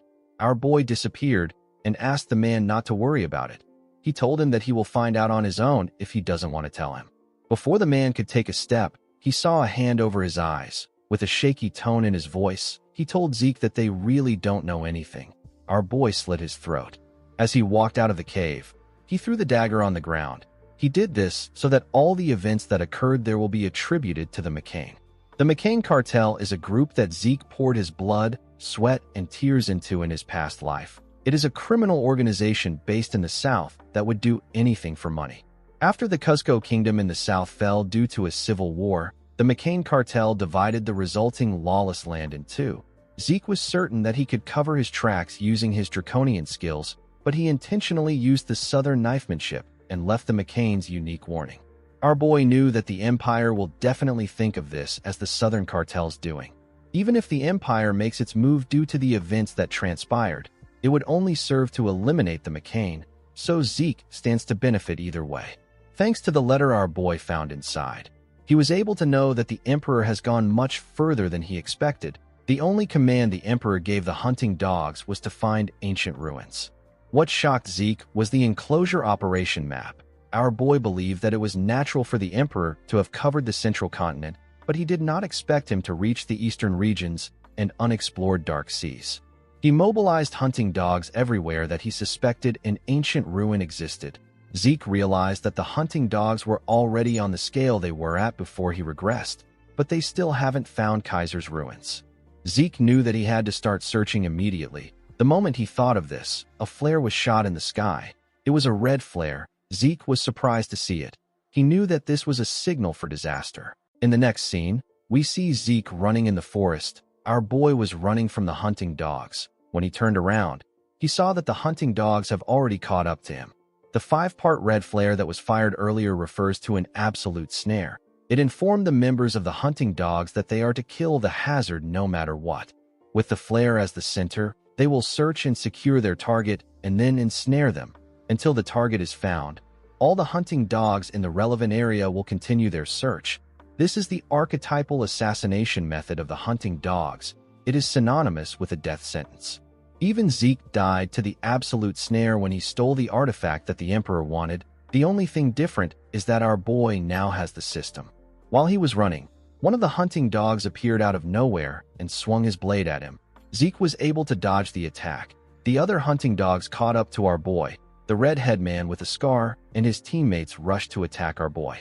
Zeke took out his daggers. He was certain that he could take care of the men. He used his daggers to block their attacks. Immediately he did this, he jumped out of their midst. He moved behind a tree. The hunting dogs were not fazed. Zeke became certain that these men were on a different level compared to the ones he met in the cave. More hunting dogs appeared behind our boy. They surrounded him from every corner. Zeke gently scratched his head and said that this has become a hassle. He took a look at his mini-map to see his position. Based on the abilities they displayed, our boy was certain that he will be able to escape from them. However, if he uses his plan, he will be tearing down the attempts he made to pin this all on the McCain. Unfortunately, Zeke didn't have a lot of choices. He didn't want to use one of his trump cards here. He took out a small horn that he wore as a necklace. He blew the horn. The sound echoed throughout the forest. The hunting dogs were surprised to see this. They looked around. Their leader quickly turned to Zeke. He saw our boy holding some smoke bombs. He quickly called out to his men. He said that the sound was a distraction. He ordered them to attack Zeke. Before the men could reach him, Zeke dropped the smoke bombs on the ground. He smiled at them and disappeared. Their leader asked them not to panic. He said that our boy can't get too far as long as the absolute snare is in effect. He asked them to guard their stations. He ordered them to search for Zeke if they spot any suspicious movements. The leader carefully looked around. He couldn't sense any traces of Zeke. He wondered if our boy thought that he will be able to retreat if he blocked their sight. He also wondered if the sound that came from the horn had any meaning. It just didn't make sense to him. The moment he thought of this, he saw the body of one of his men in the air. He was shocked to see this. When he turned around, he saw something shocking. He saw barbarians. He saw the barbarians beating up his men. He did not understand what was happening. He was certain that they didn't do anything to provoke the barbarians. It was possible for them to take on 1 or 2 barbarians. However, they were attacking in a large number. One of the hunting dogs drew out his sword and called the barbarians uncivilized brutes. He told them that they have a lot of guts to intrude. The moment he said this, he swung his sword at the barbarian. His sword was not even able to dent his skin. The man was shocked to see that his hand was shaking. The barbarian crushed his head with a single blow. The leader realized that this was his first time seeing them so enraged. He understood that they are at a disadvantage with their current force. He took out a flare gun and fired a flare to the sky. He informed his subordinates that they are withdrawing the absolute snare. The barbarians chased after the hunting dogs. After they all left the area, Zeke came out of the ground. He said that the horn was far more effective than he expected. The barbarian's horn was created to be an efficient means of communication during the chaos of battle. It is a barbarian tool of war. When Zeke looked at his necklace, he noticed that the horn has broken. In his past life, he was able to develop a friendly relationship with the Mohawken tribe. They taught him how to make and use the horn. The signal Zeke sent with the horn was to tell the tribe that there were outsiders intruding upon their sacred motherland. The barbarians are considered to be simplistic and uncivilized savages. However, they have clear cultures and traditions, and they live in their indigenous civilizations. Zeke took off the necklace. He realized that he could only use this shoddy replica once. Our boy ran into the forest. He decided to find the real ruins. When Zeke arrived at the entrance of the ruins, he hid behind some rocks. He saw something shocking. He did not expect to face another problem today. At the entrance of the ruins, there was a monster with multiple heads walking around. The system informed Zeke that he has discovered a fallen dragonborn corrupted by contaminated energy. Our boy did not know what a fallen dragonborn was. All he knew was that the door leading to the ruins was next to the monster. He asked the system if it can open the door. The system confirmed his request and connected to the home of the hero King Kaiser.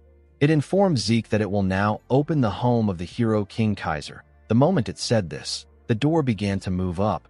The Dragonborn also saw this. It screamed when it saw this.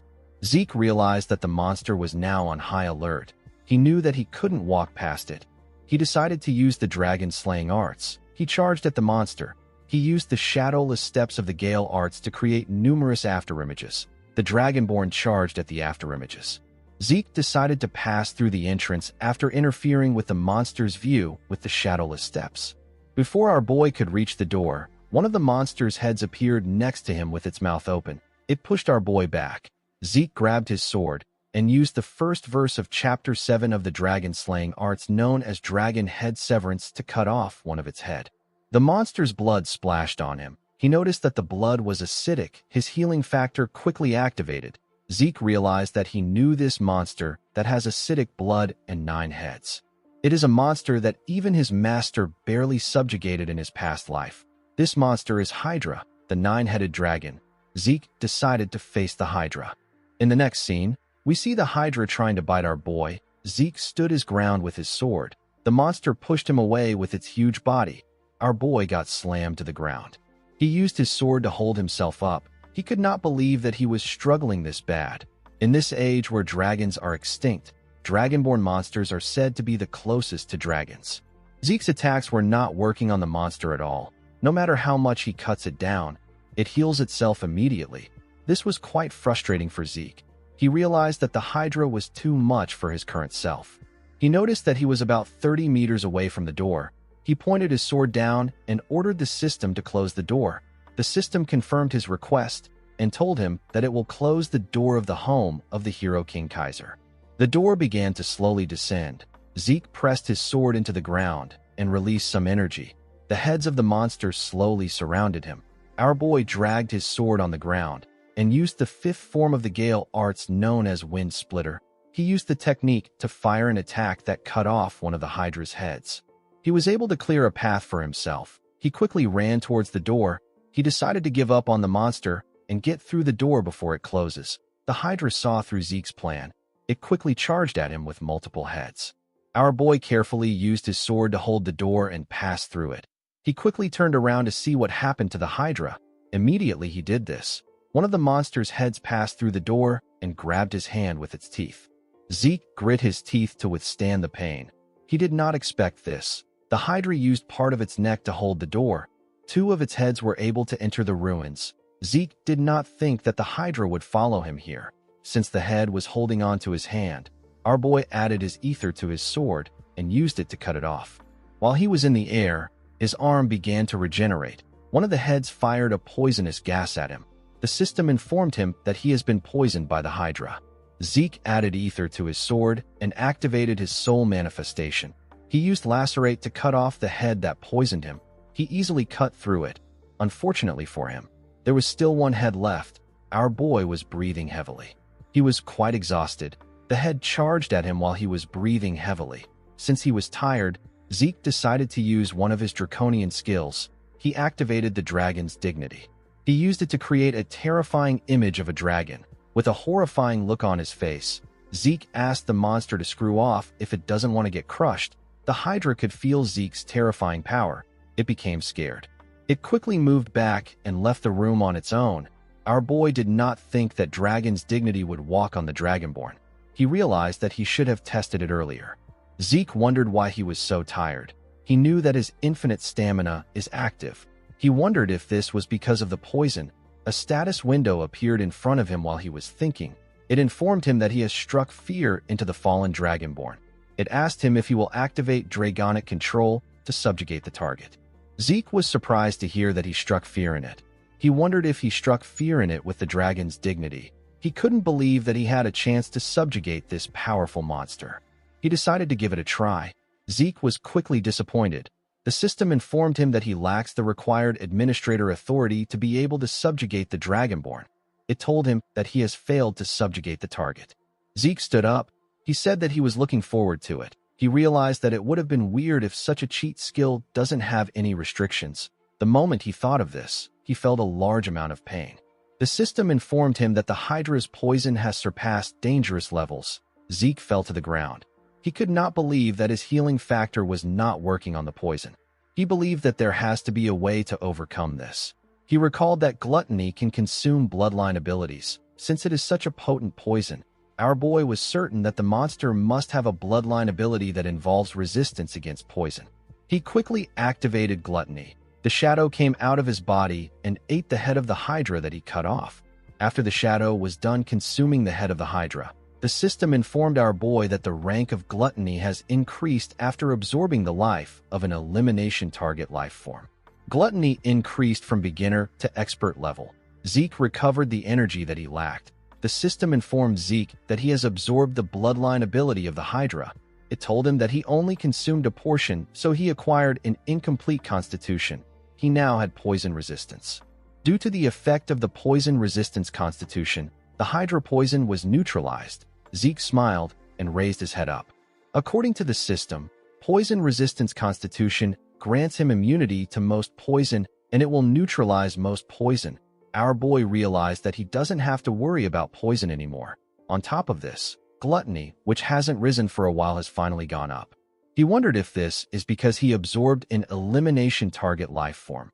According to the system, an elimination target life form is a monster that is designated by the system to be subdued. Zeke will be given additional rewards for subduing such monsters. Our boy decided to continue his mission. He went into the ruins.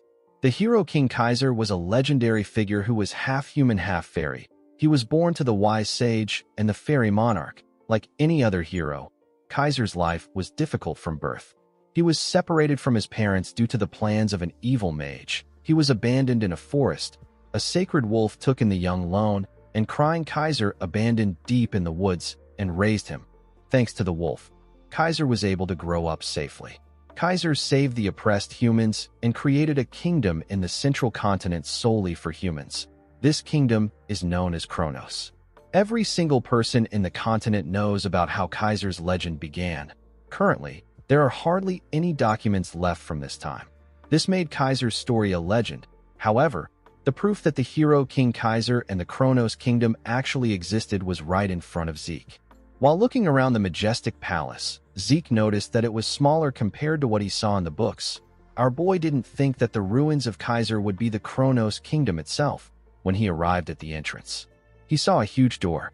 Zeke realized that the home of the Dragon Slayer was also like this. The system helped him open the huge door. When Zeke stepped inside, he saw a huge glowing rock in the middle of the room.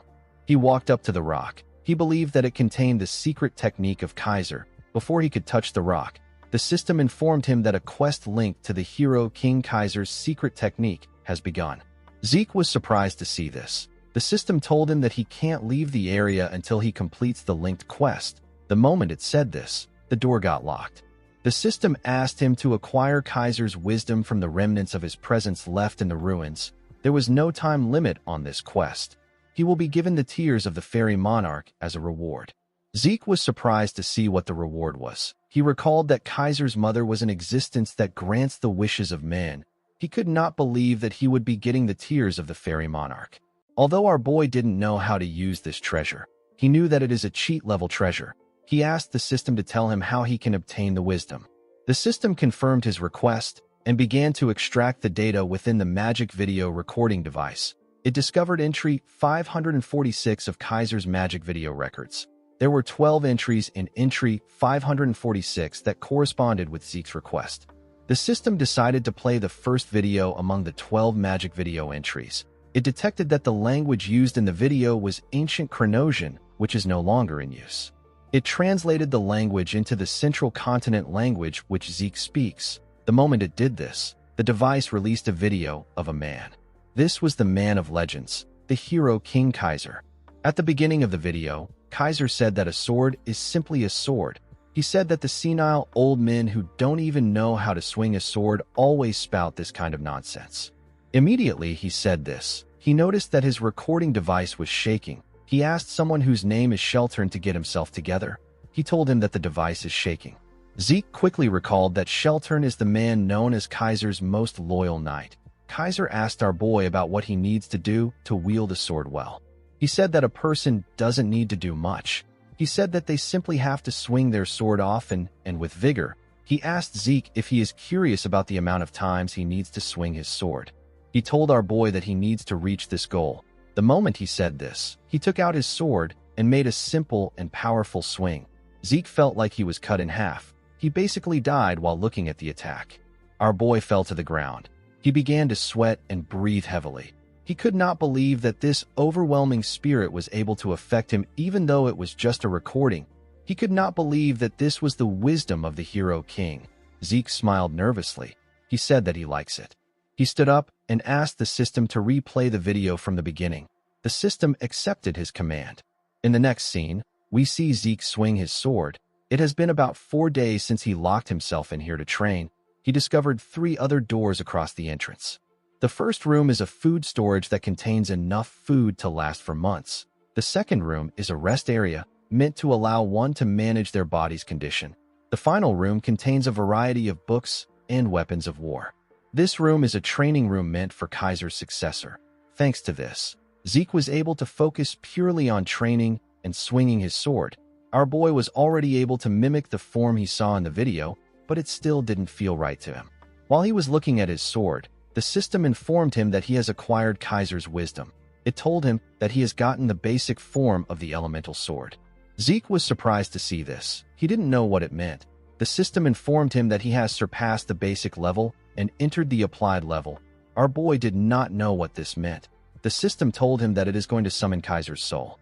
The recording device began to gather a large amount of energy. It brought together something. The device stopped gathering energy when the person had been formed. The person turned out to be the king of the ancient Kronos kingdom, the hero King Kaiser. Zeke could not believe his eyes. The hero King Kaiser was standing in front of him. While he was staring in wonder, Kaiser took out his sword and attacked him. Zeke was able to block the attack. He did not know why Kaiser suddenly attacked him. Kaiser added more strength to his attack and sent our boy flying. Zeke crashed into a wall. The Hero King asked our boy to stand up immediately. Zeke could not believe that he sent him flying. He only felt this kind of strength once in his life. He felt it when he was facing his master in his past life. Kaiser asked our boy if he is going to learn his swordsmanship with such pathetic skills. With a look of anger on his face, he said that the knights of the old would pound the ground and lament at this sight. Zeke did not understand why Kaiser was attacking him. He wondered if the Hero King was trying to test his abilities. Before he could even get up, Kaiser appeared in front of him. He swung his sword at our boy. Zeke was able to dodge the attack by moving to the side. Kaiser's sword destroyed the wall. Our boy became convinced that Kaiser was trying to kill him. He did not know if he will be able to go against the Hero King. Zeke knew that a ridiculously powerful monster was in front of him. He took a deep breath and told himself that there is no need to think about it too much. He threw his training sword on the ground and told himself that he simply has to do what he always does and give it his best. He took out his sword and covered it with aura. He told the Hero King that he is ready. Kaiser did not expect to see Zeke wield aura. He asked him if he is Sheltern's disciple. He had forgotten about the name of the power our boy was using. He wondered if it was called Aurora. While he was thinking, Zeke charged at him. Kaiser blocked his attack and pushed him back with a simple swing. The Hero King was still thinking about the name of Sheltern's power. Our boy's arms were shaking from receiving Kaiser's attack. He could not believe that the Hero King was this strong even though he was not paying attention. The moment he thought of this, he saw Kaiser in front of him. The Hero King said that the name doesn't matter. He said that all that matters is how fun it is. He attacked Zeke again. Our boy was able to block the attack. Kaiser began to make his attacks faster. Zeke was struggling, but he was able to keep up with him and parry his attacks. His body was shaking after he received the Hero King's attacks. Zeke already knew that he couldn't win against this man. However, he didn't think that there would be this much difference in their powers. He was like an ant that Kaiser was playing with. He wondered if Kaiser was trying to show him why he is the Hero King. Even though he was losing, Zeke was still confident in his perseverance. His critical strike got activated. His continuous slash and high-speed movement got activated. His dragon claw also got activated. Our boy charged at the Hero King with his skills. He used his dragon claw to attack him. The attack caused a huge explosion. When the dust cleared up, we see that Kaiser didn't even move. He simply stood there and took the attack head-on. He was actually surprised to see that Zeke was able to wield draconian powers even though he is not a dragonoid. Our boy charged at Kaiser from behind. He activated his ether. Kaiser turned around to see him. He told Zeke that he is also using elemental force. Zeke activated his soul manifestation and used Lacerate to attack the Hero King. Kaiser covered his sword with an unknown energy and used it to stop Zeke's attack. Our boy grit his teeth and continued pushing. The Hero King simply smiled at him. In the next scene, we see Zeke wake up on the ground. Our boy was surprised to see himself on the ground. Kaiser referred to him as weakling and asked him if he is finally awoken. When Zeke raised his head up, he saw Kaiser floating in the air. The Hero King told him that he has quite the talent. He said that our boy has Sheltern's talent, draconian powers, and even elemental force. Immediately he said this, Kaiser noticed something odd. He moved close to Zeke. He told him that a part of his soul is stuck in the spirit realm. Our boy was surprised to hear this. He didn't know what the spirit realm is. Kaiser explained to him that he managed to overcome the wall of death even though he has a human body. He said that his ability to utilize elemental force now makes sense. Zeke stood up and told Kaiser that he has been talking about nonsensical things like the spirit realm and Sheltern's talent. He asked the Hero King to explain things in a way that he understands. Kaiser smiled when he heard this. He asked Zeke to forget about these trivial issues. He reminded him that he has a more important goal. Zeke asked him about what he means. Kaiser asked him to stop pretending. He told him that he is attempting to learn his wisdom. He raised his hand and gathered wind, water, fire, and earth. He told our boy that he is talking about the elemental sword. The elemental force is the pure natural force that makes up all things. Kaiser raised his sword and released water, fire, earth, and wind. He explained to Zeke that the elemental sword is the application of these four basic elements. He swung his sword and used a technique called Wind Field Tempest Sword. He released a tornado with the technique. He explained to our boy that this is the Wind Field Tempest Sword created by the wind. He said that the source of the elemental force that is behind the elemental sword is ether. Zeke was shocked to see the destructive power of the technique that Kaiser used. He believed that Kaiser's explanation and his raw power are closer to magic than swordsmanship. Zeke could not believe that the source of the elemental force is ether. He could not feel any ether from Kaiser. Our boy wondered if there is some kind of secret involved in the conversion of ether to elemental force. He asked Kaiser for the method of converting ether into elemental force. Kaiser covered his sword with fire to show Zeke how it works. He revealed to him that he is just naturally able to do it. He said that he doesn't know how to explain. Zeke wondered why people like this are always his masters. He realized that he could now feel the ether in Kaiser's sword. It wasn't that he didn't feel anything. It was that he couldn't feel anything if he wanted to. This is because Kaiser's ether usage is so perfectly controlled to the point that he needs to completely focus all his senses in order to feel anything. Zeke raised his sword and told his master that he will try it on his own. He told himself that he shouldn't lose himself in what he can see. He recalled that Kaiser called his soul manifestation elemental force. He believed that soul manifestation must be a power that utilizes elemental force. Zeke activated his ether and focused it on his sword. He used a technique known as soul manifestation gale. His sword got covered with wind. The moment he did this, Kaiser used his sword to hit him on his head. He reminded Zeke that he asked him to use elemental force. He told him that he is doing a knockoff imitation with his incantation. Our boy was surprised to hear about an incantation. Kaiser explained to him that incantation is the exclusive domain of dragons. He said that he doesn't know about dragonoids, but humans definitely cannot use it. He asked Zeke if he ends up pushing himself past his limit whenever he uses his soul manifestation. Our boy was surprised to see that Kaiser was aware of his problem. He remembered how he always gets tired after using soul manifestation. Kaiser explained to him that there is a marked difference in the size of human souls and dragon souls. He told Zeke that he might be able to imitate it, but he will never be able to use it to the same effects. With a look of anger on his face, Kaiser said that the ability is pathetic. He said that it is a low-grade knockoff of incantation. He asked Zeke to start again now that he understands. Zeke remembered that he has seen something that spoke about incantation before. This happened when he absorbed Bahamut's heart in the home of the Dragon Slayer. He saw a status window that told him that incantation has been acquired, but he cannot use it. Zeke wondered if he will be able to use soul manifestation freely when he becomes strong enough to unlock incantation. He believed that this should work since soul manifestation is a technique based on incantation. Our boy realized that he has gotten another reason to grow stronger as fast as he can. Kaiser asked him if he needs another blow to get himself together. He asked him to stand up. Zeke quickly stood up. The application training took more time than the basic training. Through the effects of Divine Body, Kaiser's demonstrations, and countless duels, Zeke was able to understand the elemental sword's fundamental principles. Just like how magic is activated using mana as its driving force, elemental sword is founded on the principle of utilizing ether to drive the power of the spirits, which is elemental force.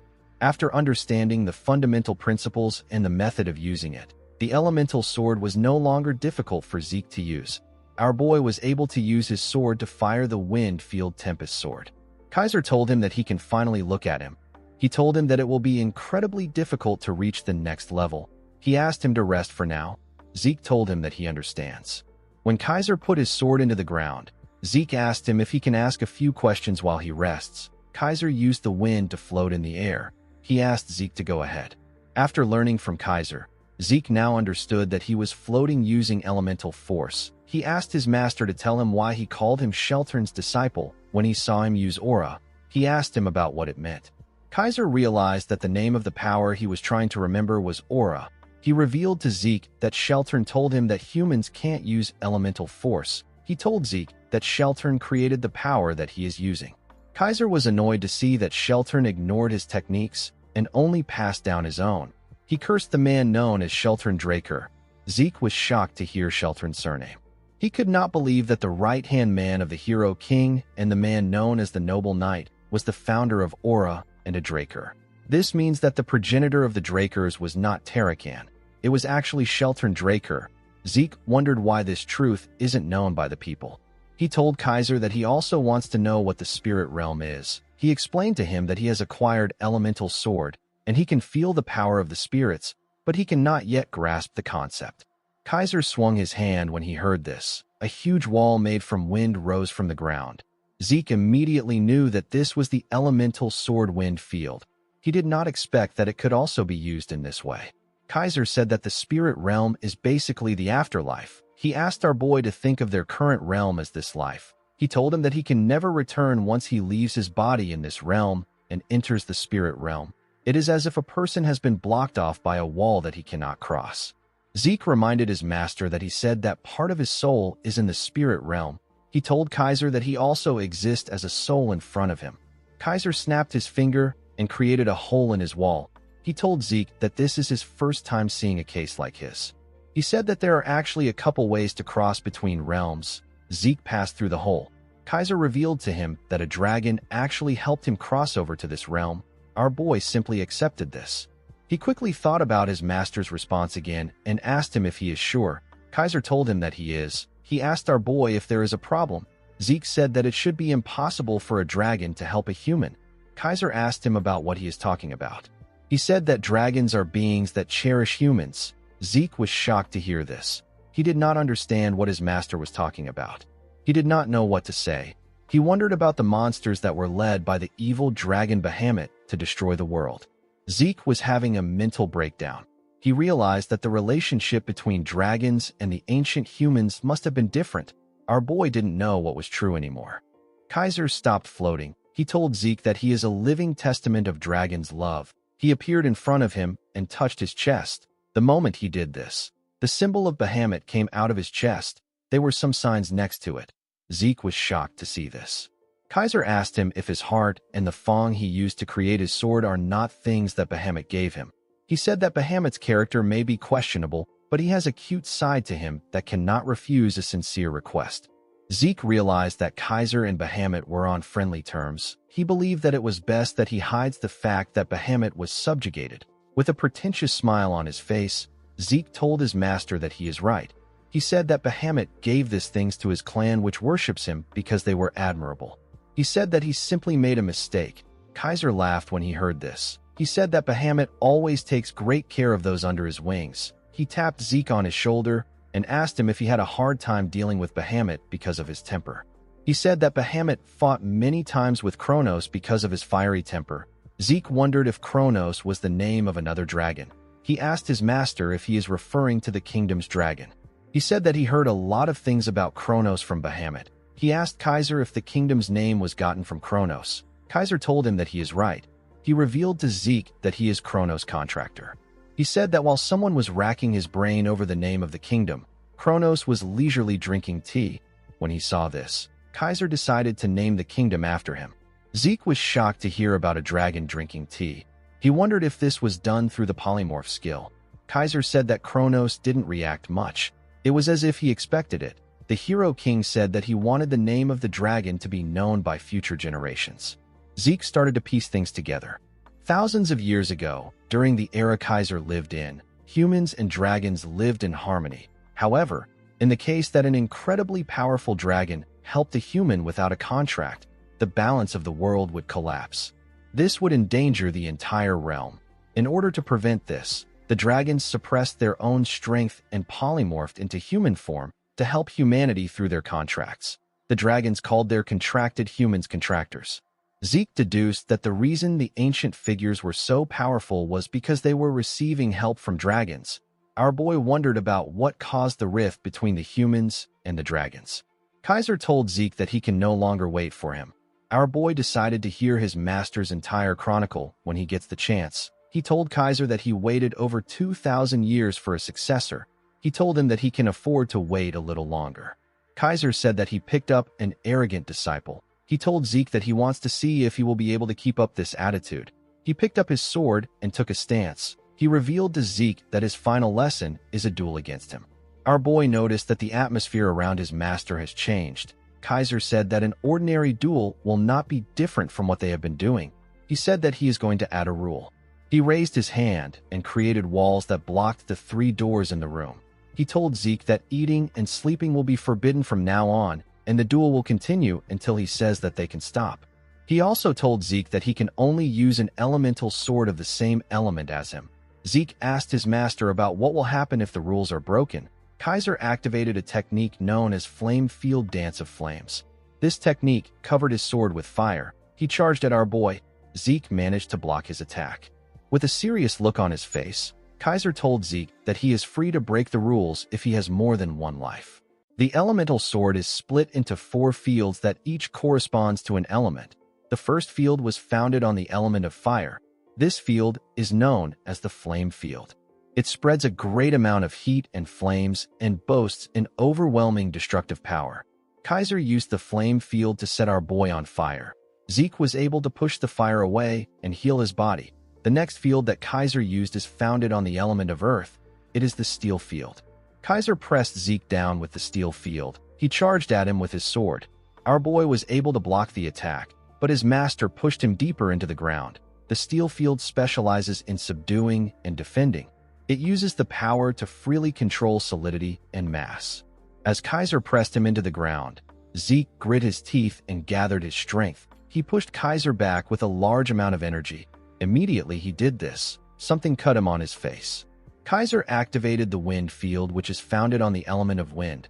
He used the wind field to fire multiple attacks at Zeke. While he was in the air, our boy was able to block the attacks. Compared to the flame field, the wind field lacks power. However, it is useful for its attack speed, high-speed movements, and sword aura. Upon seeing that Zeke was blocking his attacks, Kaiser decided to fire a larger attack at him. Our boy dodged the attack and appeared behind him in an instant. He covered his sword with wind. He wanted to attack his master from behind. Unfortunately for him, Kaiser activated the last field, which is founded on water. It is known as the water field. Kaiser used the water to block Zeke's attack. The water field is used for attack and defense, as well as suppression and support. Kaiser used the water field to push our boy back. The water field is as variable as water itself. It possesses a versatile and well-balanced strength. Kaiser used the water to land a huge cut on Zeke's body. Our boy did not understand what was happening. He believed that his power and range should be greater. He could not comprehend why there was such a huge gap between him and his master. Our boy recalled when he was training to use the water field. He made a large amount of water pour on the ground. Zeke was happy to see what he did. Kaiser quickly hit him in the head with his sword. Zeke asked his master to tell him why he hit him. While floating in the air, Kaiser explained to him that the power he used was the power of a waterfall. It was not the power of water. Zeke asked his master if this isn't all right. He told him that the important thing is that he can use the right element. Kaiser moved to the ground. He told his disciple that when it comes to the other fields, he only needs to manifest the right attribute and wield it with all his force for the power to come to life. However, it is different for the water field. He told Zeke that the water field is all about fluidity. He told him that fluidity will trump strength. He asked Zeke if he understands. He asked him to do it again. Our boy stood up out of anger. He believed that his master was spouting nonsense. It did not make sense to him that fluidity would win against strength. He remembered that he submitted in his past life because he lacked the strength to fight back. He lost what was precious to him because he lacked the strength to protect it. In order to survive, in order to adhere to his convictions, in order to protect that which is precious to him, Zeke sought nothing but strength throughout his life. He could not believe that his master was now telling him that fluidity will win over strength. Our boy could not comprehend this concept. He put himself together and covered his sword with water. He used it to block Kaiser's attack. He could not believe that he was thinking of something else during the duel. Kaiser sent Zeke flying with his attack. Our boy used his sword to hold himself down. His body trembled as he slowly pushed himself up. He realized that he stopped keeping track of time after the 15th day. He believed that this insane duel must have been going on for a month. He had been fighting endlessly without food or rest. Thanks to the duel, Zeke realized that infinite stamina isn't all-powerful. It didn't mean anything in front of a monster that overwhelms it. Kaiser charged at him again. Our boy quickly used his sword to block the attack. He noticed that he couldn't put any strength into his arms right now. The floor was also slippery. While struggling to stand his ground, Zeke slipped and caused a huge splash in the water. Fortunately for him, he was able to stand his ground. He did not expect that he would parry Kaiser's heavy attack with the water. Zeke smiled when he remembered what his master said. He now understood what his master meant when he said that fluidity will trump strength. When he casted aside his strength to grip his sword and his strength to remain standing, he finally began to understand Kaiser's words. The methods our boy learned to control a blade's arc and strikes do nothing but bind its freedom. Zeke realized that he needed to cut away this unnecessary shackles. Just like how water flows from above to below, our boy needed to create his own path. He grabbed his sword and charged at his master. He recalled that he has felt something like this in his past life too, when the line between his sword and himself blurred and he felt like he was one with the world around him. Zeke now understood that water could be violent at times and refined too. He moved his sword with the water and pushed his master back. He stood before Kaiser like an equal. Kaiser smiled when he saw this. He was excited. He swung his sword at our boy. Zeke quickly moved back to dodge the attack. He went down and gathered a large amount of water around his sword. Kaiser also did the same. With a smile on their faces, the two of them used a technique of the water field known as Water's Edge. Their attacks shook the entire Kronos kingdom. It even left a large hole in the roof of the palace. Zeke fell to his knees. He lost consciousness. Kaiser told him that he is magnificent. He accepted Zeke as the sole successor of his teachings. In the next scene, we see Zeke wake up. He was surprised to see that he passed out. This was his second time losing consciousness. The first time it happened was during his duel with Duke. At the time, the system informed him that the excessive use of his skills has resulted in fatigue that surpasses the allowed amount. The system forcefully shut down his consciousness for his own sake. However, it was different this time. This was the first time Zeke passed out because he reached his body's physical limit. He pushed himself up and called out to Kaiser. He turned around to see that the stone that summoned his master was broken. He realized that his master has returned to the spirit realm. Our boy wondered about what happened to the quest. He felt like he managed to decently use the water field before passing out. While he was thinking, several messages popped up out of nowhere. Zeke was shocked to see the amount of messages that appeared in front of him. The system informed him that he has completed the linked quest. It told him that his reward will be increased due to the time bonus. Zeke was happy to see this. He believed that he deserved the reward since he worked himself to the bone to complete the quest. He received the Fairy Monarch's Tears, 500 karma points, and 3 random skill cards. The system informed him that he has completed the achievement quest. It told him that his reward will increase due to the time bonus. It elevated Zeke's administrator rights and gave him 500 karma points, as well as 3 random boxes. Due to the fact that he was elevated to an intermediate administrator, certain system functions were to be unlocked. Zeke's elementary level quest book changed into an intermediate level quest book. An item hotkey slot was unlocked.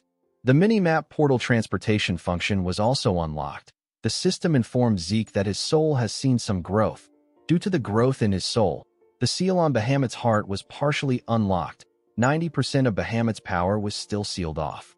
The messages were quite much. Zeke believed that reading through them will be a lot of work. Our boy decided to first check the seal percentage. He recalled that the seal was at 95% when he first absorbed Bahamut's heart. At that time, Zeke tried to unlock the seal immediately, but the system blocked him. Since he had directly faced the power, he knew that it was something that he couldn't handle. He realized that he can only handle 10% of the power now. Zeke understood that incantation, which he couldn't unlock with points alone, and dragonic control must be related to the seal percentage. He decided to keep an eye on it. He opened the system and unlocked the random boxes he got as a reward. He got some boots created from meteoric iron and a lower body armor that was also created from meteoric iron. The system told him that the property of the items will be activated once he equips a full set of meteoric iron. The third item he got were some earrings that were delicately made from crystals. The earrings grant the user 15% improvement in their mana recovery speed. They also look nice when paired with a red dress. Zeke knew that he could sell the earrings to a mage for a good price. He could not believe that he managed to get the boots and the lower body armor to match with the gauntlet he got from before. Our boy knew that it won't be long before he gets the full set. He decided to check his random skill cards next. When he opened the cards, he saw that he got a C-rank skill known as Static Discharge. The skill allows him to generate electricity to give a target an electric shock through touch. He got another C-rank skill called Flashbang.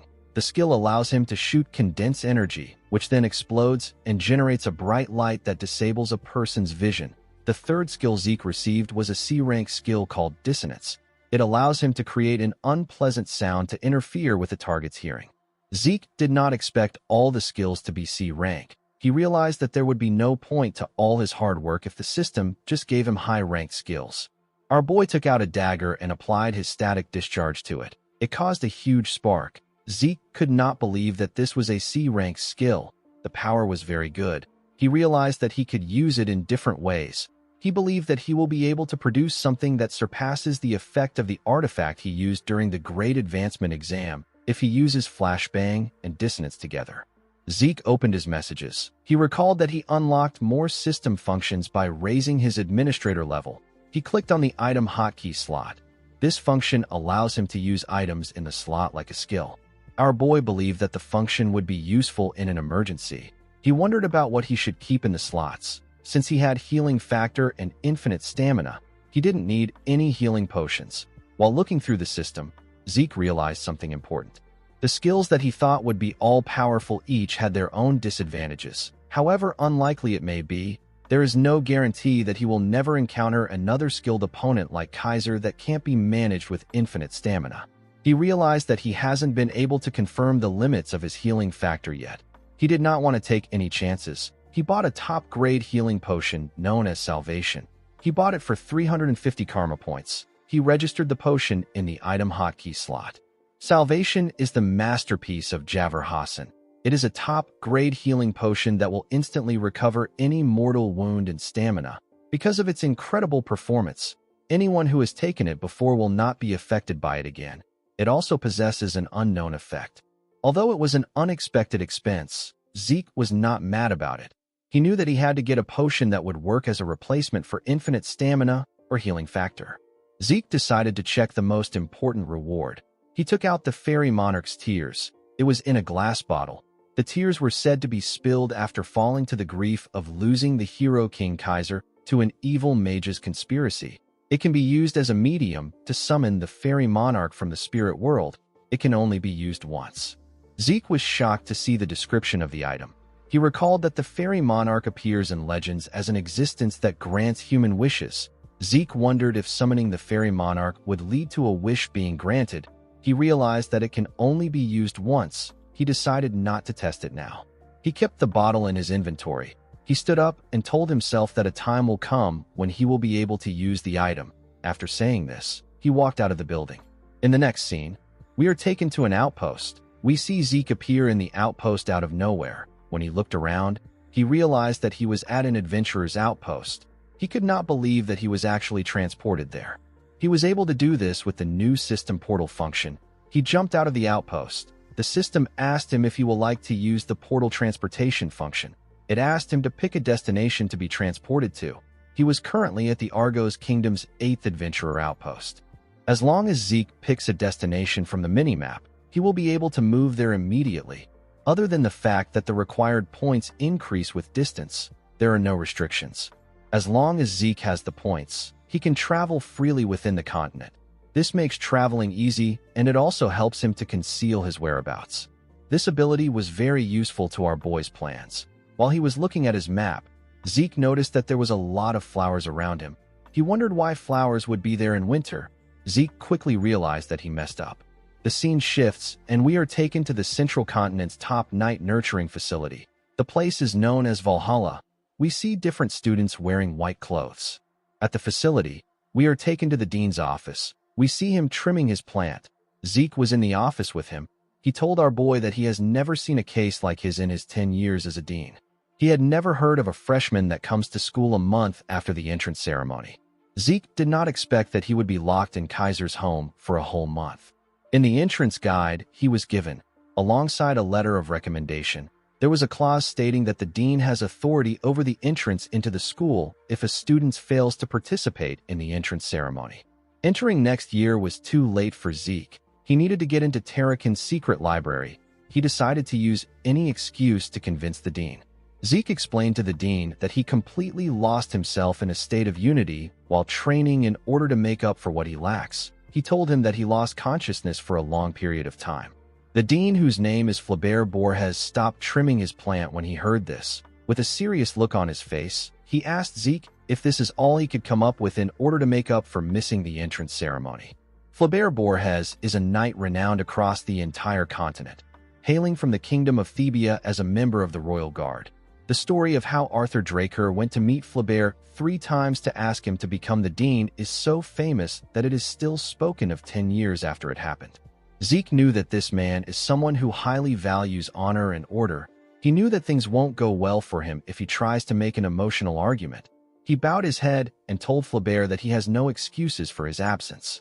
Flaubert did not expect this. He knew that unity isn't something that is easily achieved. If it was any other cadet, he would have dismissed it as a lie.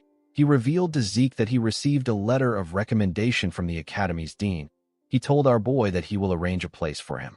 Zeke was shocked to hear this. Flaubert explained to him that he will permit his enrollment if his month-long training is determined to have been worth more than a month in Valhalla. Zeke did not like the fact that Howard helped him in this situation, but he didn't have a lot of choices. He thanked Flaubert for giving him a chance. Flaubert pressed a bell. An assistant quickly entered his office. The dean asked the man to reserve an empty training room immediately. He asked him to tell the professors of each department that there will be an extra entrance exam, so they need to gather there. The scene shifts, and we are taken to the cadet individual training room. We see Zeke standing on the stage. Our boy looked around the room. He realized that all the professors here are renowned knights that he has seen in the continent's news at least once. Since everyone had gathered there, Flaubert ordered Zeke to show them the fruits of the training he claims to have undertaken. Zeke grabbed his sword. He wondered about what he should show this instructors. He knew that he couldn't show them his elemental sword. He took out his sword and took a stance. He could feel the intense pressure of the instructors who were staring at him. Our boy was aware that this were the people training the greatest knights on the continent. He knew that they wouldn't even blink if he showed them some old technique. Zeke decided to show them a little bit of what he is capable of. He released a large amount of energy in the hall. He focused his energy on his sword. The instructors were shocked to see Zeke's aura shining brightly. They could not believe that they were looking at an aura blade. The instructors could not comprehend the fact that Zeke has already reached the level of a Blue Knight at age 15. They recalled that Abel was the one who held the record of the youngest Blue Knight. He became a Blue Knight at age 19. The instructors believed that our boy was able to achieve this because he is a Golden Awakener. Zeke realized that he messed up. He recalled asking Kaiser about what he thinks of aura. The Hero King said that it is a petty trick used by the weak. After facing Kaiser for a while, our boy completely forgot how to hold back his aura. When he saw how the instructors were arguing, he became relieved. He was relieved that they only think of him as a warrior at the level of a Blue Knight. Before meeting Kaiser, Zeke's aura was at the level of a Blue Knight. However, after he learned the elemental sword, his aura broke through to a whole new level, and he managed to reach the level of a Red Knight. The key difference between the two lies in the usage of Aura Blade. Aura Blade is a technique that allows one to wrap their sword in a thin and sharp layer of aura to optimize deadliness. A Blue Knight is only capable of manifesting and maintaining it. A Red Knight, however, would be capable of changing its form freely while maintaining its deadliness. Zeke was relieved that he stopped after merely using the Aura Blade. He knew that things would have gotten stressful if he continued. While he was looking at the instructors, someone screamed that he was incredible. Zeke was startled when he heard the person scream. The person turned out to be Flaubert. With a smile on his face, the dean told Zeke that he has shown results that are incomparable to spending 1 month in Valhalla. He told our boy that he could have taken several years off if it was for his awakening. Zeke put away his sword.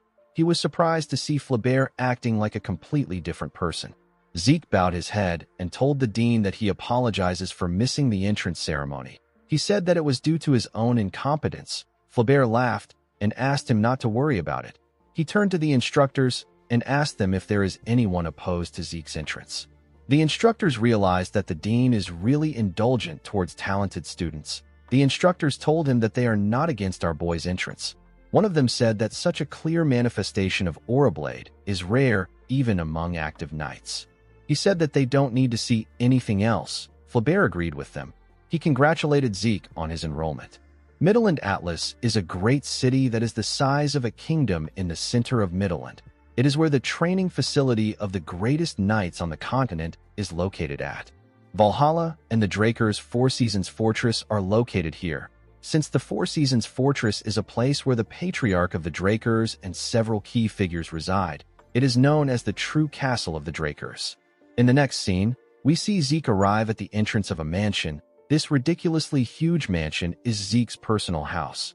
Even our boy felt like it was too much for him. As he slowly opened the door, we see two people waiting for him inside. The moment Zeke stepped in, someone popped a confetti and congratulated him on his entrance into Valhalla. The person turned out to be Duke. Andre was with him. The two men wore silly clown costumes. Zeke was surprised to see his master. Duke tapped his disciple on his shoulder and told him that he is amazing. He said that it is his first time seeing someone miss the Valhalla entrance ceremony. He told our boy that they need to get started since he has arrived. Zeke did not understand what his master was talking about. It turns out that Duke and Andre prepared a surprise enrollment party for him after they arrived at Atlas. Our boy wondered why people who should be in the academy were in Atlas. It turns out that Duke has been called back to the Four Seasons Fortress by the Patriarch. It has been a month since Duke decided on his own to become our boy's housekeeper at his mansion. Andre revealed to Zeke that he became an assistant professor at Valhalla. He apologized to Zeke for imposing on him. Our boy felt like Andre followed him there. He did not like this people disturbing his peaceful life. He was annoyed that they decided everything without even informing the owner of the mansion. After drinking several bottles of liquor, Duke and Andre passed out. It was already late in the night. The scene shifts, and we are taken to a bar. We see someone place a coin on the bartender's table and ask for a beer. The bartender was shocked to see the symbol of the Drakers on the man's gloves. The person turned out to be Zeke. Our boy told the bartender that he also wants to meet Kay. The bar became quiet the moment our boy said this. Everyone turned to him and took out their weapons. Our boy smiled when he saw this. He raised his hand and asked the men if they want to have a go at it. The men were terrified to see the Drakers' symbol on his gloves. They all quickly sat down and continued drinking like nothing happened. With a nervous look on his face, the bartender apologized to Zeke. He said that he should have stopped the men. He raised his hand and pulled a bottle to open a secret door. He told Zeke that he will guide him to the branch manager. While walking inside a tunnel, Zeke noticed that the tunnel has a second and third layer security magic. He knew that only Kay would do this. Before Zeke's regression, there were two groups that could have been called the greatest intelligence organization on the continent: the Drakers' Order of the Black Knights and the Rome Empire's Intelligence Bureau. However, there is another organization that is not well known among people. This is the Syndicate. At first, it was simply a gathering of smugglers, but after Kay joined the organization, she used their smuggling network as the foundation to form an intelligence network. Around this time in Zeke's past life, he would have been chased out of the academy and would have ended up with the McCain. Our boy did everything he could to survive and clawed his way up as one of their hitmen. Kay, who was the branch leader at that time, went to look for our boy with a commission to clean up an important transportation route. At the time, she wanted to expand the transportation routes they had already secured in order to grow the Syndicate into an intelligence organization that won't fall behind the Black Order or the Information Bureau. Through her talent and tenacity, she managed to turn the Syndicate into her own. After Zeke lost everything to the Empire, Kay went to visit him and presented him with information on the artifact that the Emperor is after. She told Zeke that it won't be easy. She advised him to be careful. Kay actively cooperated with Zeke for his revenge. She said that it was simply her way of paying him back for helping her grow the Syndicate into what it was. Zeke knew that he would have never gotten the artifact if it wasn't for her. He would have never gotten the chance to be there.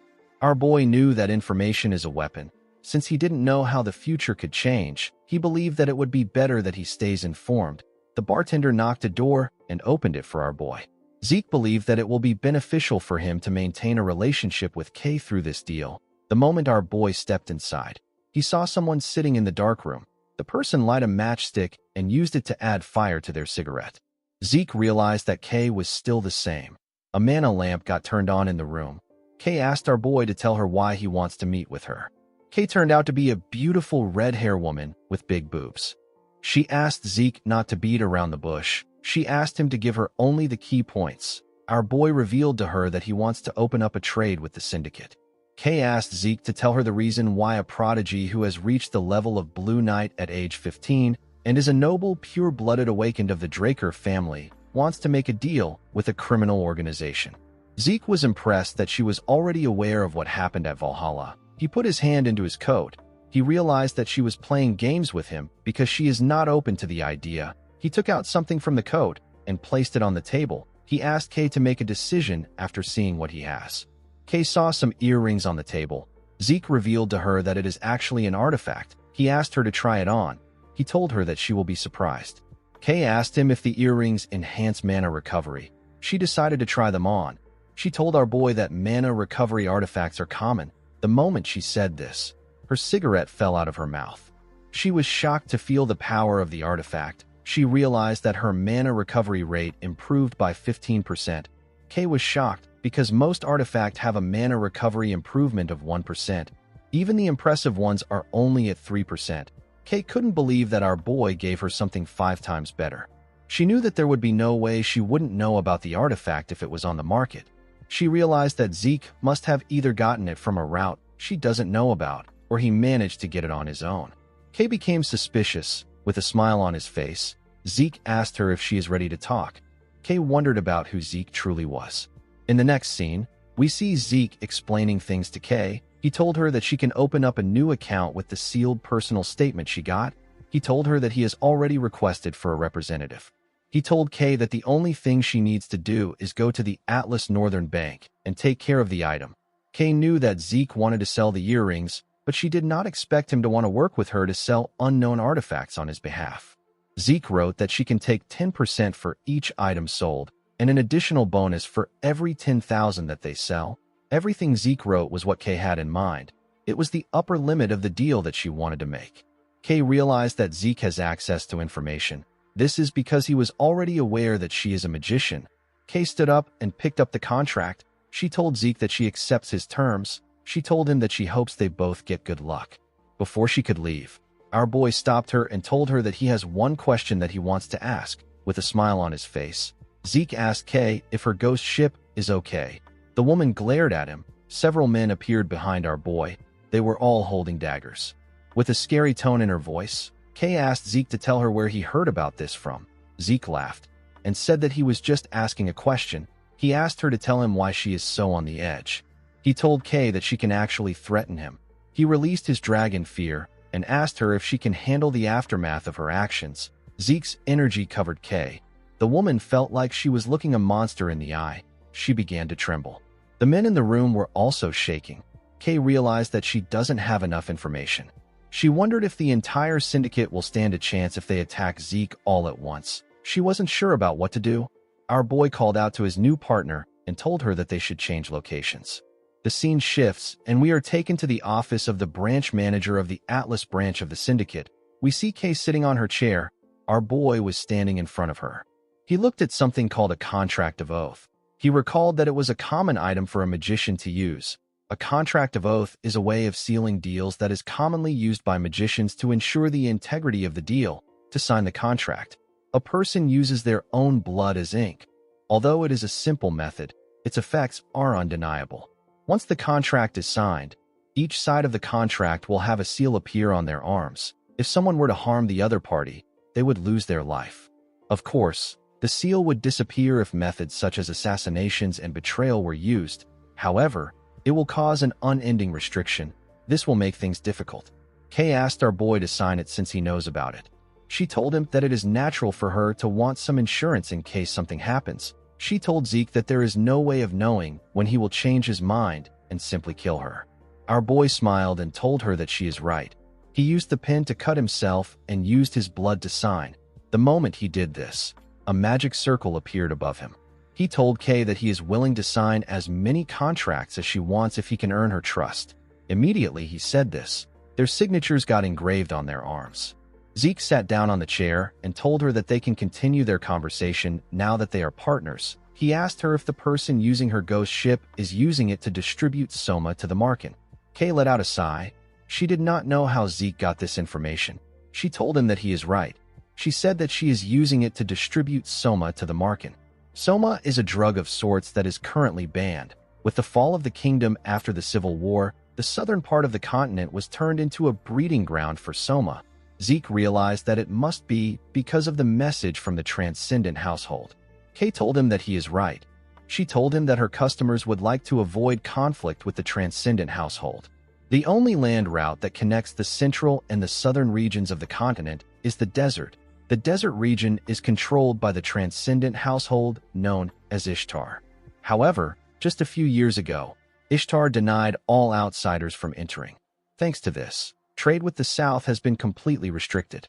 Since the land routes were closed and most of the sea routes were under the control of the Pabella, our boy was able to deduce that Kay decided to take advantage of the syndicate's sea routes. The woman said that she is fortunate that they have a client that is willing to pay. Markin and Pabella are two criminal organizations that control the lawless southern regions. They use the central forest as a delineation. The northern part is controlled by Markin while the southern part is controlled by Pabella. Markin took advantage of the land routes to distribute Soma. Since they had no access to land routes, the Pabella had no choice but to develop sea routes. However, with Ishtar closing their doors, Markin had no choice but to look for new sea routes. Unfortunately for them, the Pabella already had full control of the seas. Kay told Zeke that the story is not important. She asked him to tell her how he found out about her ghost ship. The syndicate decided to cast an invisibility spell on an entire ship to avoid unwanted eyes, since they are able to hide from both pirates and the Navy. The ghost ship has become a key part of the syndicate's money. It is a resource they try to keep secret to this day. Zeke couldn't tell Kay that he learned about it in his past life. He asked her if an information broker like herself is asking for information. He asked her if she shouldn't be focused on the Pabella's offer. Kay was shocked to hear this. She realized that there was no point in hiding it from Zeke. She told him that he is right. She said that the Pabella offered double of what the Markin is offering them. They promised to give them double for cutting off trade relations with the Markin. Kay told our boy that they are still looking into things. Zeke advised her to reject the offer.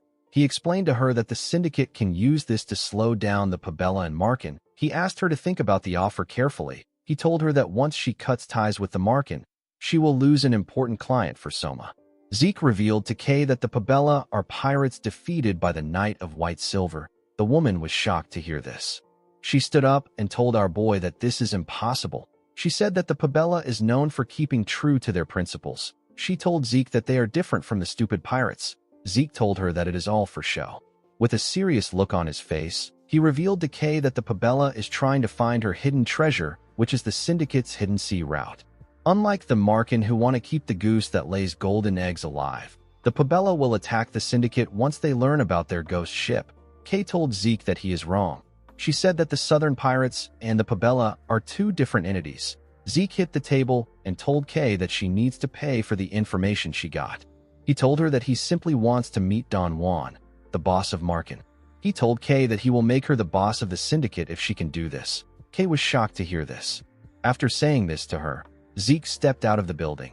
Although Kay's network of information is impressive, it is still not enough. In the past, the fastest way of gaining access to the syndicate's information was to even the playing field and absorb any organization along the way. Zeke hoped that the small fire he started today will grow in intensity and eventually consume Don Juan. The scene shifts, and we are taken to Valhalla. We see Zeke looking around.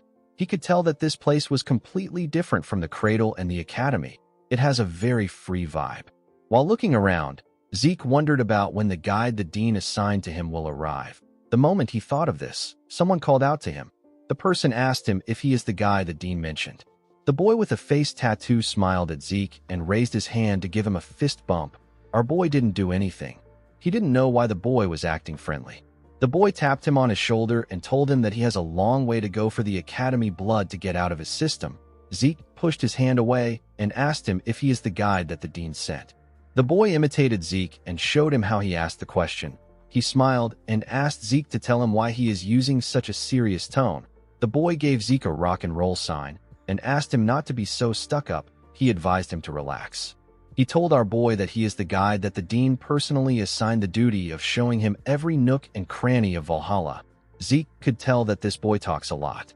While talking, the boy realized that he forgot to introduce himself. He told Zeke that his name is Diego. Our boy was shocked to hear this. Diego introduced himself as the evangelist of New Age fusion music of Southern traditional percussion and central melodies. Diego Villa let out his tongue and told Zeke that he hopes to get along with him. Our boy turned around and told him that he hopes for that too.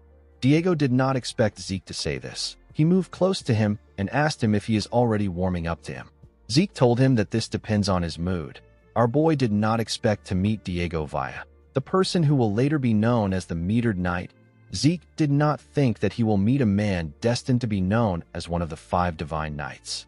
The 5 Divine Knights are 5 knights that played key roles in the Continental War. The first among them is Bishop Kastek, who is also known as the Silent Knight. The second is Jeffrick Salma, who is known as the Haze Knight. The next person is Asta Eladolf, who is known as the Illusory Knight. The fourth person is Reyna Draker, the Lightning Knight. The fifth knight is Diego Villa, the Metered Knight.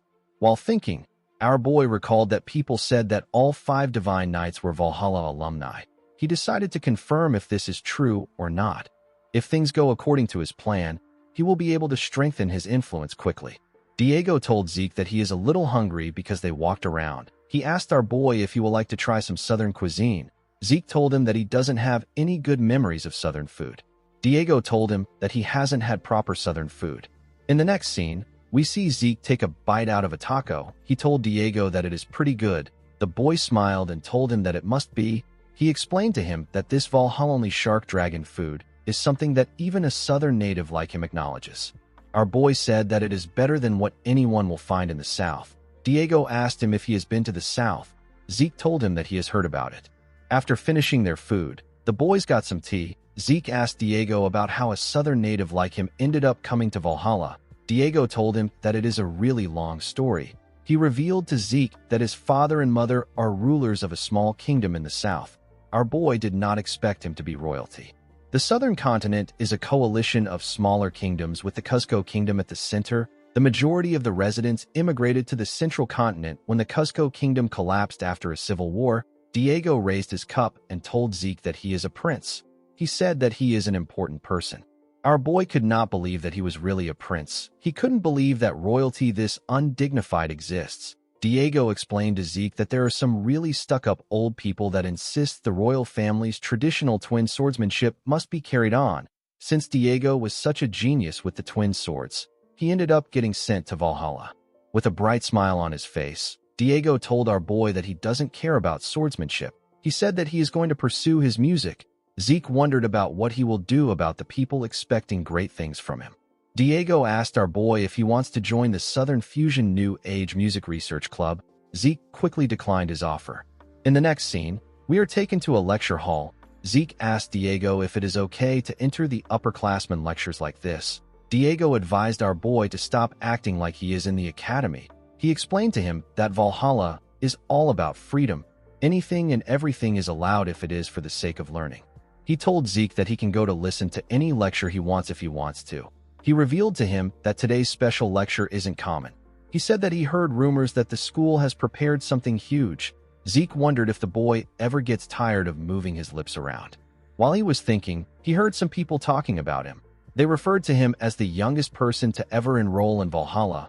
The students talked about how our boy is a direct descendant and how he is a prodigy that beat up an instructor. Diego was surprised to hear this. He asked Zeke if he is a Draker. Our boy could not believe what he was hearing. He raised his glove to show the boy and asked him about what he thought the gloves are. Diego asked our boy to tell him what the glove is. Zeke called him an idiot and revealed to him that he is wearing pure-blood gloves. He told him that they are a mark of a pure-blood Draker Awakener. Diego was shocked to hear this. He recalled that Zeke didn't take off the gloves while they were eating. He told our boy that he simply thought that he was a real badass for sticking to his guns. He told him that he had no clue that he was wearing pure-blood gloves. Zeke found it funny that the boy came all the way to Valhalla without knowing about the pure-blood gloves. He noticed that Diego was panicking. He felt like this was the normal reaction a person would have when encountering a pure-blood awakener. Zeke was quite relieved to see that Diego stopped talking. The moment he thought of this, Diego told him that he now understands why he is so stuck up. Zeke was annoyed to hear his voice. He did not know what to even say to him. Diego put his arm around his neck and told him that he should have paid for the meal since he is a Draker. He laughed and told him that he is just kidding. Everyone turned to them when they heard Diego's voice. Zeke could not believe that the boy was becoming rowdier. While he was talking, the dean clapped his hands and asked everyone to pay attention. The students immediately became quiet. Zeke wondered why there were so many people in a lecture hall. He believed that they came because of the special lecture being held by the dean. Upon seeing the amount of student there, Flaubert said that he can tell that they are looking forward to the lecture. Diego took out a book and showed it to Zeke. He asked him about what he thinks about the lyrics. He asked him if the rhyme scheme is crazy. Zeke reminded him that he said that they should listen to the lecture. He asked Diego to pretend to listen. The dean decided to skip the formalities and go straight to the main event. He told the students that he had a really hard time getting this person. He introduced the person as a Black Knight of the Drakers who is returning from the field. Zeke smiled when he saw the person. He recalled that the person returned to the Four Seasons Fortress. He wondered if the man will begin international activities now. The person turned out to be Duke Draker. The students were shocked to see the Gale Knight. They did not expect to see the Black Knight that disappeared. They recalled that rumors were going around that Duke was recently sighted around the Four Seasons Fortress. The students did not expect it to be true. Duke told them that it is an honor for him that they all remember him after he stepped back from the front lines. He advised the students to engrave the lecture in their hearts and soul. He revealed to the students that he became a Black Knight after being part of the normal class in the academy. The content of Duke's lecture was much better than our boy expected. The students did their best to focus on Duke's long lecture. After a while, they began to fall asleep. Diego didn't even listen to him. He was focused on his lyrics. Zeke could not believe that Duke has been bragging for 2 hours straight. He wondered if his master was ever going to stop. Immediately he thought of this. The dean grabbed the mic and said that he feels bad for students who were listening intently. He said that they are out of time. Zeke was relieved to hear this. The dean took a look at his watch and announced that the second speaker is someone they all know. He told them that introductions won't be necessary. He explained to the students that even though the woman is incredibly busy as a guardian knight, she took time out of her schedule to come there. Zeke was surprised to hear this. Within the Draker family, knights are classified as normal knights, intermediate knights, advanced knights, and guardian knights. Because of this, there aren't even 10 guardian knights in the family. Our boy was certain that the second speaker will be a prominent figure. Flaubert took a look at his watch. He wondered why the guardian knight was taking so long. A woman with platinum blonde hair stepped into the hall. Zeke carefully looked at her. Although the woman had platinum blonde hair and a white full-plate armor that stood out, our boy still didn't recognize her. The students were quite happy to see the woman. One of them said that he is so happy he came to Valhalla. He said that he did not expect to see the White Silver Knight in person. Zeke was shocked to hear this. He quickly turned to the woman. He immediately realized that he was looking at the first of the Draker's direct descendants. He was looking at Carly Draker, the woman known as the White Silver Knight. The port town of Isen is an important hub when it comes to sea travel in the central continent. Currently, it is a city with excellent geographical value due to how it can secure trade routes to not only the trade city of the Dolta Republic and the southern continent. It also has access to the eastern continent as well. However, the situation in Isen was completely different just a few decades ago. At that time, southern pirates had occupied the town, and it was a lawless land where all kinds of felonies were being committed. After she became a proper knight of the Draker family, Carly Draker began cleaning up the pirates. 5 years after embarking on this endeavor, no pirate could be found within Isen. After this, Isen became the greatest port city under the Draker's protection. The surviving pirates hid themselves in the deathly water to the south of the Dolta Republic. Carly's achievement of securing trade routes in Isen was acknowledged, and she became the youngest guardian knight. This is a feat that even Abel, who had everything in his hands, was never able to achieve. In the present, Zeke stared at his sister. He knew that the guest would be an important figure, but he didn't expect it to be his eldest sister. He recalled that Carly is currently engaged in a battle of succession against Abel. It was natural for Zeke not to recognize his sister. This is because something happened to her even before his regression. Carly let out a sigh and tapped her finger on the podium. She yelled and ordered everyone to keep shut. The students immediately kept quiet. They became scared. Zeke was not surprised to see that everyone trembled in fear. He knew that this was the natural reaction people would have when a guardian knight yells. Carly told the students that their attitude and behavior of not keeping quiet when a speaker has presented themselves is different from the disciplined Valhalla that she graduated from. She told them that their forefathers would click their tongues if they saw how they are. She asked them if they think that the peace they are enjoying now was granted to them at no cost. She told them that it was gotten through the blood, sweat, and tears of those who came before them. The students did not know how to react to this. Carly told them that it is not important if they just know this. She said that it is only when they reflect this in their actions that this knowledge truly has meaning. Zeke did not expect his sister to be like this. Carly told the students that it is only through rigorous training and a strict adherence to rules that one can grow a healthy mindset as a knight and become a true knight. Zeke realized that his sister is a young boomer. As they walked out of the hall, the students spoke about how awful Carly's talk was. They wished they had listened to Duke more. Zeke knew that his sister gave meaningful advice, but it did not seem to have any effect on the students. While walking, he remembered what Diego told him. With a bright smile on his face, Diego apologized to our boy. He told him that the 5 hours of composition lit a fire in his soul. He said that he has finished the Valhalla tour. He told Zeke that he will be leaving now. Our boy was happy that Diego left. He planned to hunt for talents and live his life in Valhalla. He believed that it will be better for him to search for Tarakan's secret library during times like this. Before our boy could take another step, someone called out to him. When Zeke turned around, he saw his elder sister. Carly asked him if he could spare her some time. In the next scene, we are taken to the Valhalla public training room. We see Carly take out a glowing sword. Zeke realized that this is the mithril sword that the Holy Kingdom gave his sister. The Holy Kingdom was originally bordering Isen, so the pirate problem was a big issue for them too. As a show of goodwill to the benefits they gained from the pirates being cleared out, the Holy Kingdom gifted Carly a 100% purity mithril sword and armor. She got the title of White Silver Knight because of her appearance when she wore this gear. Carly told her brother that she wants him to show her his abilities without hiding anything. Zeke locked his fingers together and carefully stretched his arms. He wondered why his sister came to meet him. He did not think that she would challenge him to a duel. He realized that Carly must have heard the rumor of him reaching the level of Blue Knight. Our boy placed his sword sheath on the ground and drew his sword. He recalled that she said that she wanted to see his abilities without hiding anything. He told Carly that he will do as she wishes. Of course, Zeke knew that he couldn't show the full extent of his abilities. He was well aware that his sister wasn't the only one curious about the extent of his abilities. He could not see a reason why he would put himself at a disadvantage like that. The founding principle of the Draker family is the law of the jungle. Reaching the level of a Blue Knight is already an unprecedented display of growth. If word gets out that Zeke is at the level of a Red Knight, the Zimmons family, who is in the middle of the battle for succession, will end up using any method they can to kill Zeke. The Patriarch will do whatever he can to place Zeke under his control.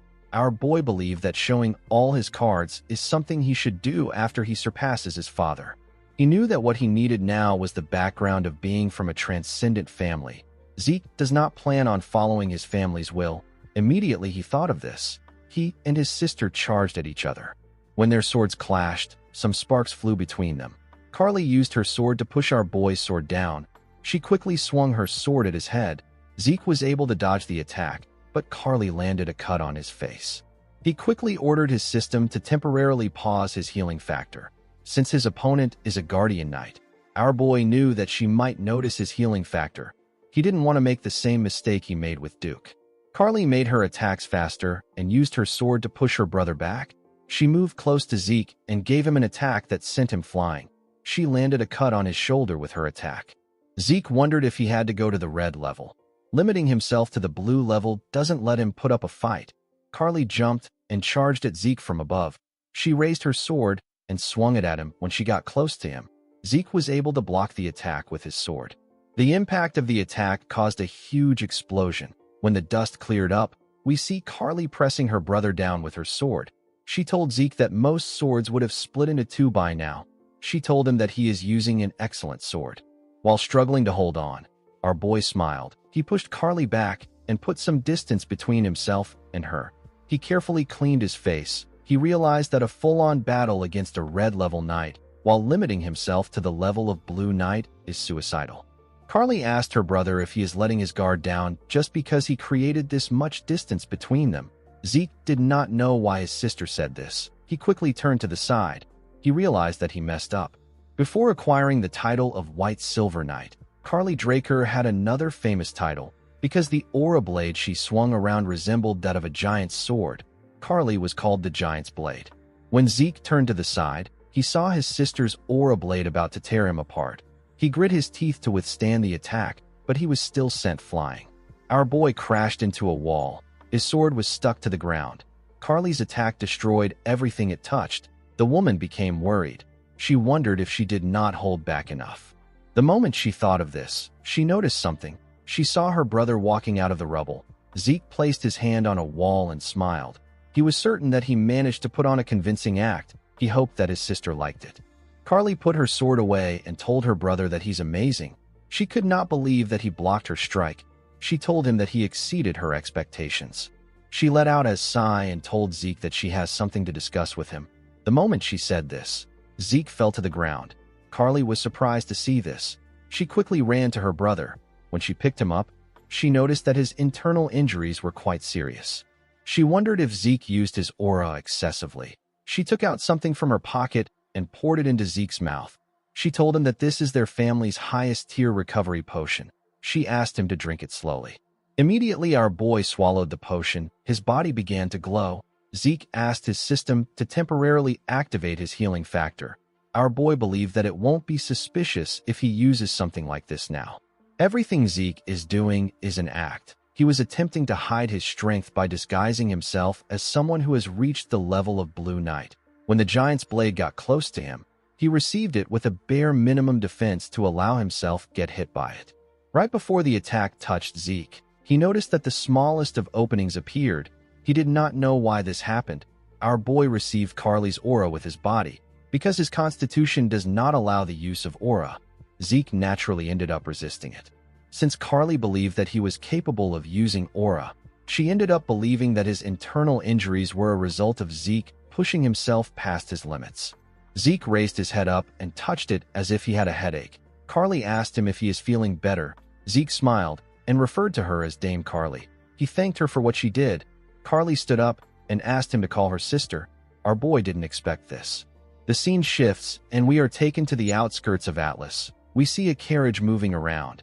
Inside the carriage, we see Carly offer Zeke some tea.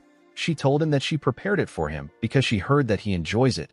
She revealed to him that it was shipped by air from the eastern continent. Zeke thanked her for the tea. He recalled that his father said something similar the last time they met. He wondered about how far the tale that he likes tea has spread. Our boy was surprised to see that they were sitting inside a carriage. He told his sister that he would have never imagined that the inside would look like this when he saw it from the outside. Carly revealed to him that she used camouflage magic on the carriage. She said that a guardian knight's carriage stands out too much. Zeke found it odd that his sister dragged him from a training room to the city outskirts by carriage. He asked Carly if the subject is something that would cause other people trouble if they should hear about it. Carly told him that it is about the butchering knight. She revealed to her brother that she needs more power in order to stop Abel. Zeke asked her about what she means. He asked her if she is talking about the second son of the household. Carly told him that she will explain from the beginning. She revealed to our boy that one of their family's tenets is the oath of neutrality. She said that Abel has broken the creed to not get involved in national disputes. He is currently siding with the Rome Empire against Alencia in their dispute. Zeke realized that Abel has been making his moves from an early point in time. He asked his sister if the Four Seasons Fortress is unaware of this. Carly revealed to him that the fortress is overlooking the issue. She explained to Zeke that the Four Seasons Fortress is currently divided. This is because supporters of the Empire have appeared in the Elders' Assembly that Abel is receiving support from. Zeke asked her if all the Elders are on the Empire side. Carly revealed to him that some of them are maintaining neutrality. Our boy could not believe that the stuck-up Assembly of Elders was merely maintaining neutrality instead of showing dissent. He told his sister that it is only a matter of time before all the Elders join the Empire's side. Carly told him that it will be appropriate to view the situation like this. She explained to her brother that she is trying to find a method she can use to stop Abel. She said that she can't just wait for him to get caught. She told him that if they leave Abel alone, this will devolve into a great war. Zeke knew that Carly's predictions were correct. It has already been 3 years since our boy regressed. 7 years from now, the Drakers and the Rome Empire under Abel's command will launch a continental war. Countless people will die or get ruined. The skies will go dark and the land will be drenched in blood. Carly revealed to her brother that she has resolved herself to acquire enough power to stop Abel. She explained to him that Abel is currently controlling the higher-ups of the family. He believes that those lower down will naturally follow him. However, Carly believes that true knights do not bow to power. They follow justice and a greater cause. While being true to her beliefs, Carly plans to rally the normal knights in the vicinity of the Four Seasons Fortress. She told Zeke that she does not plan to force him to support her. She told him that he is still young and his future is guaranteed as a pure-blood awakener. Zeke took a sip of his tea and stared at his sister.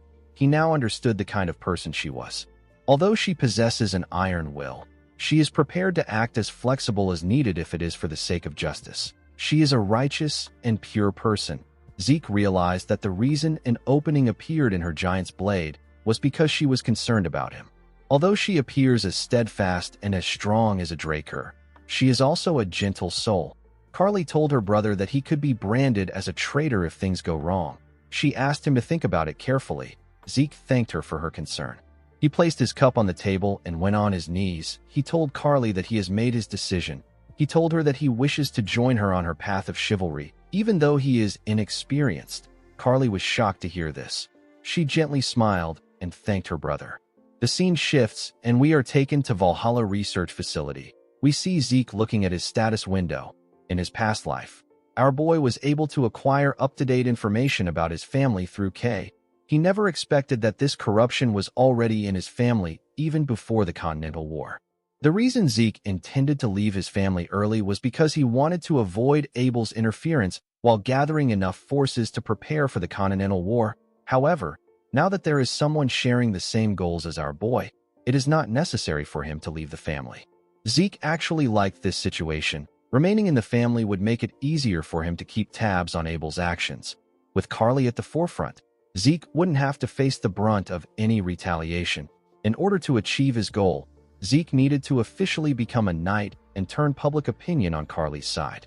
Even if Carly is firstborn and a guardian knight, she is neither a pure-blood awakener nor is she from one of the great families. In our boy's past life, Carly was pushed back by Abel's forces and failed to take the family for herself.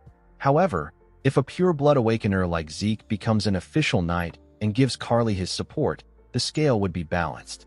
Zeke could not believe that he had to act like a knight, even though it didn't suit him in any way. While thinking, our boy looked at the map. He saw that he was almost at his destination. He entered the Great Central Library in Valhalla. He went inside to check for the main reason he came to Valhalla. He went to check for Tarakan's secret library. Inside the humongous library, our boy walked into a closed section. The system informed him that he has arrived at his destination. Zeke could not believe that this was the secret library. He felt kind of disappointed when he looked around. He didn't see anything special or meaningful there. Since it was a place the system guided him to, Zeke expected to find something like Bahamut's heart or fangs. He wondered if he ended up coming there in vain. Immediately he thought of this. He took another step. The system informed him that it has detected a data storage point. Immediately it said this. A huge shelf appeared in front of our boy. Zeke was shocked to see the shelf. He was more shocked by what he saw on the system. The system informed our boy that the secret library of the administrator known as Tarakan Draker has been found. Zeke could not believe that Tarakan was a user of the same system. Since this was a bookshelf that only appears in reaction to the system, our boy understood why no one has ever discovered it. The system informed him that the information within Administrator Tarakan's library has been linked and updated in his own system. It explained to Zeke that he will now always have access to Tarakan's secret library. The system provided categories in order to allow Zeke access the information easily. It created 4 categories. The first was the Organization Management Manual. The second was the Dragon Slaying Manual version 5.21. The third was the Reference Materials, and the last was the Collections of Proverbs to improve growth. Zeke decided to check the categories later. He asked the system to find him something that will help his growth the most right now. The system confirmed his request and informed him that a book matching his request has been found. Zeke noticed that the book was glowing on the shelf. The book appeared in his hand. Its title is The Secret Technique of the True Dragon's Swordplay. Zeke was certain that he had never heard about this technique. He checked the back to see who the author is. He was shocked to see the name of the author. It was the close advisor to the hero King Kaiser, the man known as Shelton Draker. In the next scene, we see Shelton Draker writing in his study. Shelton wrote that he wants to elaborate on why he felt the need to create the true dragon's swordplay. According to him, the relationship between dragons and humans began with the great hero King. It is because of him that even mere humans are able to form contracts with supreme beings like dragons. However, dragons cannot help humans without any special reasons to do so. They simply took pity on the weak humans because they lack the special traits that other races possess. Thanks to Kaiser, the number of contractors greatly increased. They spread across the continent to create civilizations. However, it is because of this incredible rate of development that Shelton is worried. Shelton fears the dragons. If such transcendent beings helped humans because they were driven by feelings as shallow as pity, then they could also easily turn against humans. Shelton believed that if his concern ever comes true, humanity will not be able to resist in the slightest. They will find themselves completely annihilated over the course of a day. Due to his fears, Shelton decided to find a way to fight dragons. The first thing that came to his mind was magic. However, magic was the very first gift that dragons granted humans. It is because dragons inscribed circles into the hearts of humans that they are able to cast spells. Their own hearts were incapable of generating mana on its own. Attempting to combat dragons with magic would be a fool's errand. Shelton's next thought was the elemental sword wielded by the hero King. This was a power that even the dragons feared. Unfortunately, this is a power granted only to Kaiser, who has inherited the blood of the fairy monarch. Since he didn't have a lot of options left, Shelton immersed himself in research in order to discover a new power which only humans could wield. He tested the primitive swordsmanship of the North and the mysterious powers of the East. There was nothing that Shelton did not try in order to transcend the limits of his own humanity. When he was at a dead end in his research, Shelton received help from someone he never thought would help him. It was the contracted dragon of Kaiser. The dragon's name is Kronos. Kronos claimed to help Shelton because he found his research intriguing. However, the man could feel a strange determination from the dragon. His determination was too strong for Shelton to simply accept his given answer as the truth. Shelton could not refuse the dragon's help. He continued his research. He and Kronos happened to stumble upon aura. It was neither elemental force nor mana. It was a power that only humans were able to wield. Having finally discovered a clue after Kaiser left for the spirit realm, Shelton continued his research on aura. Not long after this time, Shelton's research bore fruit. The man walked out the theory and application of aura, as well as a style of swordsmanship for utilizing it. Shelton wrote and distributed the true dragon's swordplay. However, things did not go as he wanted. In a world where people could quickly and easily grow powerful through the use of dragon-made artifacts, the true dragon's swordplay, which required one to put in efforts in order to grow stronger, was cast aside and neglected.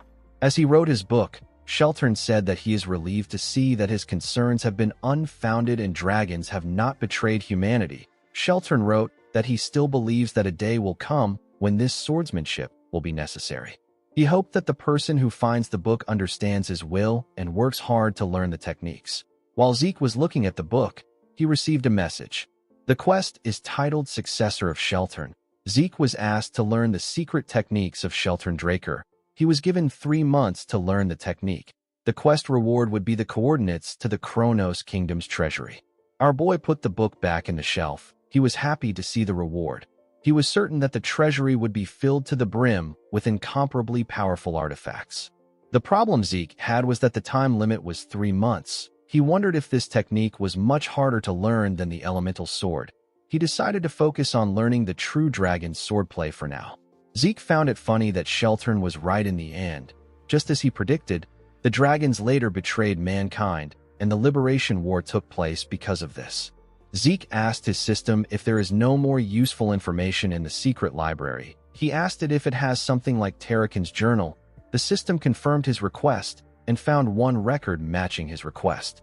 It informed him that a magic video record will be played. The library slowly began to fade away. Our boy was surprised to see this. He recalled that this was the same thing that happened when the tutorial began. Zeke was taken to a desert. He wondered about where he was. The place felt like a space that the system created. When Zeke turned around, he saw something horrifying. Our boy couldn't move. The thing raised its head and body out of the ground. Zeke's indomitable mental defense skill quickly got activated. Even though the skill was activated, our boy was still shaking. The monster in front of him felt too real. Zeke could not believe that he was looking at the being once known as the king of all creations. He was standing in front of a dragon. While he was shaking in fear, someone called out to the dragon known as Bahamut. Our boy could not believe that he was looking at the evil dragon. He quickly turned to the person behind him. Zeke could not believe that he wasn't able to sense the presence of the man behind him until he opened his mouth. He could tell that this man was ridiculously powerful. He was basically a monster. The man with the blurry image passed through Zeke. Our boy was surprised to see this. He quickly understood that he was literally inside the recording. Zeke wondered if this scenario recorded in Tarakan's journal is the decisive battle between Bahamut and Tarakan Draker from the legend of the Dragon Slayer. When Bahamut raised his enormous hand, Zeke smiled. He was quite excited to witness the battle that was passed down only through legends. To our boy's surprise, Bahamut used his claw to hit the ground. Tarakan did not seem fazed by what the dragon did. Bahamut asked Tarakan to tell him why he is hesitating. Tarakan did not say anything. Bahamut referred to him as his contractor and told him that he disappoints him. Zeke was shocked to hear this. He could not believe that Tarakan was Bahamut's contractor, just like Kaiser and Kronos. Zeke could not comprehend what was happening. He did not understand how the legend of the Dragon Slayer came to be and how Tarakan subjugated Bahamut. While thinking, Zeke noticed something odd. The world of the recording began to glitch. Our boy did not understand what was happening. While he was looking around, he noticed that Tarakan told Bahamut something. Unfortunately, he couldn't hear what they were saying. Zeke called out to his system and asked it if it can do anything about the glitch. The system could not accept his request. Zeke did not like this. While thinking, he turned around to see Tarakan. Zeke remembered asking Kaiser if a contracted dragon could kill its contractor. Kaiser laughed and told our boy that he spouts a lot of nonsense. The Hero King said that a dragon can never betray a human. It is more likely for the betrayal to come from the human. The moment our boy remembered this, he saw Tarakan take out his sword from Bahamut's head. Our boy saw Bahamut's corpse slowly getting reduced to ashes and disappearing. He could not believe his eyes. After Bahamut's corpse completely faded away, Zeke saw something in front of Tarakan. He saw the heart and fang of Bahamut that he received at the home of the Dragon Slayer. Zeke wondered if a dragon always leaves behind a part of itself and turn into dust.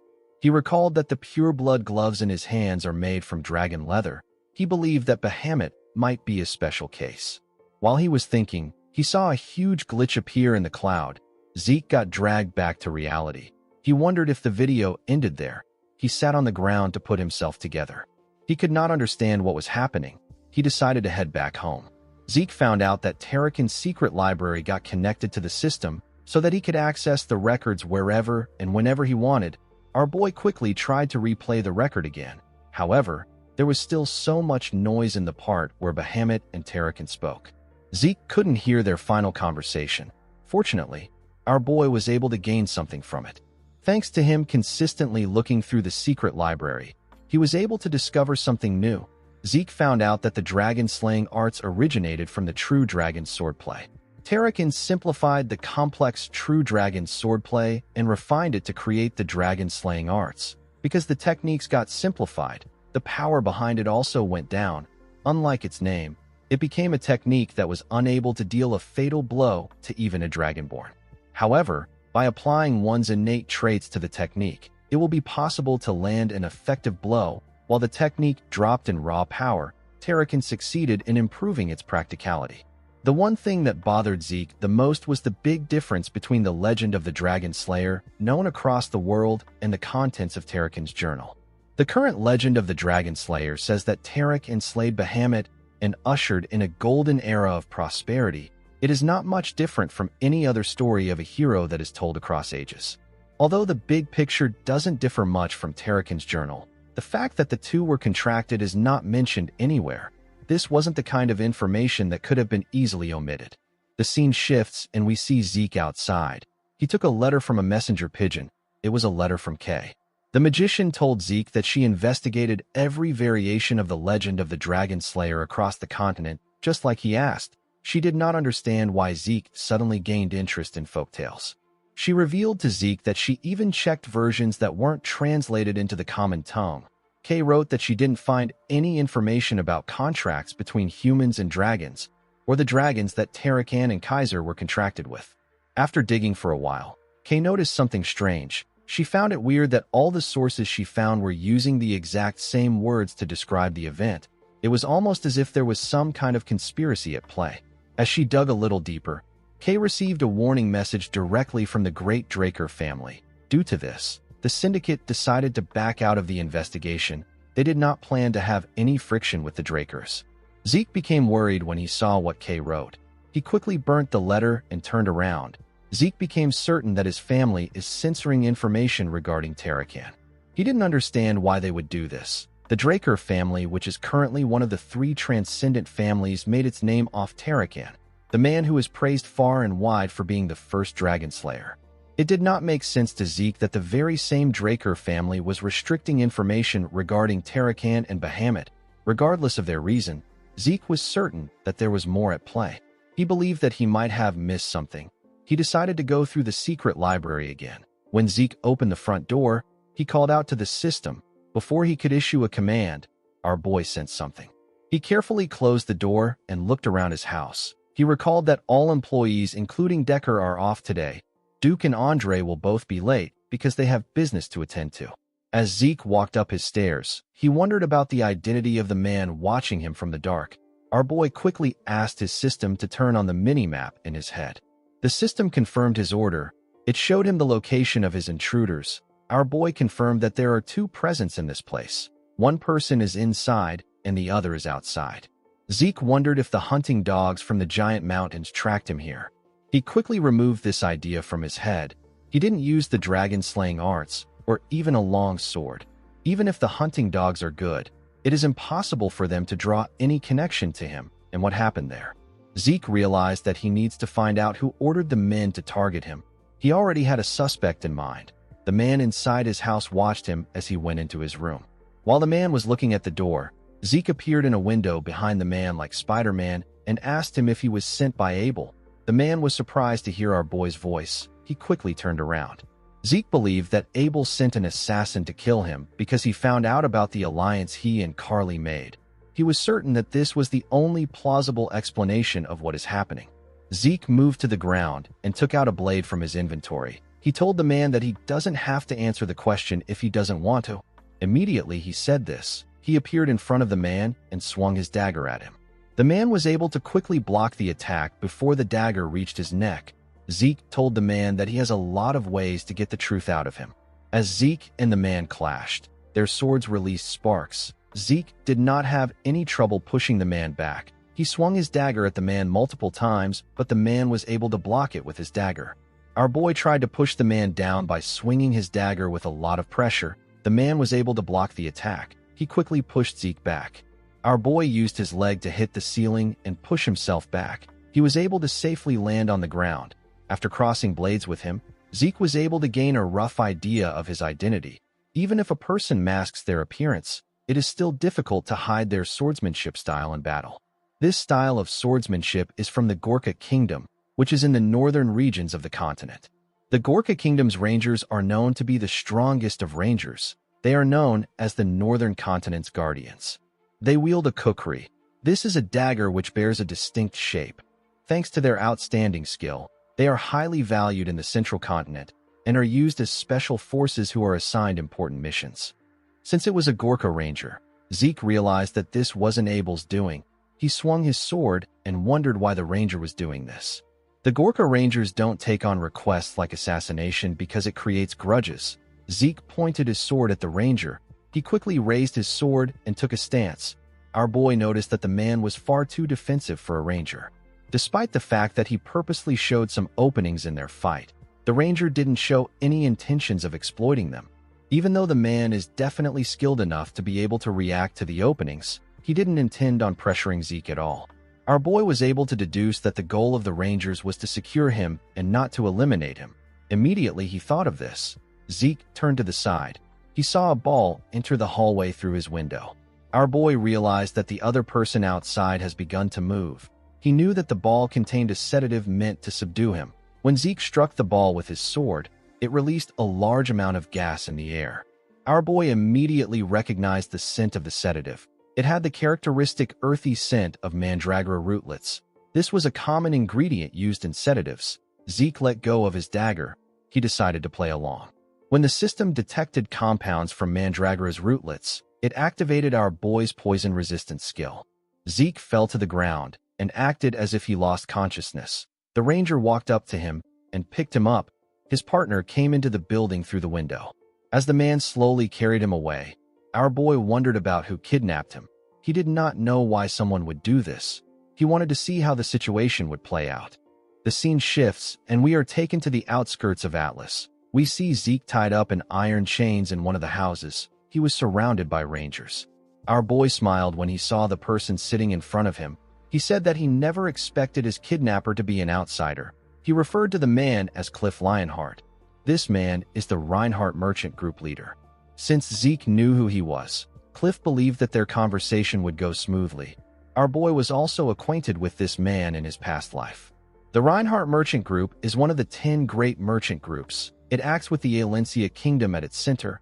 Of course, if things follow the expected trajectory, the continental war that Abel and the Empire will start will end up raising the Merchant Group and the Alencia Kingdom to the ground.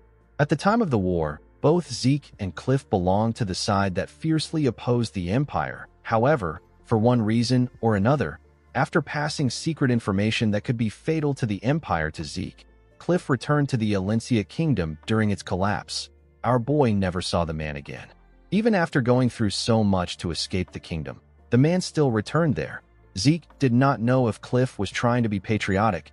He found the man's decision to be foolish. Cliff apologized to Zeke for using an inevitably rough method to get him there. He used his hand to signal someone. The ranger that kidnapped our boy moved close to him and removed his chains. Cliff assured Zeke that he will receive an apology from his merchant group for this discourtesy. He told him that he wants to take his time to have a discussion with him. Zeke carefully moved his wrist. He asked the man to go straight to the point. With a serious look on his face, our boy asked Cliff to tell him what he wants. The man did not expect a young boy to have this kind of response. He realized that a Draker is still a Draker regardless of how young he is. He knew that even the most experienced knights wouldn't be able to help being guarded and anxious in a situation like this, but Zeke didn't falter at all. Although Cliff set the stage in order to take the initiative in their conversation, our boy managed to take back control. Cliff asked Zeke to take a look at the documents in front of him before they start talking. Our boy took out the documents. Cliff explained to him that it is a record of those infected by the new pandemic that recently spread across the southern regions of the central continent. Zeke asked the man about why he wants him to see this. The moment our boy asked this question, he saw a document that caught his eye. Cliff noticed that Zeke found something. It was a document about a woman called Elena Stone. This is the mother of Liam Stone. She was suffering from the rose disease. However, because our boy gave Liam instructions on how to create the cure, Elena is now doing better. Zeke threw the document on the table and asked Cliff to tell him what this is about. The man said that the new disease is known as the rose disease. He said that it is a torturous disease with a fatality rate of 100%. Cliff told our boy that Elena Stone did not die from the disease. She even recovered. He said that he questioned the physician in charge of the woman. They refused to talk about the case. With a serious look on his face, Cliff asked Zeke if he knows anything about this. Zeke smiled when he heard this. He knew that the man already caught a whiff of the circumstances from the very beginning, and yet he still insisted on picking at him like this. Our boy wondered if the man did this because he is a merchant. He assumed that Cliff's goal is to gain a monopoly over the cure of the rose disease. Considering the fatality rate of the disease, this is an entirely plausible motive. The worth of the cure is so unimaginable that a person could rob the entire continent of its wealth, and it would still pale in comparison. However, Zeke knew Cliff quite well. He is a reasonable man who can see past his own self-interests. There is no way a man like Cliff would lose himself to greed and take on the risk of kidnapping a descendant of one of the transcendent households. This means that the man has another goal. Zeke told the merchant that he was the one who gave the woman the cure. Cliff was happy to hear this. He jumped out of his chair and asked our boy to sell the cure to him. He told him that he will pay him any amount he wants. Zeke raised his hand and smiled when he heard this. He asked the man to tell him why he is excited. He told him that he is not acting like a merchant. Cliff was annoyed to hear this. Our boy became certain that Cliff's goal is not money. He wants to save someone's life. With a smile on his face, Zeke told the man that they need to make a deal. The man sat down back. Zeke told him that he has to fulfill 3 simple requests in exchange for receiving the production method for the cure. Cliff asked him if he can tell him his request. Our boy said that he doesn't know yet. He told the man that he will call in these favors when he needs them. He assured him that he won't ask for anything a merchant group can't handle. He asked him not to worry too much. Cliff was still quite worried. He asked Zeke if they can come to terms on the things that they can't handle. Our boy smiled when he heard this. After some time, Zeke wrote the production method on a paper and stretched his hand out to give it to Cliff. He asked the man to follow the instructions on the paper to make the cure. Cliff quickly stretched out his hand to receive the paper. Zeke moved his hand back. He told the man that there is something he is personally curious about. He asked Cliff to tell him the person in need of the medicine. The man froze in fear. With a nervous look on his face, he told Zeke that he simply intends to procure a product with immense worth as a merchant. Our boy explained to him that he got the Northern Rangers to kidnap someone from a transcendent family, and he also reacted with an explosive emotion as if he forgot what the word composure meant. Zeke told Cliff that this isn't how the great Reinhardt merchant group should present itself. Cliff realized that our boy had caught on to him. He sat down and said that the cure is for a member of the royal family of the Kingdom of Valencia. Zeke did not expect to hear this. He asked the man to tell him which member of the royal family it is for. Cliff told him that he can't share this with him. Our boy did not understand why he would say this. He asked the man if he knows how many royals are in Valencia. The moment he said this, our boy noticed something different about Cliff's eyes. He remembered the man telling him that he is returning to the Valencia kingdom in the past. Zeke asked the man to put himself together. He told him that both the kingdom and the Reinhardt merchant group are done for. He told him that he will die if he goes back there. Zeke advised Cliff to seek asylum in the north.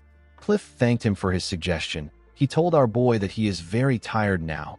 With a look of sadness and emptiness in his eyes, Cliff said that he wants to face his end in Valencia. The Cliff of the present apologized to Zeke and told him that he can't share any more information with him. Our boy realized that the look in his eyes is completely different from the look he had in his past life. He wondered if this sick person was someone precious to him. Zeke recalled that his sister told him that Abel is supporting the Empire in their fight against the Valencia kingdom. Apart from this, the kingdom is already in a chaotic state due to disputes regarding the administration of various races' ghetto. There is also the weak power of the royal family. Internal power disputes have led to a considerably difficult situation. Since there was still time before the Continental War breaks out, Zeke decided to get a connection to the Valencian royalty. He believed that this connection will pay off in the future. He stretched out his hand to give Cliff the paper.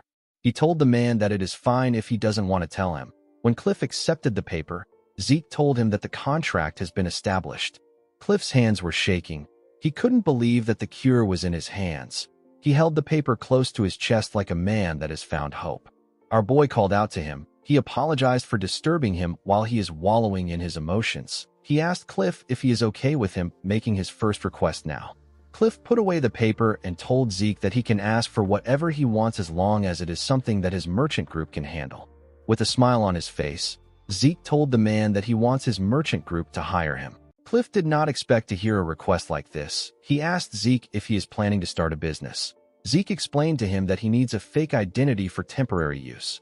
Cliff believed that Zeke could easily get something like this if he wanted. He told our boy that he wouldn't need his help if this is all he needs.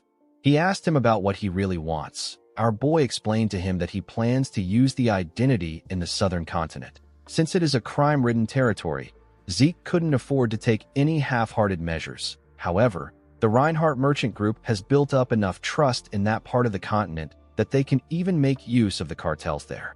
Cliff told Zeke that he is correct. He said that he is not very proud of what they have done. He told Zeke that he understands the situation. He told him that he can use his cousin's name. The cartels won't be able to outwardly suspect him if he does this. Zeke was happy to hear this. He asked Cliff to provide regular transportation to the south and a house to stay in. He revealed to him that he will be storing his cargo in the house. He asked him to make sure it is on the larger end. He told the merchant that this is the end of his first request, since the men kidnapped and brought him there. Zeke asked them if they have prepared a way for him to return. Cliff forced himself to smile. He was annoyed to see that our boy was just making difficult requests. He wondered if Zeke didn't have a conscience. He accepted our boy's first request and told him that he will contact him when everything is ready. He told him that the Rangers will provide a horse for him to return on. Zeke was surprised to see that Cliff accepted the deal calmly. He realized that this person must be extremely important to the man. Cliff got up and left with his guards. The red-haired man and his partner moved close to Zeke. The red-haired man asked Zeke to follow them. They took him outside and showed him a horse. Our boy told them that it is a pretty good horse. He walked past them and took something off them at a crazy speed. He stored the thing in his inventory. When Zeke got on the horse, the ranger told him that their business is over. He said that they will be leaving. Zeke asked the man if this also means that their contract with Cliff is over. The Rangers were surprised to hear this. The red-haired ranger turned around and told our boy that he didn't know that he knows how to speak Gorkalai. He asked him if the Drakers even learned things like this. Zeke smiled and told the man that it is his own hobby. He revealed to him that he wants to hire them for something. Zeke informed him that he wants to rescue someone imprisoned by McCain. The man turned to his partner. His partner shook his head. Zeke asked them if the reward is too small. The man said that the money is not the problem. He knew that they would gain a good profit since it is the same condition as the one they were given by the Reinhardt Merchant Group.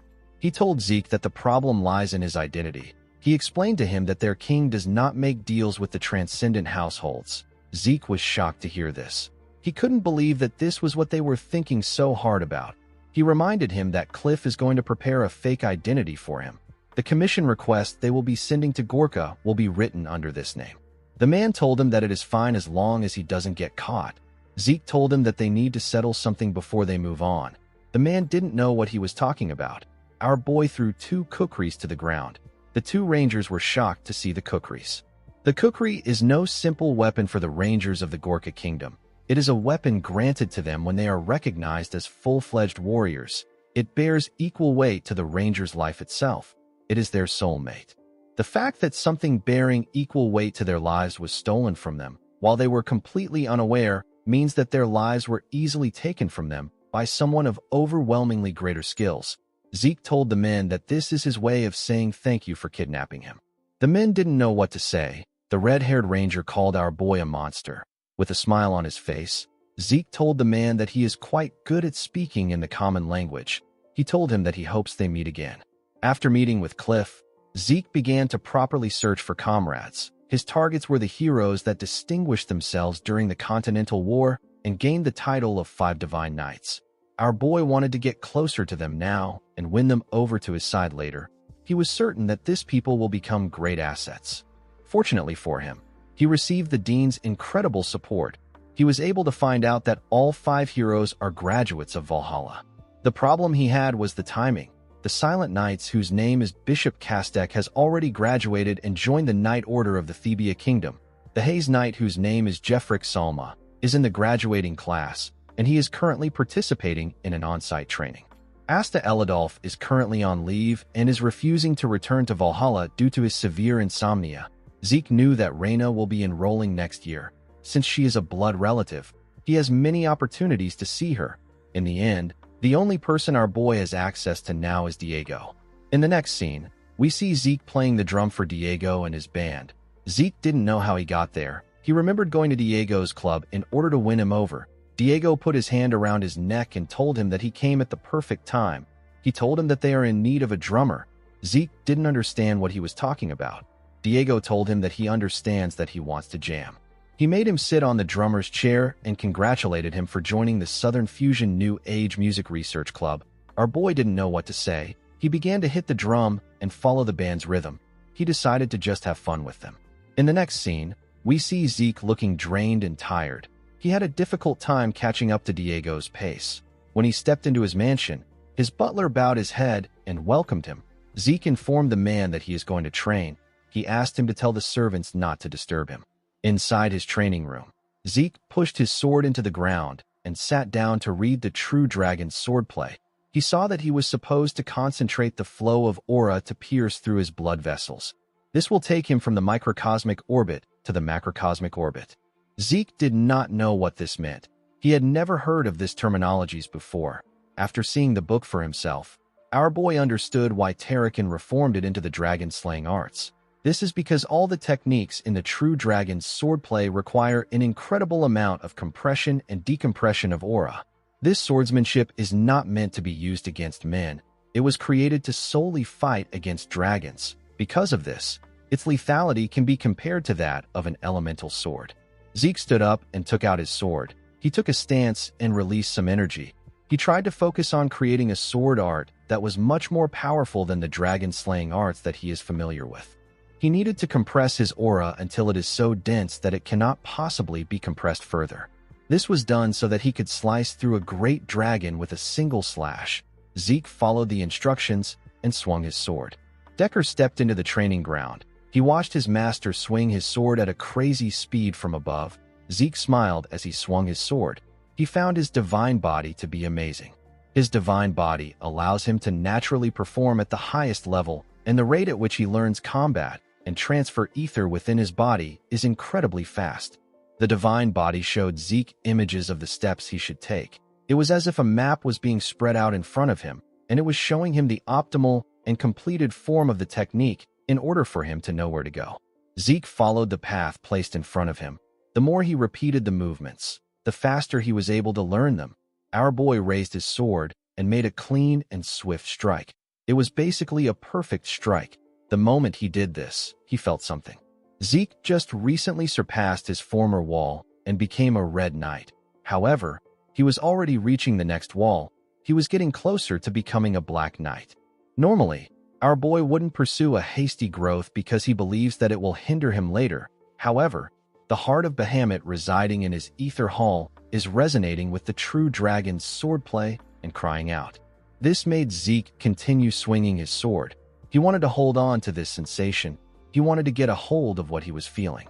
While he was swinging his sword, a symbol and some letters appeared in front of his chest. Zeke was surprised to see this. Before he could do anything, a mysterious energy took over his body. His eyes became black. Zeke could not comprehend what was happening. The system informed him that Bahamut's heart has reacted to Sheltern Draker's true dragon swordplay. It told him that it will now show him the memories engraved within Bahamut's heart.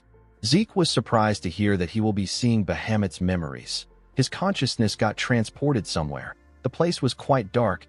Our boy couldn't see anything. Suddenly, he heard someone coming. When he looked down, he saw a dragon. He saw someone call out to the dragon known as the Lord of Dusk. This dragon is Bahamut. The man told Bahamut that he has a request to make. Bahamut opened his eyes when he heard this. The mysterious man took out a book and told Bahamut that he would like him to hold on to the true dragon's swordplay that he created. This man is Sheltern Draker. Bahamut stood up and told Sheltern that he always knew that he was detestable, but he didn't know that he was mad. Our boy realized that the man in front of him was Sheltern. Bahamut asked the man if he truly plans to entrust a dragon-killing technique to a dragon. Sheltern revealed to him that Kronos has already agreed to it. Bahamut slammed his hand on the ground when he heard this. He gathered his energy inside the cave and created some huge weapons in the air with his energy. He said that Kronos has been led astray by humans and he has lost his sense as a mediator. Upon seeing that Bahamut wasn't ready to listen to him, Sheltern placed his hand on his sword. Bahamut created more spears in the air. While screaming at the top of his voice, he told the man that he doesn't believe in Kronos' rambling prophecies. The moment he said this, he fired his spears at Sheltern. Sheltern quickly drew his sword. He used it to block the huge spear that came close to him. He easily pushed it away. Unfortunately for him, there were still many more spears. Sheltern wasn't fazed by them. He stood his ground and blocked the ones that came close to him. Each one of the spears had enough power to destroy the cave. Bahamut continued attacking the man with his spears. Sheltern used his sword to skillfully brush them aside. Zeke watched in awe. This was his first time seeing the pinnacle of all creation. It was his first time witnessing dragonic magic. The sheer force of the spears was ridiculous. Our boy knew that he was only capable of knocking down one or two spears. He couldn't believe that Sheltern took all the attacks head-on. Zeke realized that his ancestor is a different kind of monster. Bahamut asked Sheltern to get out of his lair. He told him that his next attack will be directed at the Kronos Kingdom if he doesn't leave. Sheltern asked him if he is really fine with doing this. He explained to him that he will also be subjected to the karmic sanction if he does this. The moment he said this, the spears began to slowly fade away. Bahamut told him that the karmic sanction is a joke.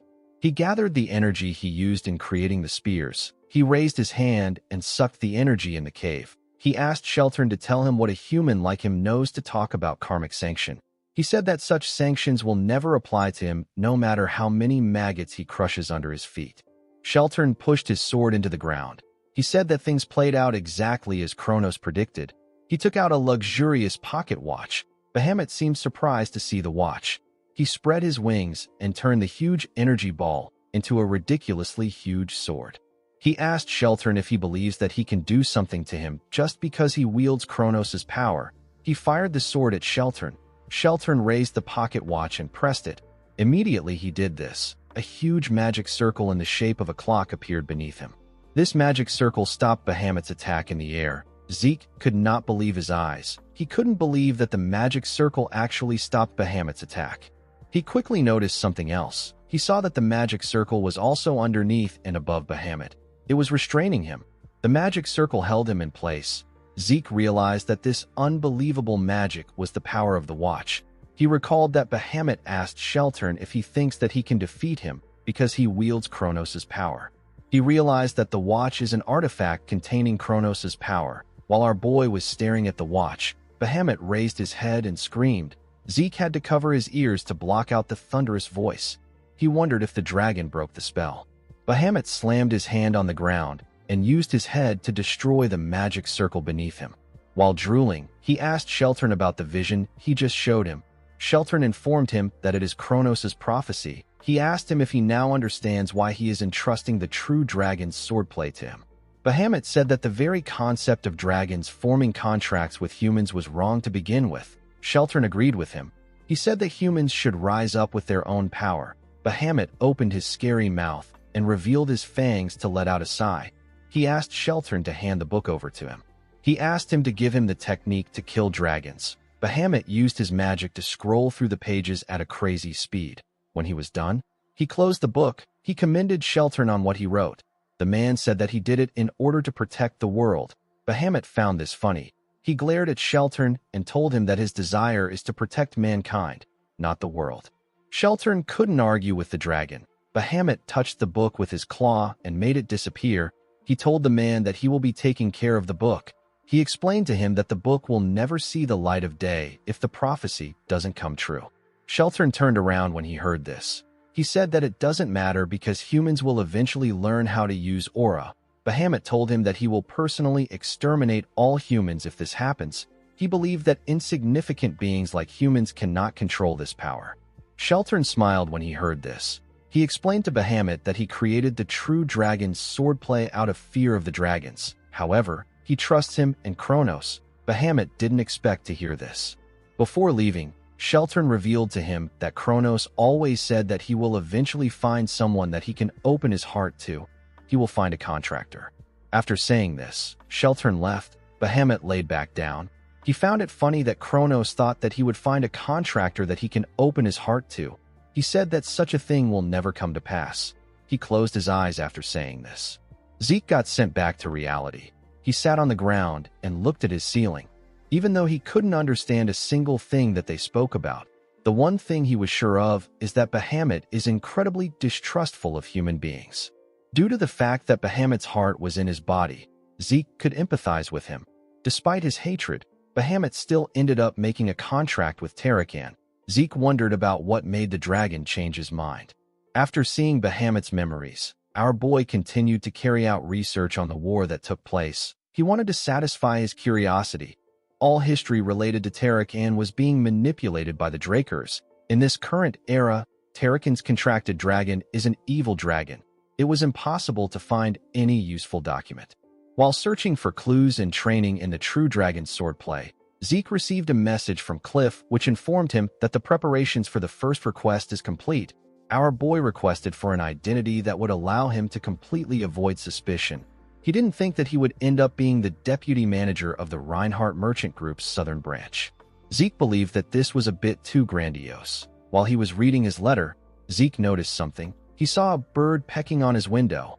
Our boy smiled when he saw the messenger pigeon. He realized that Kay has resolved herself. In the next scene, we are taken to the Syndicate Atlas branch jurisdiction. The place is known as the Secret Garden Hotel. Inside the hotel, we are taken to the top floor. We see Zeke enter a room. Kay was waiting for him in the room. Our boy was wearing his disguise. Kay referred to him as partner and welcomed him into the VIP lounge. Zeke smiled and sat down. He found it funny that she was now calling him partner. Before he could say anything, he turned to the transparent glass to look outside. Kay did not understand why he was looking outside. Although our boy has been in Atlas for a while, he had never gotten a view like this before. The city looked quite beautiful. Our boy was captivated by its beauty because the view he was used to seeing were ruins caused by the Continental War. He put himself together and turned to Kay. He told her that he didn't know that there was a place like this in Atlas. The woman was surprised to see that our boy actually got absorbed by the scenery. She revealed to him that the hotel is one of the syndicate side businesses. They wanted a place where those working underground could speak in secret. Kay poured a drink for herself and Zeke. Our boy pushed the drink forward. He told the woman that he doesn't drink liquor. Kay found this funny. She asked him if he is refusing to drink because he is underage. She told Zeke that he has a cute side to him. Zeke did not know why she was making a stupid assumption. He explained to her that he doesn't drink because he can't feel anything from it. Zeke took a drink when he got caught up in the atmosphere of his entrance celebration party. He learned that his poison resistance skill considers alcohol a poison and detoxifies it on its own. Before his regression, Zeke would occasionally drink because he wanted to get drunk, but now he can't do that anymore. Due to this, Zeke prefers to drink tea, which is something he actually enjoys. Kay told our boy that she understands that he doesn't like alcohol. She said that they can leave the small talk aside. She told him that she has something to show him. Our boy realized that Kay doesn't really care if he drinks or not. The magician took out a report and some pictures. She told Zeke that the Pabella are truly involved in piracy. Immediately, she started looking into it. The evidence kept coming out. She found it shocking that her organization hadn't noticed anything until now. The decisive evidence was the fact that there was a period of intense growth for Pabella after they disappeared as a result of being cleaned up by the White Silver Knight. On top of this, there were undocumented profits made by the Pabella. Kay pointed at a man in a picture. The man's name is Joaquin Fernandez. He is also known as El Mencho. Despite being the second-in-command for McCain, he still has dealings with Pabella. Kay explained to Zeke that she hasn't reported anything to her superiors because the information is quite shocking. She knew that it would cause chaos within the syndicate. She said that ignorance can be bliss. The woman wanted to mention something about the artifact that Zeke asked her to find a buyer for. However, something shocking caught her attention. Zeke thanked Kay for doing him a big favor. With a horrifying smile on his face, Zeke told the magician that he will now tell her how he plans to make her the boss of the organization. Kay was terrified by our boy's smile. In the next scene, we see rain falling in a town. We see trains moving in that town. Zeke appeared in an alley with an umbrella in his hand. He opened his system to check something. The system informed him that he opened a portal at a specified location. Zeke teleported here with the mini-maps portal function.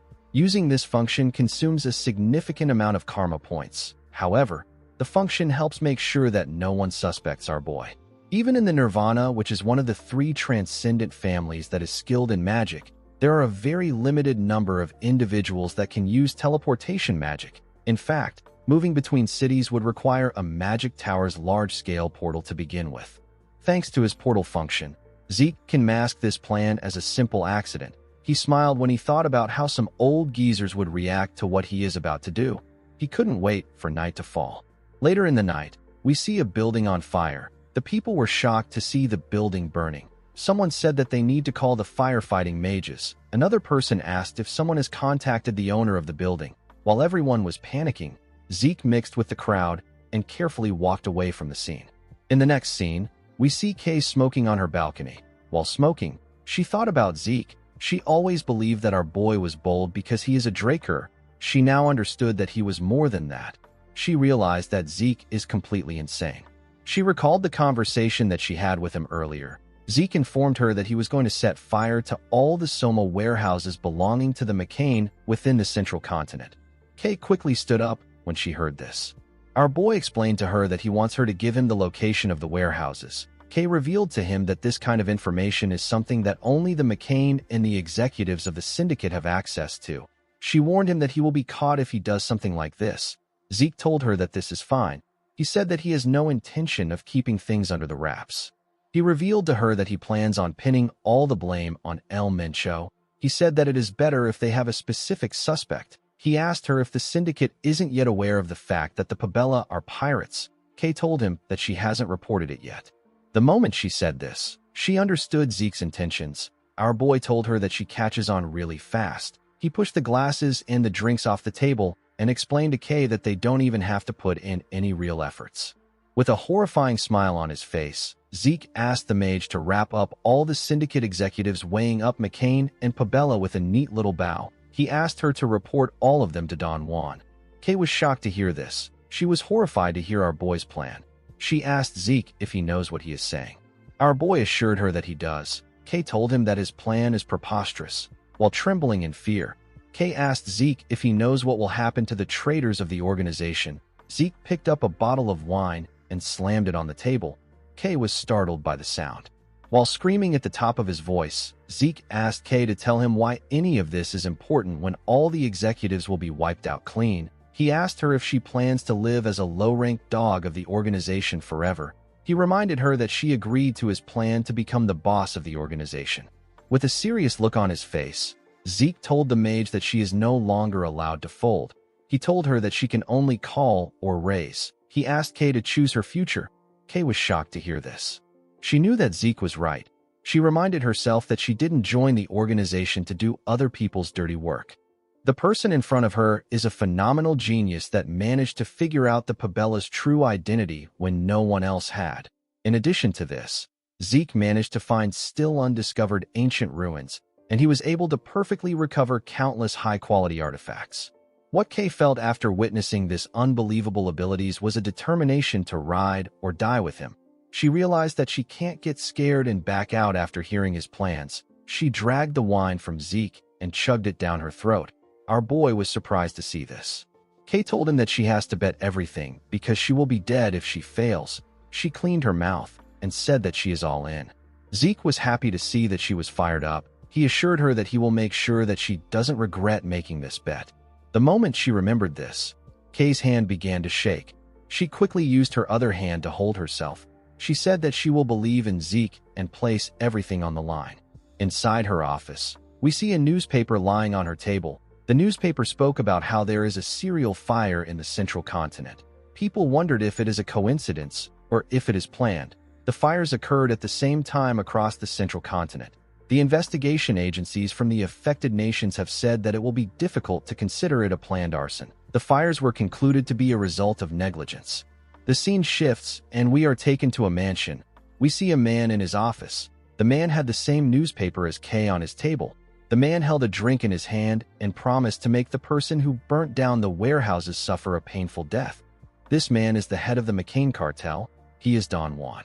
In the next scene, we are taken to Zeke's mansion. We see our boy nervously tapping his hand on his table. The semester was almost over, and it has been half a year since he revealed that he has reached the Blue Knight level. Zeke knew that something would be coming for him soon, but he did not expect it to happen now. He did not expect to receive the promotion celebration banquet invitation. Our boy was quite nervous to see the invitation. The banquet is done when young Drakers have crossed the barrier from yellow swordsman to proper knight. Even among Drakers, reaching the purple or blue knight level usually happens around 20. This is known as a Draker-style debutante. Zeke recalled that it has almost been 3 years since he met the Patriarch. He hoped that things would go peacefully. The scene shifts, and we are taken to the central banquet hall of the Four Seasons Fortress. We see the Patriarch dressed in white clothes. He was chatting with some guest. While he was talking to the guest, someone walked up to him and greeted him. The Patriarch welcomed Abel. The boy smiled and asked the Patriarch if he has been well. Abel told his father that this is his first time seeing so many important figures at a promotion celebration banquet. His father agreed with him. He said that everyone must be focused on Zeke because he is now the youngest in the continent to reach the level of Blue Knight. Abel knew that the patriarch purposely said this because he knew that he was the youngest to reach the Blue Knight level before Zeke. Arthur told his son that he has to prepare for the rite because Zeke will be arriving soon. He apologized to him for not being able to talk longer after meeting him again for the first time in a long time. Abel bowed his head and asked his father not to worry about it. With a smile on his face, the patriarch asked the boy to enjoy himself. Abel watched his father walk away. He glared at him with eyes filled with hatred. Outside the banquet hall, we see Zeke walking with Duke. He was wearing his official Draker attire, and his master was wearing a suit. Zeke told his master that he barely sees him at home. Duke asked our boy not to even bring it up. He revealed to him that the patriarch is working a retired man to the bone. He said that he doesn't even have time to come home. Duke was annoyed to see that the patriarch made him play the role of Zeke's escort, even though he is already quite busy thanks to him. He told our boy that his father said some shit about how it is important for a master to escort his disciple.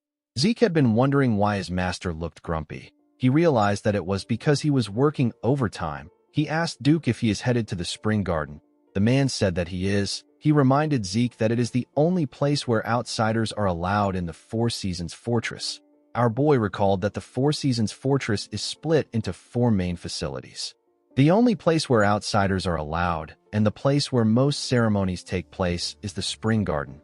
The Summer Lock is the office where most businesses involving the Drakers are handled. The Autumn Fell is the hall in which internal ceremonies and rites take place. Ceremonies like the knighting ceremony for those affiliated with the household takes place there.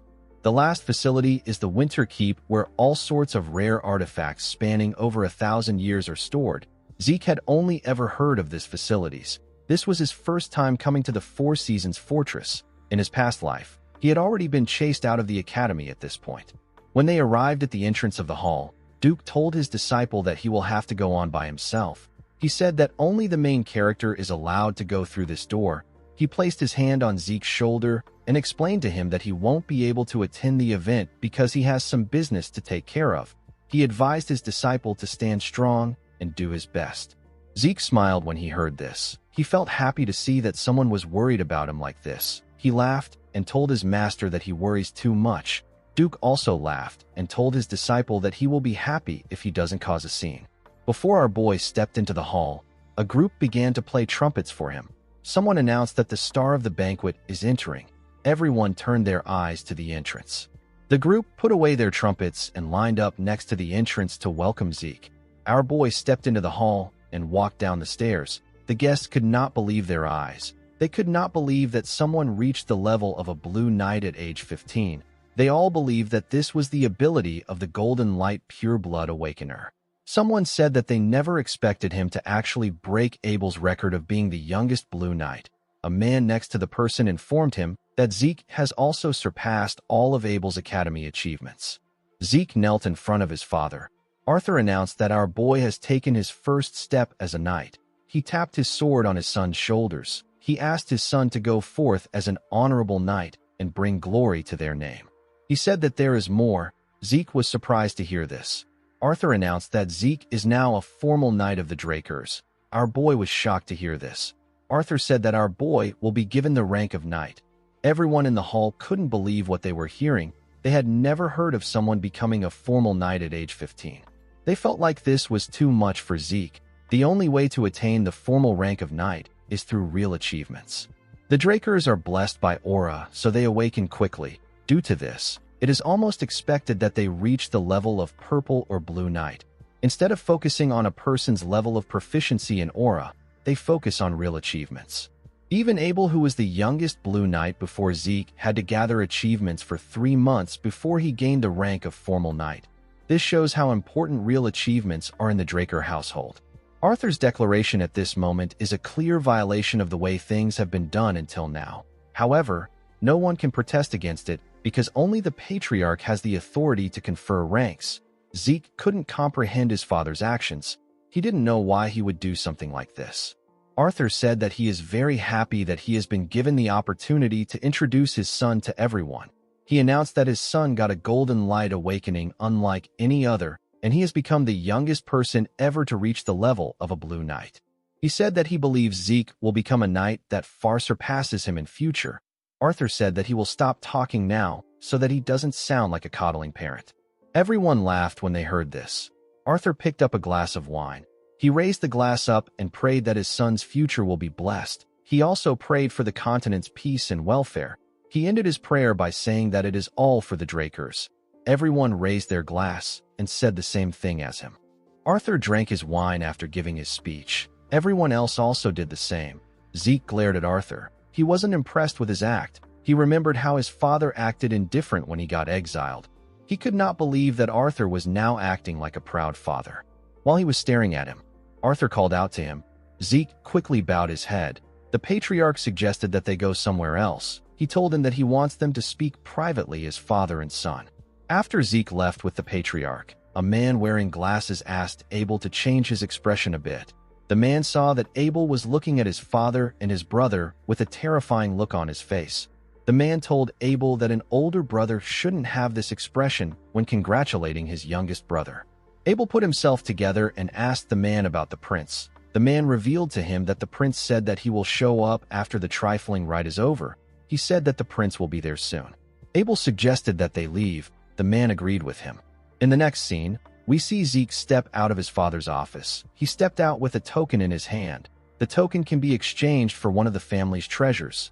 Zeke wondered why the patriarch gave him something like this. Since it wasn't a bad thing, our boy decided not to think too much about it. He didn't understand his father at all. He moved close to the guests and looked around. He recalled that this banquet will last for several days. He wondered how he was going to get through it. He did not know how he was going to last several days in this place while keeping his expression under control. He told himself that being a noble isn't for everyone. While he was thinking, someone called out to him. When our boy turned around, he saw a beautiful girl with blue hair. The girl introduced herself as the first princess of the Alencia kingdom. Her name is Melissa Alencia. Zeke recalled that Princess Melissa is the one who will rise to power as the next monarch of the Alencia kingdom.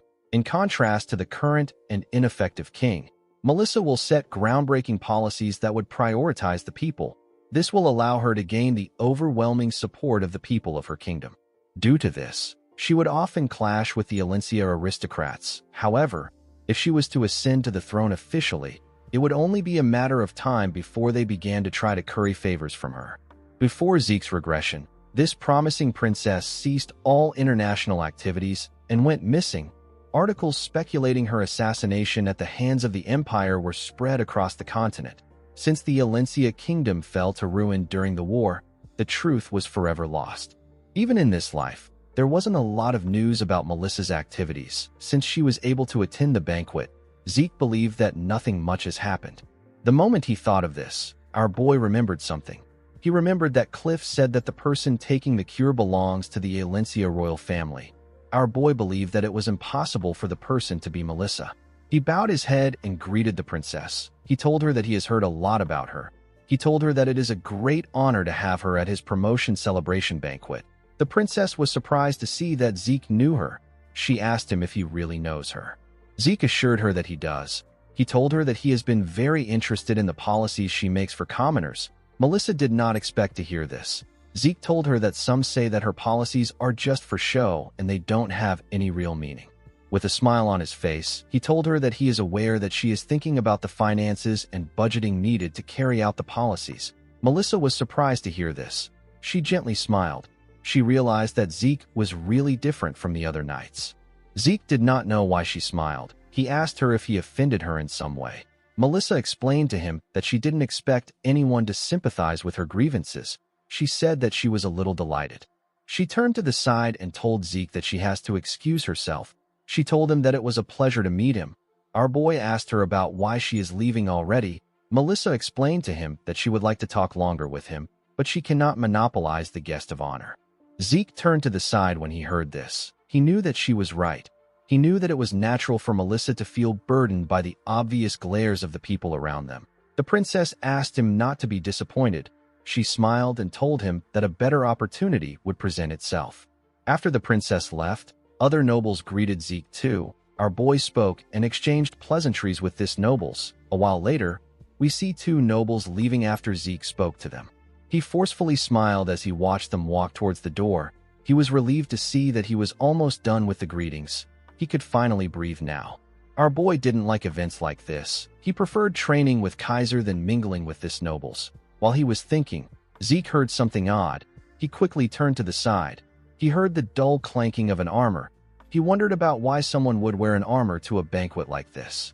A man with golden hair and a golden armor walked into the hall with his guards. The man said that he has finally found our boy. He referred to him as the guest of honor of the banquet and the youngest Blue Knight in history. This man is the fourth imperial prince of the Rome Empire. His name is Carus. This is the man who joined hands with Abel to start the Continental War. The man stretched out his hand to our boy and introduced himself as Carus Nerva Constantinus. Zeke didn't shake the prince. He bowed his head and offered his first greeting to the prince. He thanked him for attending his promotion celebration banquet. Carus turned to his hand and glared at it. He realized that Zeke didn't shake him on purpose. He smiled and placed his hand on our boy's shoulder. He asked him not to worry about such formalities. He asked our boy to have a drink with him. Zeke was surprised to hear this. Carus called out to someone and asked him to bring them a drink. He said that the most refined man on the continent and the man destined to be the greatest knight on the continent will celebrate their historic first encounter with only the best drink. Carus got a glass and poured Zeke a drink. He told him that this is a drink poured by an imperial prince. He asked him to drink it without leaving anything behind. Zeke forced himself to laugh at the prince's joke. He drank the wine in one go. The nobles at the banquet were surprised to see that Zeke was taking Carus's words seriously. They believed that Zeke was still a child, even though he is a Blue Knight.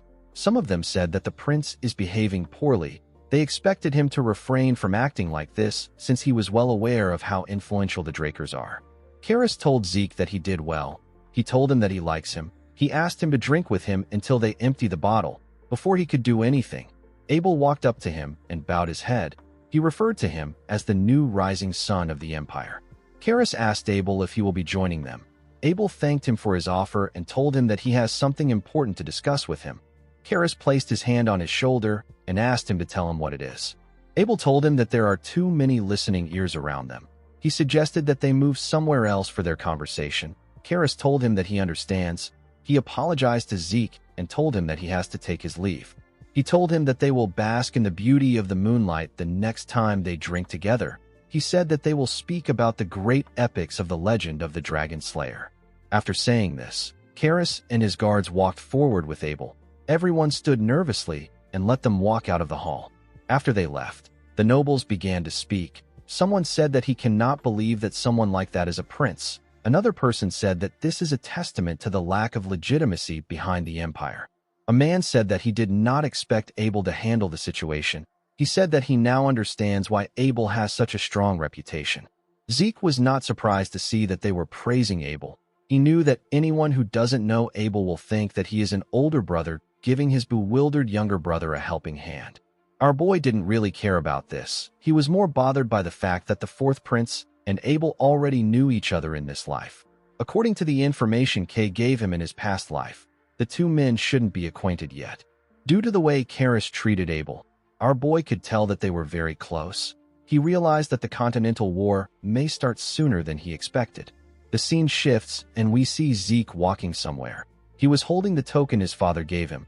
The token can be exchanged for one item in the Draker's treasury. While looking at the item, Zeke remembered the conversation he had with his father. Arthur asked him about how his plan to become the continent's strongest is going. He told his son that he can tell his plan is going smoothly since he was able to become the guest of honor at this banquet. Zeke told him that it is going well. He told the patriarch that it is all thanks to him. Arthur asked his son not to call him patriarch. He told him that it is too formal. He asked Zeke to feel at ease and call him father. Our boy was shocked to hear this. He knew that someone had said these words to him before. These were the same words that Carly said to him. Zeke finally understood why he felt uncomfortable before. Abel has been making different bold moves, and he is even bringing the elders to his side. It is to the point where Carly has noticed. It makes no sense to believe that the head of the family has not taken notice to Abel's actions. This means that Arthur is turning a blind eye even though he is aware of Abel's schemes. Zeke wondered if his father's reference to his conversation with Carly is a way to apply pressure on him, or if it is just a mere coincidence. Zeke decided to just assume that his father is on Abel's side from now on.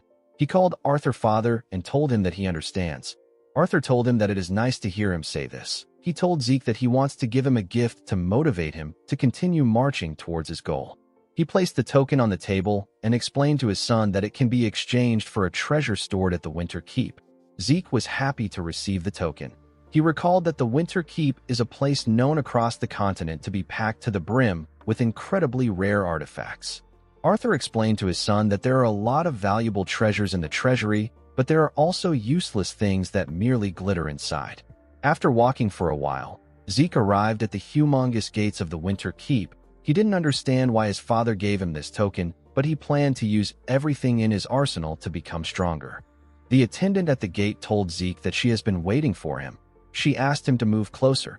She told him that she wants to provide a brief explanation of the storage facility.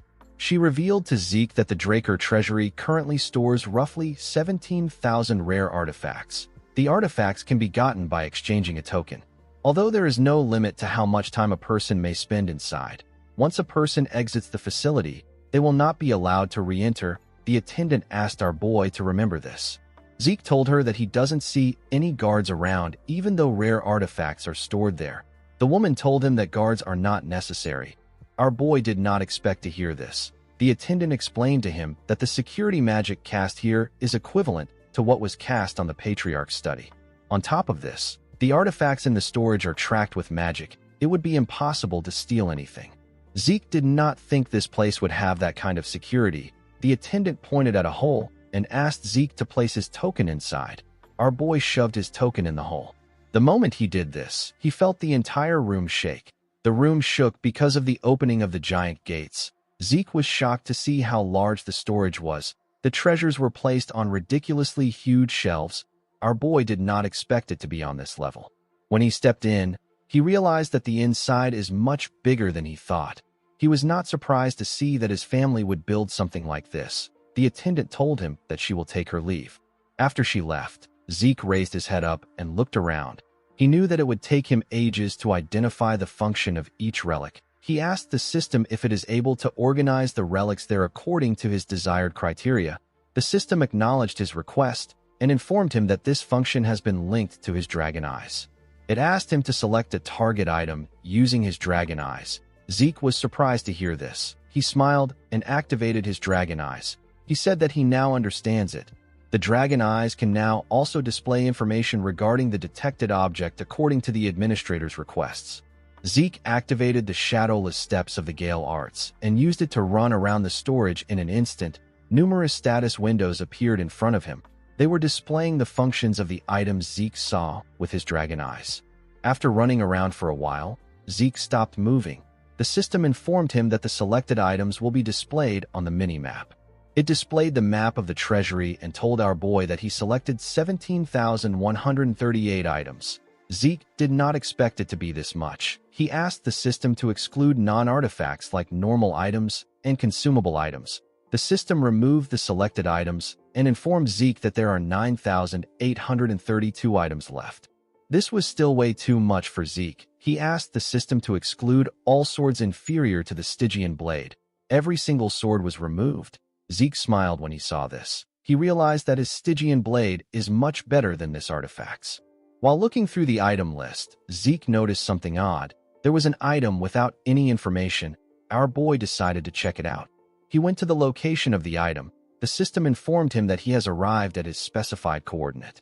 When Zeke raised his head up, he saw a bracelet.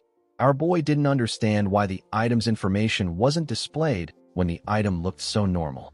While he was looking at the bracelet, a status window popped up. Our boy was shocked to see what was written on it. The system told him that the item has reacted to him being the heir of Tarakan Draker. Zeke picked it up. He realized that the item must have belonged to Tarakan since it reacted to his title. While he was looking at the bracelet, the system displayed its information. The item is known as the Sacred Guardian Stone. It is a bracelet with a guardian stone embedded in it. It allows a person to call a summon. It calls a summon that matches the user's soul. The guardian stone bears the fairy monarch's blessing. The system told him that the Sacred Guardian Stone is now in his possession. It told him that he can now call forth a summon that is suitable to his soul. The moment it said this, The guardian stone disappeared from Zeke's hand and moved to his wrist. Our boy was shocked to see this. He asked the system if he can't remove the item from his possession. The system explained to him that the item has entered his possession due to his status as heir to Tarakan Draker. It told him that the item cannot be removed. Zeke became nervous. He hadn't looked through all the items. This bracelet could ruin his plans. He calmed himself and said that the bracelet is probably better than most artifacts since it is Tarakan's legacy.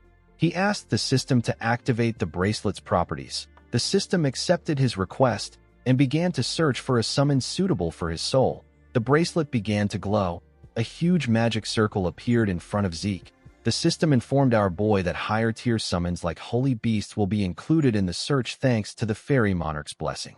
Our boy was surprised to hear this. Immediately, the system said this. It informed him that it has found a suitable Holy Beast. It said that it will summon the Holy Beast. The magic circle released a bright blue light. The light reached the top of the storage. It could be seen from any part of the room. Something majestic stepped out of the light. It was a huge blue horse with beautiful blue hair. This horse had horns. The Holy Beast is known as the Dragonic Steed. Zeke stepped back a bit. He had never seen a Holy Beast before. Its presence was overwhelming. He took a look at his hand. He couldn't believe that he got Bahamut's heart and Fong. And now he got an item that can summon a Holy Beast. He wondered about how many things Tarakan possessed. The Dragonic Steed moved close to him and touched his head with its mouth. Zeke now understood what it meant for the beast to be suitable to his soul. He placed his hand on the Dragonic Steed and moved his head closer to it. The Holy Beast also did the same. Although this was their first time meeting, Zeke felt like he was reuniting with an old friend. He could feel a sense of familiarity from the Dragonic Steed. While he was hugging the Holy Beast, a status window popped up in front of him. The system informed him that he will be able to summon the Holy Beast at any time if he gives it a name. Our boy decided to name the Holy Beast Bucephalus. The Holy Beast proudly raised its head up when it heard its name. Zeke was happy to see that it liked the name. The system informed him that Bucephalus is a Dragonic Steed with holy presence. Its two horns can call forth the power of thunder. Bucephalus is also the king of the Dragonic Steeds. Even though the monster was the king of the Dragonic Steeds, Zeke didn't know what it meant. It was his first time seeing a Dragonic Steed. Bucephalus moved close to him and grabbed him with his mouth. Our boy was shocked to see this. He asked his steed to tell him what is wrong. Bucephalus placed our boy on his back. Zeke asked him if he wants to give him a ride. The beast nodded his head. Zeke gently touched the beast's mane. He could not believe that Bucephalus understood his desire to confirm his abilities and placed him on his back. He asked his steed to run like the wind. Bucephalus raised his head and gathered some energy when it heard this command. It ran forward in an instant. Only a blue light was seen in the storage. Zeke held on tightly to the beast. He realized that he couldn't hear its hooves hitting the ground even though it was running this fast. He wondered if he has gotten his hands on something crazy. When he looked down, he saw something shocking. There were magic circles beneath the beast's hooves. Magic circles appeared in the places the beast placed his hooves. Zeke was amazed. He told Bucephalus that it is the best. The scene shifts, and we see our boy in a carriage. Before he left the Winter Keep, the attendant asked him if he will really choose the bracelet. Our boy was not surprised to see her reaction. He believed that it was natural. While thinking, he remembered his father's warning. He realized that this item would be one of the useless items his father was referring to. He understood why anyone would think it was trash. The item responded to his title. Even the system was unable to show any information on it.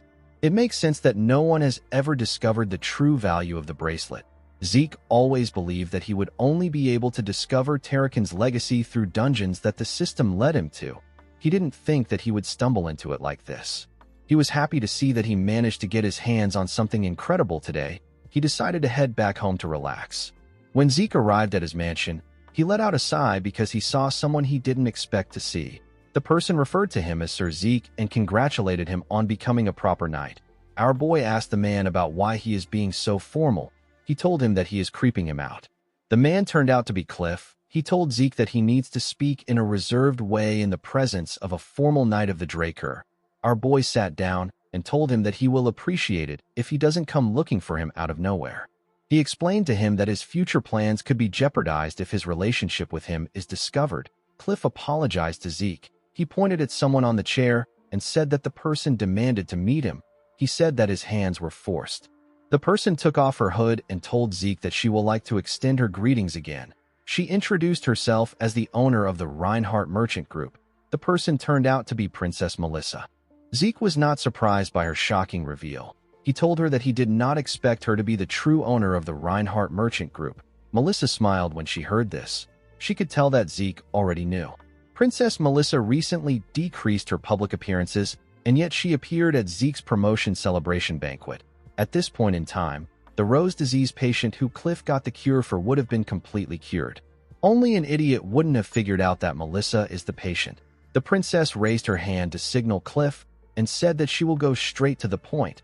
Cliff placed some documents and thumbtacks on the table. He also placed a map on the table. Melissa told our boy that she wanted to see him to get his assistance. Zeke asked her about the type of assistance she is referring to. Melissa asked him to take a look at the documents before they start discussing. Our boy picked up the documents. The princess revealed to him that the rose disease has recently been spotted in the borders of her kingdom. She said that the documents contained the results of the rose disease analysis done by the Nirvana Transcendent family. Zeke carefully looked through the documents. He was shocked to see what was inside. He asked Melissa if what is written there is true. He asked her if the rose disease is really a pathogen created with magic. Melissa explained to him that the analysis was done by the Nirvana family. It is the Transcendent family that is most proficient in magic. The princess assured him that the analysis is true. Zeke could not believe that the rose disease was man-made. He realized that the disease is spreading faster than it did before in his past life. He wondered if his regression changed something. Melissa told Zeke that this is not all. She took out some thumbtacks and placed them at different points in the map. She explained to Zeke that the disease was first spotted in a village on the border of the Rome Empire and the Alencia Kingdom. However, the disease isn't spreading towards the Rome Empire. It is actually only heading for the Alencia Kingdom. Zeke was shocked to see this. He understood what the princess was saying. Melissa told him that the Rome Empire created the disease and they are spreading it to Alencia on purpose. This made perfect sense to Zeke. In his past life, the reason why the Alencia Kingdom was so easily defeated by the Rome Empire was because of this disease. Our boy now understood why the princess needs his help. He asked her if she wants the rights to mass-produce and distribute the treatment for the rose disease. Melissa told him that he is correct. She explained to him that Cliff only acquired the right to produce it in the previous contract. She said that an additional contract needs to be created for the kingdom to distribute it. She told Zeke that he wrote an interesting condition in the contract. Our boy told her that he doesn't plan to annul the contract even if she says this. Melissa told him that she would also not annul it if she was in his position. As a businesswoman, the princess was aware that those who reveal their motives are the ones with the shortest straw. She told Zeke that she revealed her motives in order to strike a deal with him. She said that she doesn't want to leave without getting something. Zeke smiled when he heard this. He was impressed that the princess understood the situation. He became certain that the Reinhardt Merchant Group did not join the top 10 merchant groups category out of luck. Melissa placed a document on the table. She explained to Zeke that she is planning to distribute the cure as relief supplies to the citizens. She asked him not to worry about the production and distribution of the cure. She revealed to him that she will compensate him by giving him 20% of their merchant group's shares. Zeke was shocked to hear this. The Reinhardt Group is currently part of the top 10 merchant groups. The merchant group will still continue to grow if they don't fall along with Alencia in the Continental War. Right now, the value of 20% of their shares amounts to millions of gold. If Zeke is able to stop the war and allow the merchant group to grow even more, this shares would be worth billions. Although her offer was tempting, Zeke still wanted to confirm some things.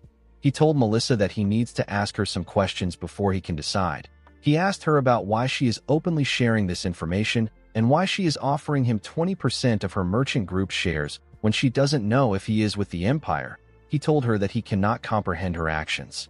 Melissa smiled when she heard this. She told Zeke that she is certain that he is not with the Empire. She explained to him that she has honed her perception by growing her merchant group. She revealed to him that she actually observed him from afar after their conversation ended. She noticed that his actions towards those who were affiliated with the Empire were quite cold. Aside from this, she saw when Zeke declined a handshake from the fourth prince. Although it seemed like Zeke was showing him respect by bowing his head instead of shaking his hand, Melissa could tell that this was an instinctive rejection of disgust. She told Zeke that he looked like he wanted to avoid the prince. She said that this is how she knows he is not on the Empire's side.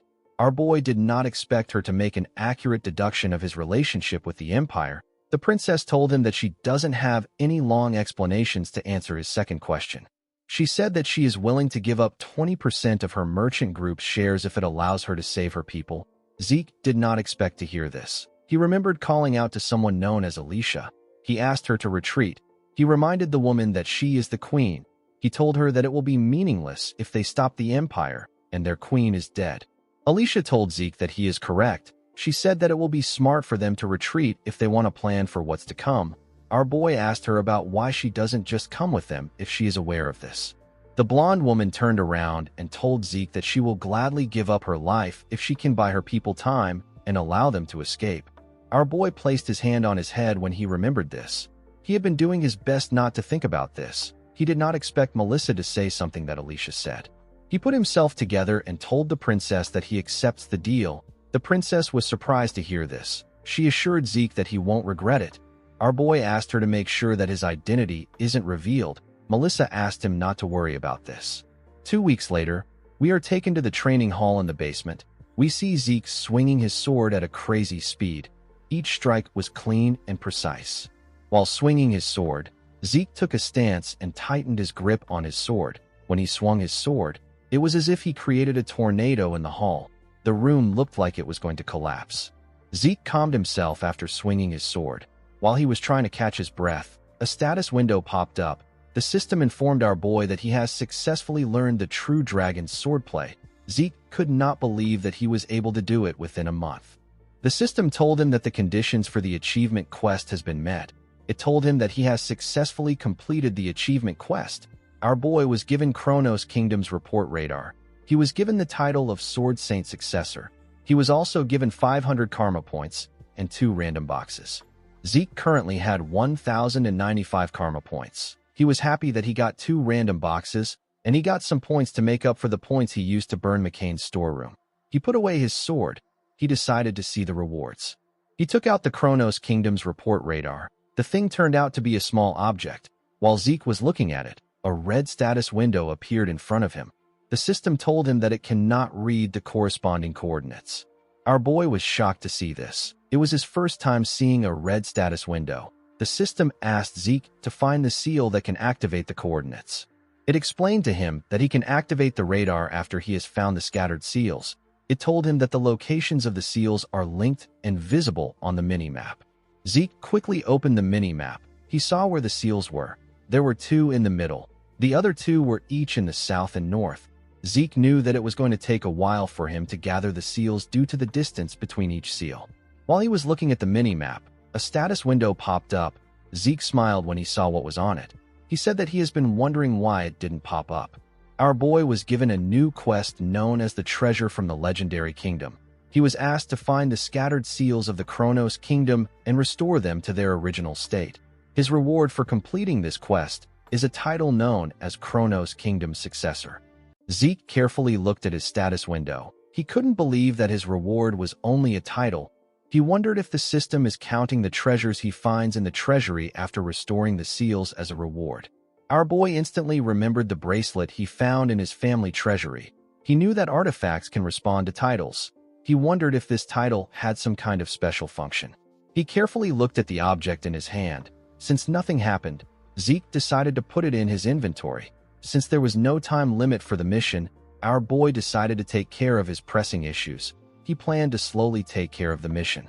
Our boy recalled that he just got some information from Kay. He smiled when he realized that it has been a while since he saw the junkies of the South. The scene shifts, and we are taken to the port town of the southern continent.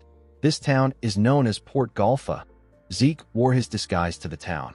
Immediately, he arrived in Port Golfa. He smelled the sharp scent of blood that was mixed with the smell of the sea. Our boy was not surprised by this. He was already used to the air of the South. When he came down from the ship, some men bowed their heads to him and welcomed him to the southern branch of the Reinhardt Group. They referred to him as Vice Branch Manager. Zeke smiled and said that they will work hard together. As he walked forward, The members screamed that they will wait for the day that they can be graced with his presence again. Zeke did not like the fact that they were screaming. Everyone was looking at him. Our boy walked forward. He noticed that the town was still the same way it looked in his past life. He understood that it wasn't just the smell of the air that stayed constant. He knew that he had to keep his mind sharp. The moment he thought of this, someone waved and called out to him. Zeke was relieved to see that the person and his partner arrived right on time. The people turned out to be the Northern Rangers. The men were wearing average clothes. Zeke told the men that merchant clothes suit them well. The red-haired man thanked him for the compliment. Our boy asked him if they have committed the plan contained in the request to their memories. The man told him that they have. He said that they will take advantage of the chaos that will occur on the day of the operation. He said that they will rescue the girl imprisoned by McCain on that day. Zeke tapped him on his chest and commended him for studying the plan properly. He reminded him that the girl's protection and escort are both part of his request. He advised him to keep his guard up until the end of the mission. The man told him that he understands. He told our boy that there is something that he is curious about. Our boy asked him to tell him. The ranger explained to Zeke that they are not aware of the kind of incident that will cause the chaos which will unfold on the day of the mission. He asked our boy if some kind of festivity will soon take place in the South. Zeke smiled when he heard this. He told the man that he wouldn't call it a festivity because it will be far more chaotic than that. He said that it will be a day to remember because McCain will disappear. The ranger was shocked to hear this. Before he could say anything, someone called out to our boy. When Zeke turned to the side, he saw a man walk up to him. The man asked him if he is still talking. He told him that he will come back when he is done. Zeke realized that this man was the guide that the merchant group provided. He told him that he is already done talking. He asked the man to show him the way. The guide said that he understands. He asked our boy to follow him to the carriage that he prepared. Before Zeke could leave, the ranger asked him if he is planning on going to war with McCain. Zeke waved to him and said that he was just joking. He asked him not to think too hard about it. The man told his comrade that he cannot take Zeke's words as a joke. His comrade told him that he understands. In the next scene, we see a carriage going somewhere. Zeke and Kay were inside the carriage. Our boy asked Kay if she has checked the safe house provided by the merchant group. Kay said that she has. She revealed to him that the place has a lot of storage space, even though it looks worn out on the outside. She told our boy that her organization has maintained the interior on the same level as their hotels. She said that they need to confirm their plan with a briefing because today is Don Juan's birthday. Zeke said that this is also a day where all the executives will gather to discuss business. Due to this, Kay and our boy will attend the meeting. Zeke will be there as a supporter for the woman. Our boy asked the woman if he is correct. Kay told him that he is. He asked her about how many times they will have a briefing. He said that this is already the 5th one. He told her that even a Soma addict would have memorized it at this point. Kay told him that it is necessary. She told him that she doesn't have nerves of steel like him. She said that it is natural for her to be nervous. She asked him to do the briefing for her since he was the one that pulled her into it. Zeke already noticed that she had been acting different from normal. He did not think that she would be nervous. While shaking, Kay asked him to tell her what they will do if Don Juan finds out that they were the ones behind the Soma warehouse burning. She said that the McCain paralyzes traitors and carries their bodies to a shock dragon swamp. The woman became more terrified. She wondered if they will be caught after covering up everything. Zeke felt like teasing her when he saw her panicking. He told the woman that the McCain usually handles a mage differently. Kay asked him about what he means. With a bright smile on his face, he told the woman that there is a widespread belief that keeping a mage's cadaver helps block curses. He told her that the McCain will never allow her to be a shock dragon's food. Instead, they will chop her body up and sell her parts across the South.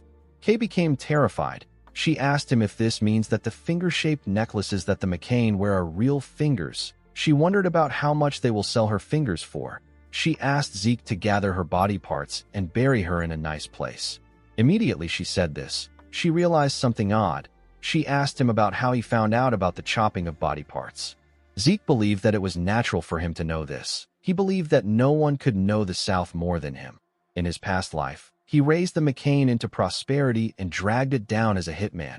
Our boy had a toxic relationship with the McCain before his regression. This relationship began when he was chased out of the academy and captured by a slave trader. He got sold to a Soma plantation owned by the McCain. The plantation was a place where all Zeke had to do was to follow orders and harvest Soma. He was eventually dispatched to the battlefield as a human shield. However, he managed to be the sole survivor each time. Zeke didn't question anything at that time. He was simply relieved by the fact that he survived. He now realized that he might have activated his healing ability at this time.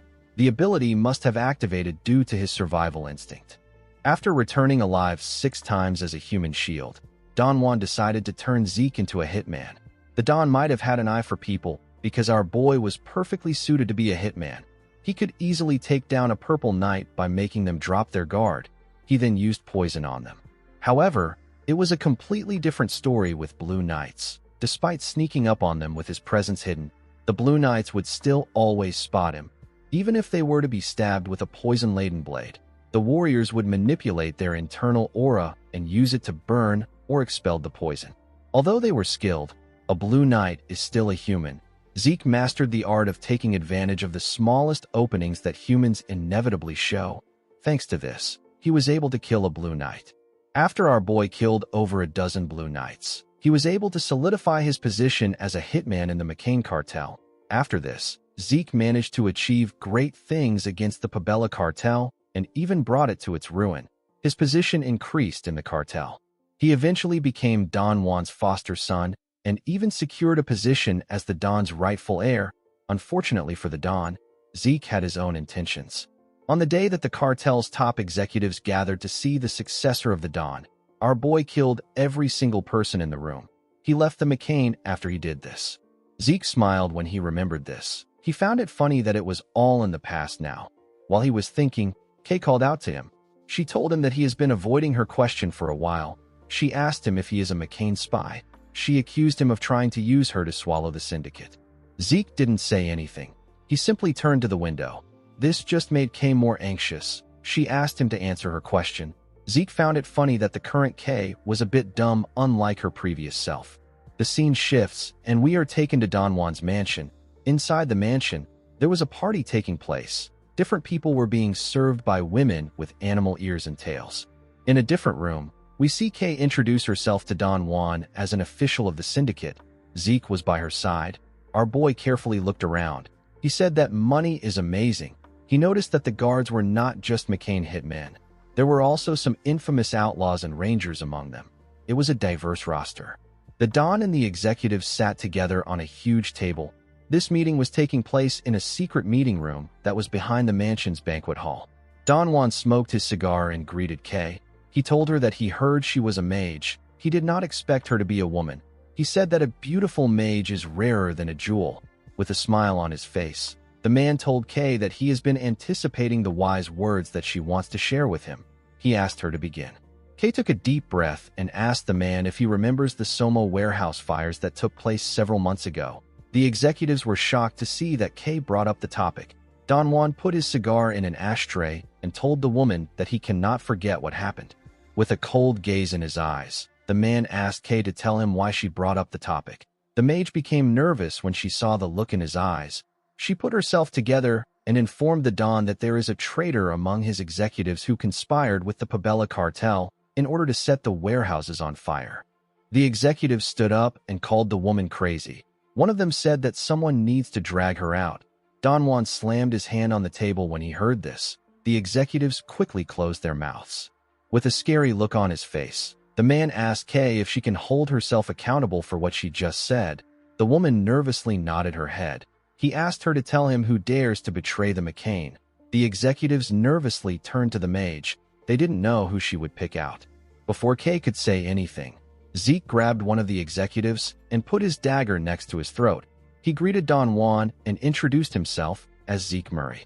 He told the Don that he will clarify the issue that he just spoke about. Don Juan greeted Zeke. He picked up a cigar and told our boy that he brought a blade to his party instead of a gift. Zeke held the executive's hair tightly and told the Don that his gift is in front of him. The Don used a lighter to add fire to his cigar and asked Zeke if he is suggesting that his beloved brother, whose name is Joaquin, is the traitor. Zeke smiled and asked the man if he should call him Joaquin or El Mencho. He asked the man to confess with his own tongue since he already understands what is happening. Joaquin could not believe what he was hearing. He wondered about how Zeke figured out something that even his boss wasn't able to. He turned to his guards and asked them to tell him why he is paying them. He asked them to stop staring and do something. He called them ungrateful wretches and asked them to do what they are paid for. The guards took out their weapons. One of them told Joaquin that there is nothing they can actually do. He said that Zeke is a professional. Our boy didn't give them any openings for them to approach him. The guards knew that Zeke would use Joaquin as a human shield if they try to attack him from a distance. One of them said that our boy might be a spy sent by the Pabella cartel. Zeke told Joaquin that he has really gathered a lot of trust as the second-in-command of the cartel. He found it amazing that they were suspecting him as a spy even though the man was the actual spy. Joaquin smiled and asked him if he is spouting nonsense because his identity has been revealed. Zeke told him that he is bold. He asked the man if he believes that he would do something like this without any proof. Joaquin was shocked to hear this. Our boy called out to Kay. Immediately he did this. The mage activated her magic. She made a document materialize in front of Don Juan. The Don put his cigar down and picked up the document. He opened the pages and read through it. He told Zeke that he has brought something interesting. He announced that Joaquin joined forces with the syndicate to betray them and the Pabella cartel are actually pirates. Immediately he said this. Everyone's expression became grim. They all seemed quite angry. Zeke smiled when he saw their reactions. He already knew that the mood in the air would change once the pirate story came up. Although no one likes pirates, the Southerners hate them more than others. They hold a grudge against them. This is because Southerners are situated very close to pirate outposts, so they end up suffering the most losses compared to other regions of the continent. Apart from this, Don Juan lost his family to pirates. He bears a deep resentment towards them. No matter who it is, Don Juan cannot overlook an incident involving pirates. When the Don saw a picture of Joaquin shaking hands with a pirate, Zeke wondered about what he will do. Joaquin was shocked to see the picture. He wondered about how Zeke was able to get it. He saw that the report stated that the deal he made with the Pabella cartel and the burning of the Soma warehouse are related. The man knew that everyone would be suspicious of him in this situation. Don Juan placed the report down and thanked Zeke. He asked our boy if he believes that a report like this would be enough for him to grow suspicious of a man who is like a brother to him. Zeke already predicted that the Don might say something like this. He decided to use a method that he didn't want to use. He moved close to Joaquin's ear and whispered something to him. The man seemed to be quite shocked to hear what our boy said. Don Juan told Zeke that he will have to pay for the crime of insulting his brother if he doesn't have anything else. The moment he said this, Joaquin called out to his boss. With a serious look on his face, he told Don Juan that Zeke is correct. He said that he is a traitor who joined hands with the Pabella cartel. Don Juan stood up and said that he understands. He told the man that he didn't think that he will betray him. He said that he has nothing to say. He walked towards something and told Joaquin that he will show him an adequate amount of respect for confessing. Immediately he said this. He threw an axe at the man's head. A large amount of blood gushed out of Joaquin's head as his body slowly fell to the ground. Everyone in the room was shocked to see Joaquin's body on the ground. His blood was all over the place. Zeke did not think that the second-in-command would go out like this. He found the Southerners to be a fascinating bunch of people. Before Joaquin died, our boy swore on God that he wouldn't touch the family that he has hidden away if he confesses. He picked up a cloth and used it to clean his face. He found it amazing that Joaquin believed that an oath made with the name of God is absolute. Although he threatened him, Zeke never had any intentions of messing with his family. Don Juan walked up to Joaquin's body and grabbed his axe. Zeke realized that this man was actually a competent boss of a criminal organization. It is actually unlikely that Don Juan punished Joaquin because he truly believes that Joaquin is a traitor. He punished the man because he had no other choice but to do so. The culprit behind the Soma warehouse fires from several months that resulted in massive losses for the McCain cartel and the Pabella spy were the same person according to Kay's testimony. This naturally caused chaos. Due to Zeke's decisive actions to secure Joaquin and declare him as the traitor, as well as the shocking revelation that the Pabella cartel are pirates, added to the chaos. However, even in these circumstances, Don Juan still maintained his composure and calmly attempted to analyze the situation. Unfortunately, his subordinates couldn't act like him. While so many things were happening, El Mincho himself confessed to being a traitor. Even if the man wasn't the traitor, allowing him to go unpunished would make the organization's discipline fall apart. Don Juan understood this, so he punished his comrade.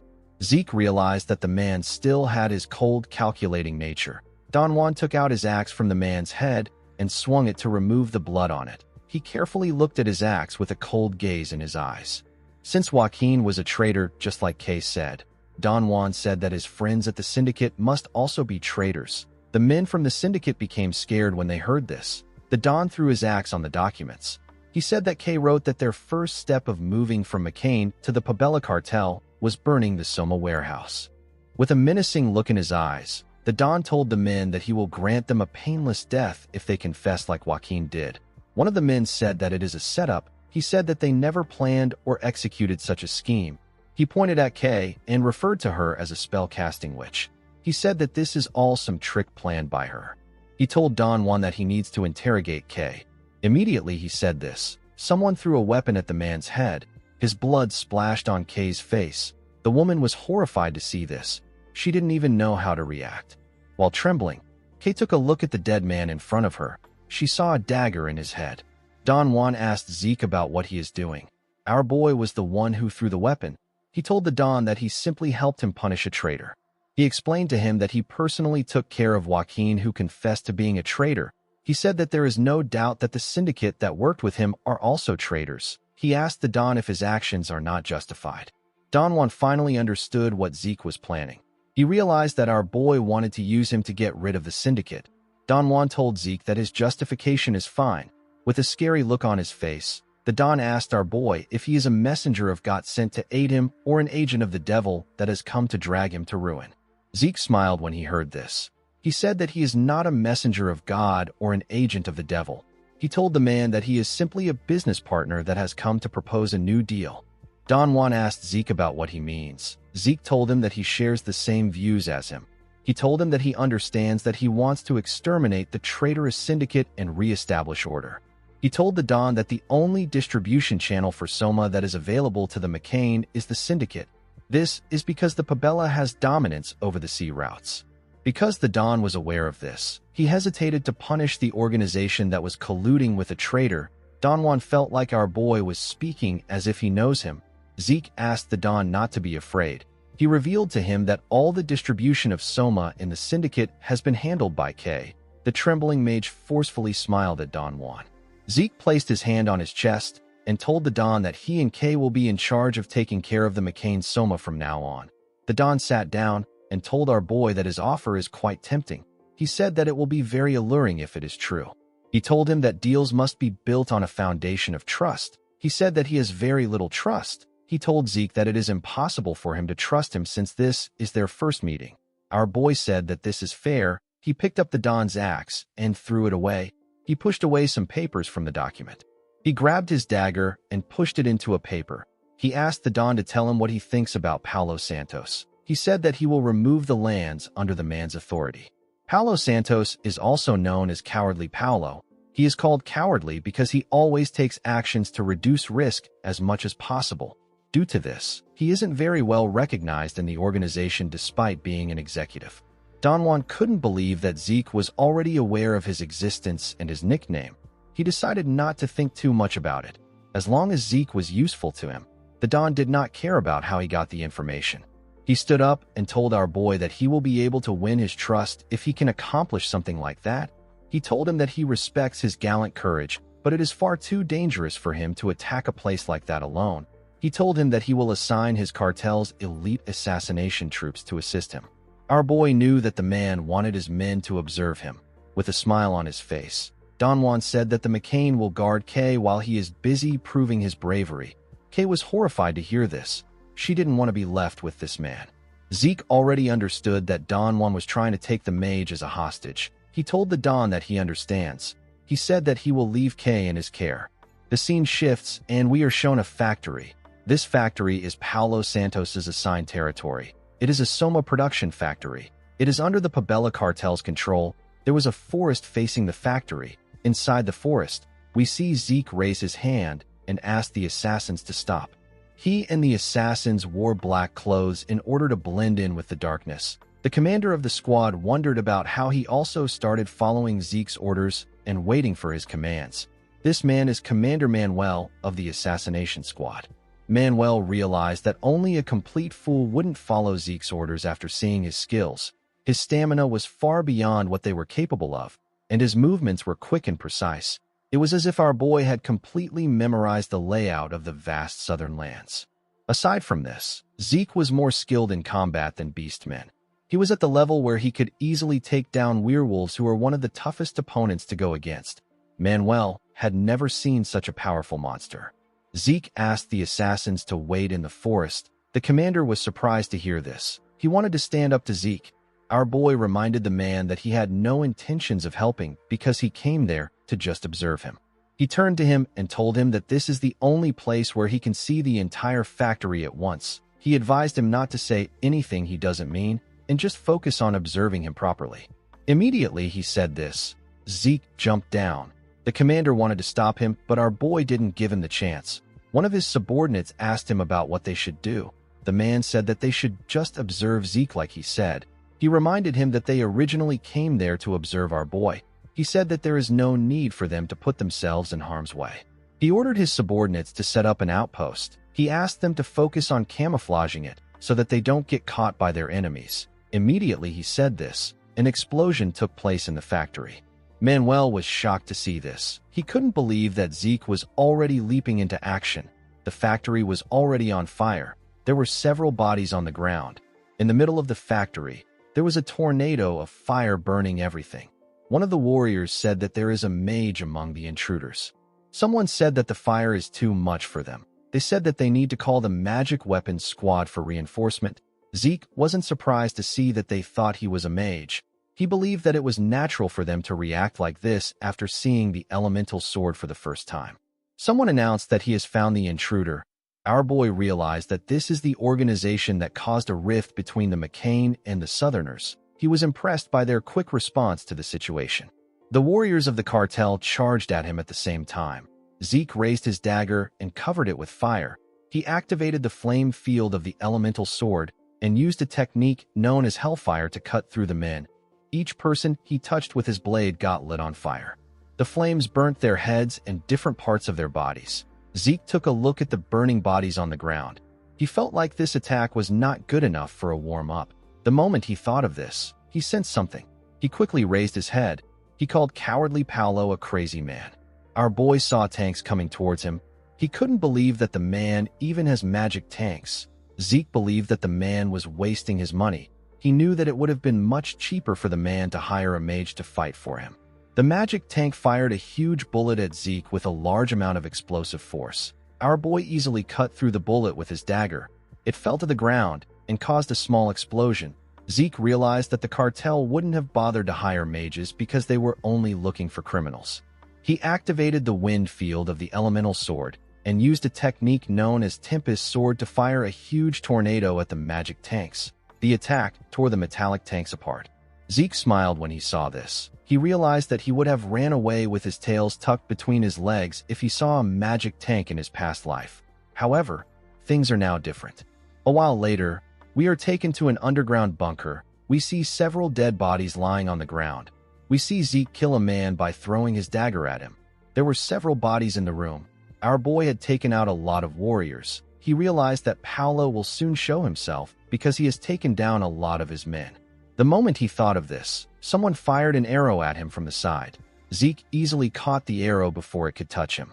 The moment he did this, the arrow released a purple and green gas on him. The system informed him that it detects the black mamba poison. It told him that his poison resistance has neutralized most of the poison. Zeke threw the arrow to the ground. The system confirmed his request. It said that it will temporarily pause the activation of his healing factor. Our boy turned to the side to see his target. He saw Paulo Santos standing in the shadows. The man wondered about what his men were doing above ground for an intruder to get this far inside. Paulo stepped out of the shadows and explained to Zeke that he was just exposed to a poison gas. It is an extremely potent poison that can take down aura users. The man showed Zeke a vial containing some liquid and told him that he will give him the antidote if he can provide information on his companions. He told our boy that his comrades must have already been captured due to how quiet things are on the surface. He advised him to take the deal before it is too late. Zeke couldn't believe that Paolo was trying to strike a deal with something that doesn't exist. He realized that the man saw him as a fool. It is common knowledge among Southerners that the black mamba poison doesn't have an antidote. Any normal person exposed to it will be dead in a matter of minutes. Even a blue knight will have trouble expelling the poison out of their body. There will still be some lingering aftereffects once the poison is out of their system. Fortunately, the poison didn't work on Zeke because of his poison resistance trait. The trait nullified the effects of the poison. Our boy threw a dagger at the vial and destroyed it. Paolo was shocked to see this. He asked him if he is insane. He asked him if he is ready to die. The moment he said this, the man became scared when he saw the look on Zeke's face. With a menacing look in his eyes, Zeke told him that poison doesn't work on him. He revealed to him that the reason it is so quiet above ground is because he killed everyone there. Paolo was shocked to hear this. He said that this is impossible. He told Zeke that the men were the cartel's elite warriors, and they were equipped with magic weapons. Zeke asked him to check things out by himself if he doubts him. He asked him to do it if he is capable of doing it. Paolo asked him for his identity. He asked Zeke about who he is working for. Zeke asked him if there is no one that comes to mind. Paolo grit his teeth out of anger. He asked our boy if he is from the McCain. Zeke commended him for catching on fast.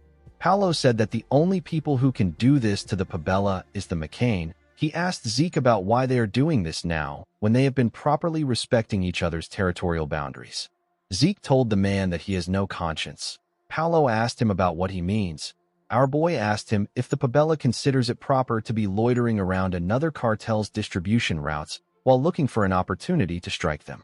Paolo was shocked to hear this. He didn't know how Zeke found out. Our boy told him that his cartel has crossed the line. This alone is enough justification for the McCain to act.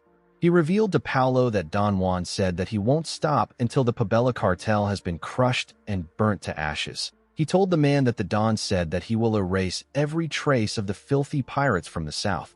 Paolo became scared when he heard this. He couldn't believe that Don Juan found out that they were originally pirates. He quickly turned to a passage and began to run. Zeke told him that he can't get away from him. In the next scene, we see our boy arrive in a ruin that had a large amount of pillars. He was already tired of pretending to chase the man. He looked around and wondered about where he was. The place looked completely different from the underground mines he was in before. Zeke recalled that he encountered tons of traps on his way there. It was hard for him to hold himself back, but he had to do it because he didn't know if there were any prying eyes in the area. Zeke realized that the traps he encountered were not originally part of this ruins. Someone installed them there recently. Our boy looked around the ruin. He wondered about what the Pabella were up to down here. While he was looking around, someone appeared next to a pillar behind him. The man charged at him from behind and swung his sword when he got close to him. Zeke easily sensed the man's presence. He turned around and carefully dodged the attack. He moved close to the man and asked him about who he is. The man was shocked to see our boy next to him. He changed the direction of his sword and swung it at Zeke. Our boy covered his dagger with wind and swung it at the man. His attack destroyed the man's blade and tore him apart. A large amount of blood gushed out of his body. The man fell to the ground. Immediately this happened, the man's comrades came out of hiding. Zeke instantly recognized them. He wondered why he kept running into this men wherever he goes. The men turned out to be the Empire's hunting dogs. The leader of the hunting dogs said that this is the reason he didn't want to work with the Southern bastards. He believed that the cartels should have settled their issues among themselves. He didn't understand how the Pabella would let a rat get this far into their base. The blond man told Zeke that he can't let him leave the ruin with his life. The moment he said this, our boy recalled that he saw the southern continent's ruins being marked on the hunting dog's operation map that he found in the giant mountains. He wondered if this ruin contains one of the artifacts that the Emperor is after. He carefully raised his dagger. The leader informed his subordinates that he saw a wind-like element wrapped around the dagger before Zeke swung it. He said that the dagger is not normal. He advised his men to face Zeke with the assumption that the dagger is an artifact. The moment he did this, the man noticed something. He saw Zeke holding a magic scroll. He quickly turned to his subordinates and announced that our boy is holding a magic scroll. He asked them to brace for impact. Zeke asked him to relax. As the scroll slowly faded away, our boy explained to him that it is a simple soundproofing and barrier spell with no lethal effects. A barrier appeared at the entrance of the ruin. Zeke revealed to the man that no one will know about what is happening there for the next 30 minutes. He took out his sword from his inventory and asked the man not to worry about getting caught. Zeke wanted to have fun since he didn't have a lot of opportunities to test out his new skills. He raised his sword and asked the hunting dogs to come at him. The leader became nervous. He noticed that Zeke wasn't using a subspace pocket. Our boy brought his sword out of thin air instead of using a medium connected to a subspace. Due to the strange weapon Zeke used earlier, the man thought he was a mage, but now that our boy was using a sword, the man didn't know what to think. While he was looking at Zeke, the man saw something shocking. Zeke activated his ether and channeled it into his sword. He formed an aura blade. The man couldn't believe that Zeke was a blue knight. Before the man could charge at him, Zeke used the first verse of the True Dragon's swordplay. The technique is known as Sky Slice. Our boy destroyed the things around him with the technique. The leader got cut down by the attack. His subordinates charged at Zeke, but their resistance was futile. Nothing could be heard from the room. The barrier absorbed the sound. 30 minutes later, we see Zeke burning the bodies of the hunting dogs with his flame elemental sword. He was burning the bodies in order to make it hard for anyone to find any traces. It will seem like the McCain used knights and mages in their attack. This will intensify the strife between the McCain and the Pabella cartel. Zeke wondered why the Pabella cartel and the Rome Empire were working together. The only thing our boy could think of was that they were cooperating in order to find ancient artifacts in the south. He recalled that he never found any traces of the Empire and the Pabella working together when he searched this place in his past life. He remembered that he came there 3 years later. He realized that the Empire might have found the artifact they wanted and left the place. Zeke decided not to think too much about it. He felt relieved that he was able to foil the Emperor's plan even though it was a coincidence. He decided to head back since he was done burning the bodies. The moment he took a step forward, Zeke sensed something. He quickly turned around. A red-haired man wearing a red armor said that the situation is quite troubling. He said that he came there because he sensed a strong and chaotic energy. The energy vanished in a manner similar to magic. The knight said that he did not expect a guest he never invited to find his way there. Zeke instantly recognized the armor. He knew that it was a magic armor known as Herzion. This armors are only given to red knights of the Empire. The Herzion is inscribed with countless auxiliary enchantments like lightning magic and automatic restoration magic. It is the supreme artifact of artifacts. However, the Herzion this man was wearing is a bit different from the one issued by the Empire. Zeke asked the man for his identity. He asked him if he is a red knight of the Empire. The moment he said this, our boy saw a blade in front of him. He quickly took out his sword and covered it with his aura. He used it to block the man's attack. The knight added more force to his sword and used it to push our boy back. He sent Zeke flying. Our boy's body went through 2 huge pillars. His back got slammed on the third one. Zeke quickly used his sword to blow the dust around him away. When he raised his head up, he saw the man coming towards him. The knight swung his sword at Zeke. When he got close to him, the impact of his attack heavily destroyed the ground. Fortunately, Zeke was able to block the knight's attack. He realized that this wasn't the strength of a human. He wondered if the man's Herzion was also enchanted with a strength-enhancing spell. Zeke got pushed down by the man's sword. He quickly bent his blade and let the man's sword slide off his blade. The knight swung his blade at him with a large amount of force. His attack destroyed the ground and covered the place with dust. When the dust cleared up, the man did not see Zeke in front of him. He turned to the side and looked around. Before he could do anything, a huge stone came out of the ground. Zeke activated the earth field of the elemental sword and made several stones come out of the ground. The stones covered the knight and trapped him. Unfortunately, they weren't enough to stop the knight. He used his sword to effortlessly tear the stones apart. The moment he did this, he saw a bright light. Zeke activated his flashbang skill and released a bright, blinding light on the knight. The man had to use his hand to cover his eyes. Our boy used this opportunity to get behind him. He was certain that he had outsmarted the man. He swung his sword at his neck. Unfortunately for him, the man blocked his attack. Zeke was shocked to see this. He couldn't believe that he deflected his aura blade. He quickly moved back. The man's armor immediately fixed the place that Zeke attacked. The man instantly fired a slash at our boy. Zeke quickly activated his dragon scale armor. He put his hands together and used the armor to block the attack. Even though he blocked the attack, he still got pushed back. The knight told Zeke that he possesses a lot of strange abilities. He reminded him that he asked him about who he is earlier. He told him that he will tell him his name because he is skilled enough to fight him. He revealed to Zeke that his name is Cain Zimmons Constantinus. Our boy couldn't believe that the man bears the Zimmons and the Constantinus name. Constantinus is a surname that is inherited only by the imperial bloodline of the Rome Empire.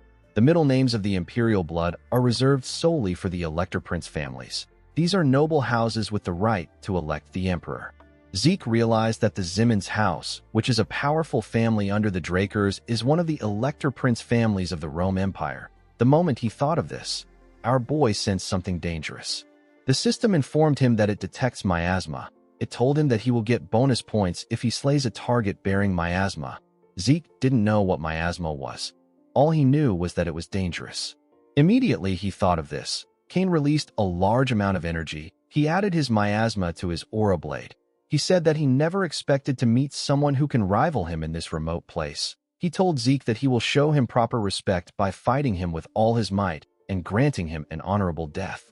The moment he said this, his aura blade changed into a huge blue sword. Zeke knew that ordinary techniques won't stand a chance against this attack. Even his elemental sword skill is not good enough to counter it.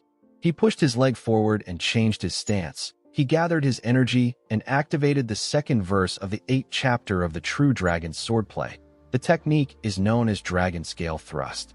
Zeke realized that this attack won't be enough to stop Cain's attack. Cain's physical enhancement, his ability to deflect aura blades, his remarkable defense and regeneration were things that our boy had to consider. As long as the knight has his Herzai on, there is no way Zeke will be able to land a fatal blow. Our boy knew that he needed to drag Cain down to the same level as him. He activated his mana reflection skill. Immediately he did this, Cain noticed something odd. He noticed that his Herzai's functions have suddenly stopped. He asked Zeke to tell him what he did. Our boy told him that he doesn't know what he is talking about. Cain laughed and said that this is amusing. He changed his stance and pointed his sword at Zeke. His huge blade also got pointed at him. He told Zeke that it is fine if he doesn't want to answer. He said that figuring out an enemy's trick is part of the joy of battle. Our boy gathered his energy and made it stronger. He and Cain charged at each other at the same time. They both thrust their blades at each other. Zeke's energy took the shape of a dragon, and Cain's energy took the shape of a demon. The two swordsmen pushed each other back with their attacks. The ruin got heavily damaged when their energies clashed. A huge explosion took place when their swords touched each other. The ruin got destroyed. The roof and the pillars could barely stay in place. When the dust cleared up, we see Zeke sitting in a pool of blood. The system informed him that his miasma corrosion rate has exceeded the permissible limits. It told him that the effectiveness of his healing factor has been reduced. Zeke was heavily injured in his chest, and his body was heavily damaged. He could barely move. His sword was on the ground. This position was not favorable to him. Cain moved close to him.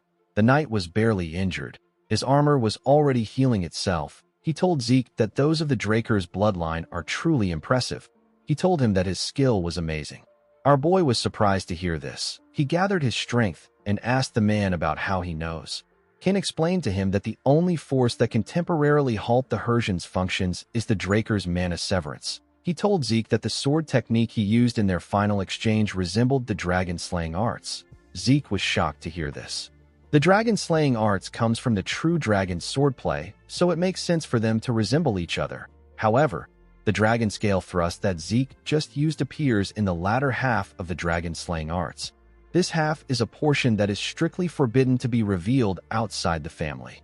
For someone like Cain, who is a knight of the Empire, to recognize this technique means that the Zimmons family has already handed the dragon-slaying arts over to the Empire. The moment Zeke thought of this, he spat out a large amount of blood. Cain said that the corrosion must have advanced. He asked our boy if it is painful. He said that it will not be honorable for him to leave an opponent who stood against him bravely in this state. Immediately he said this, he stabbed Zeke in the chest. Our boy was shocked to see a blade in his chest. Cain asked him to rest in peace. Zeke gently closed his eyes. Guys, we have come to the end of Season 1 of the Dragon Slayer's Peerless Regression. Thank you for liking and supporting the channel. I promise to continue the series when Season 2 starts. I have so many entertaining series on the channel for you to watch, and I will be starting brand new ones too. Make sure to subscribe so you don't miss them. You can support the channel by joining my membership program and gaining access to members-exclusive features. Once again, thanks for watching the Dragon Slayer's Peerless Regression.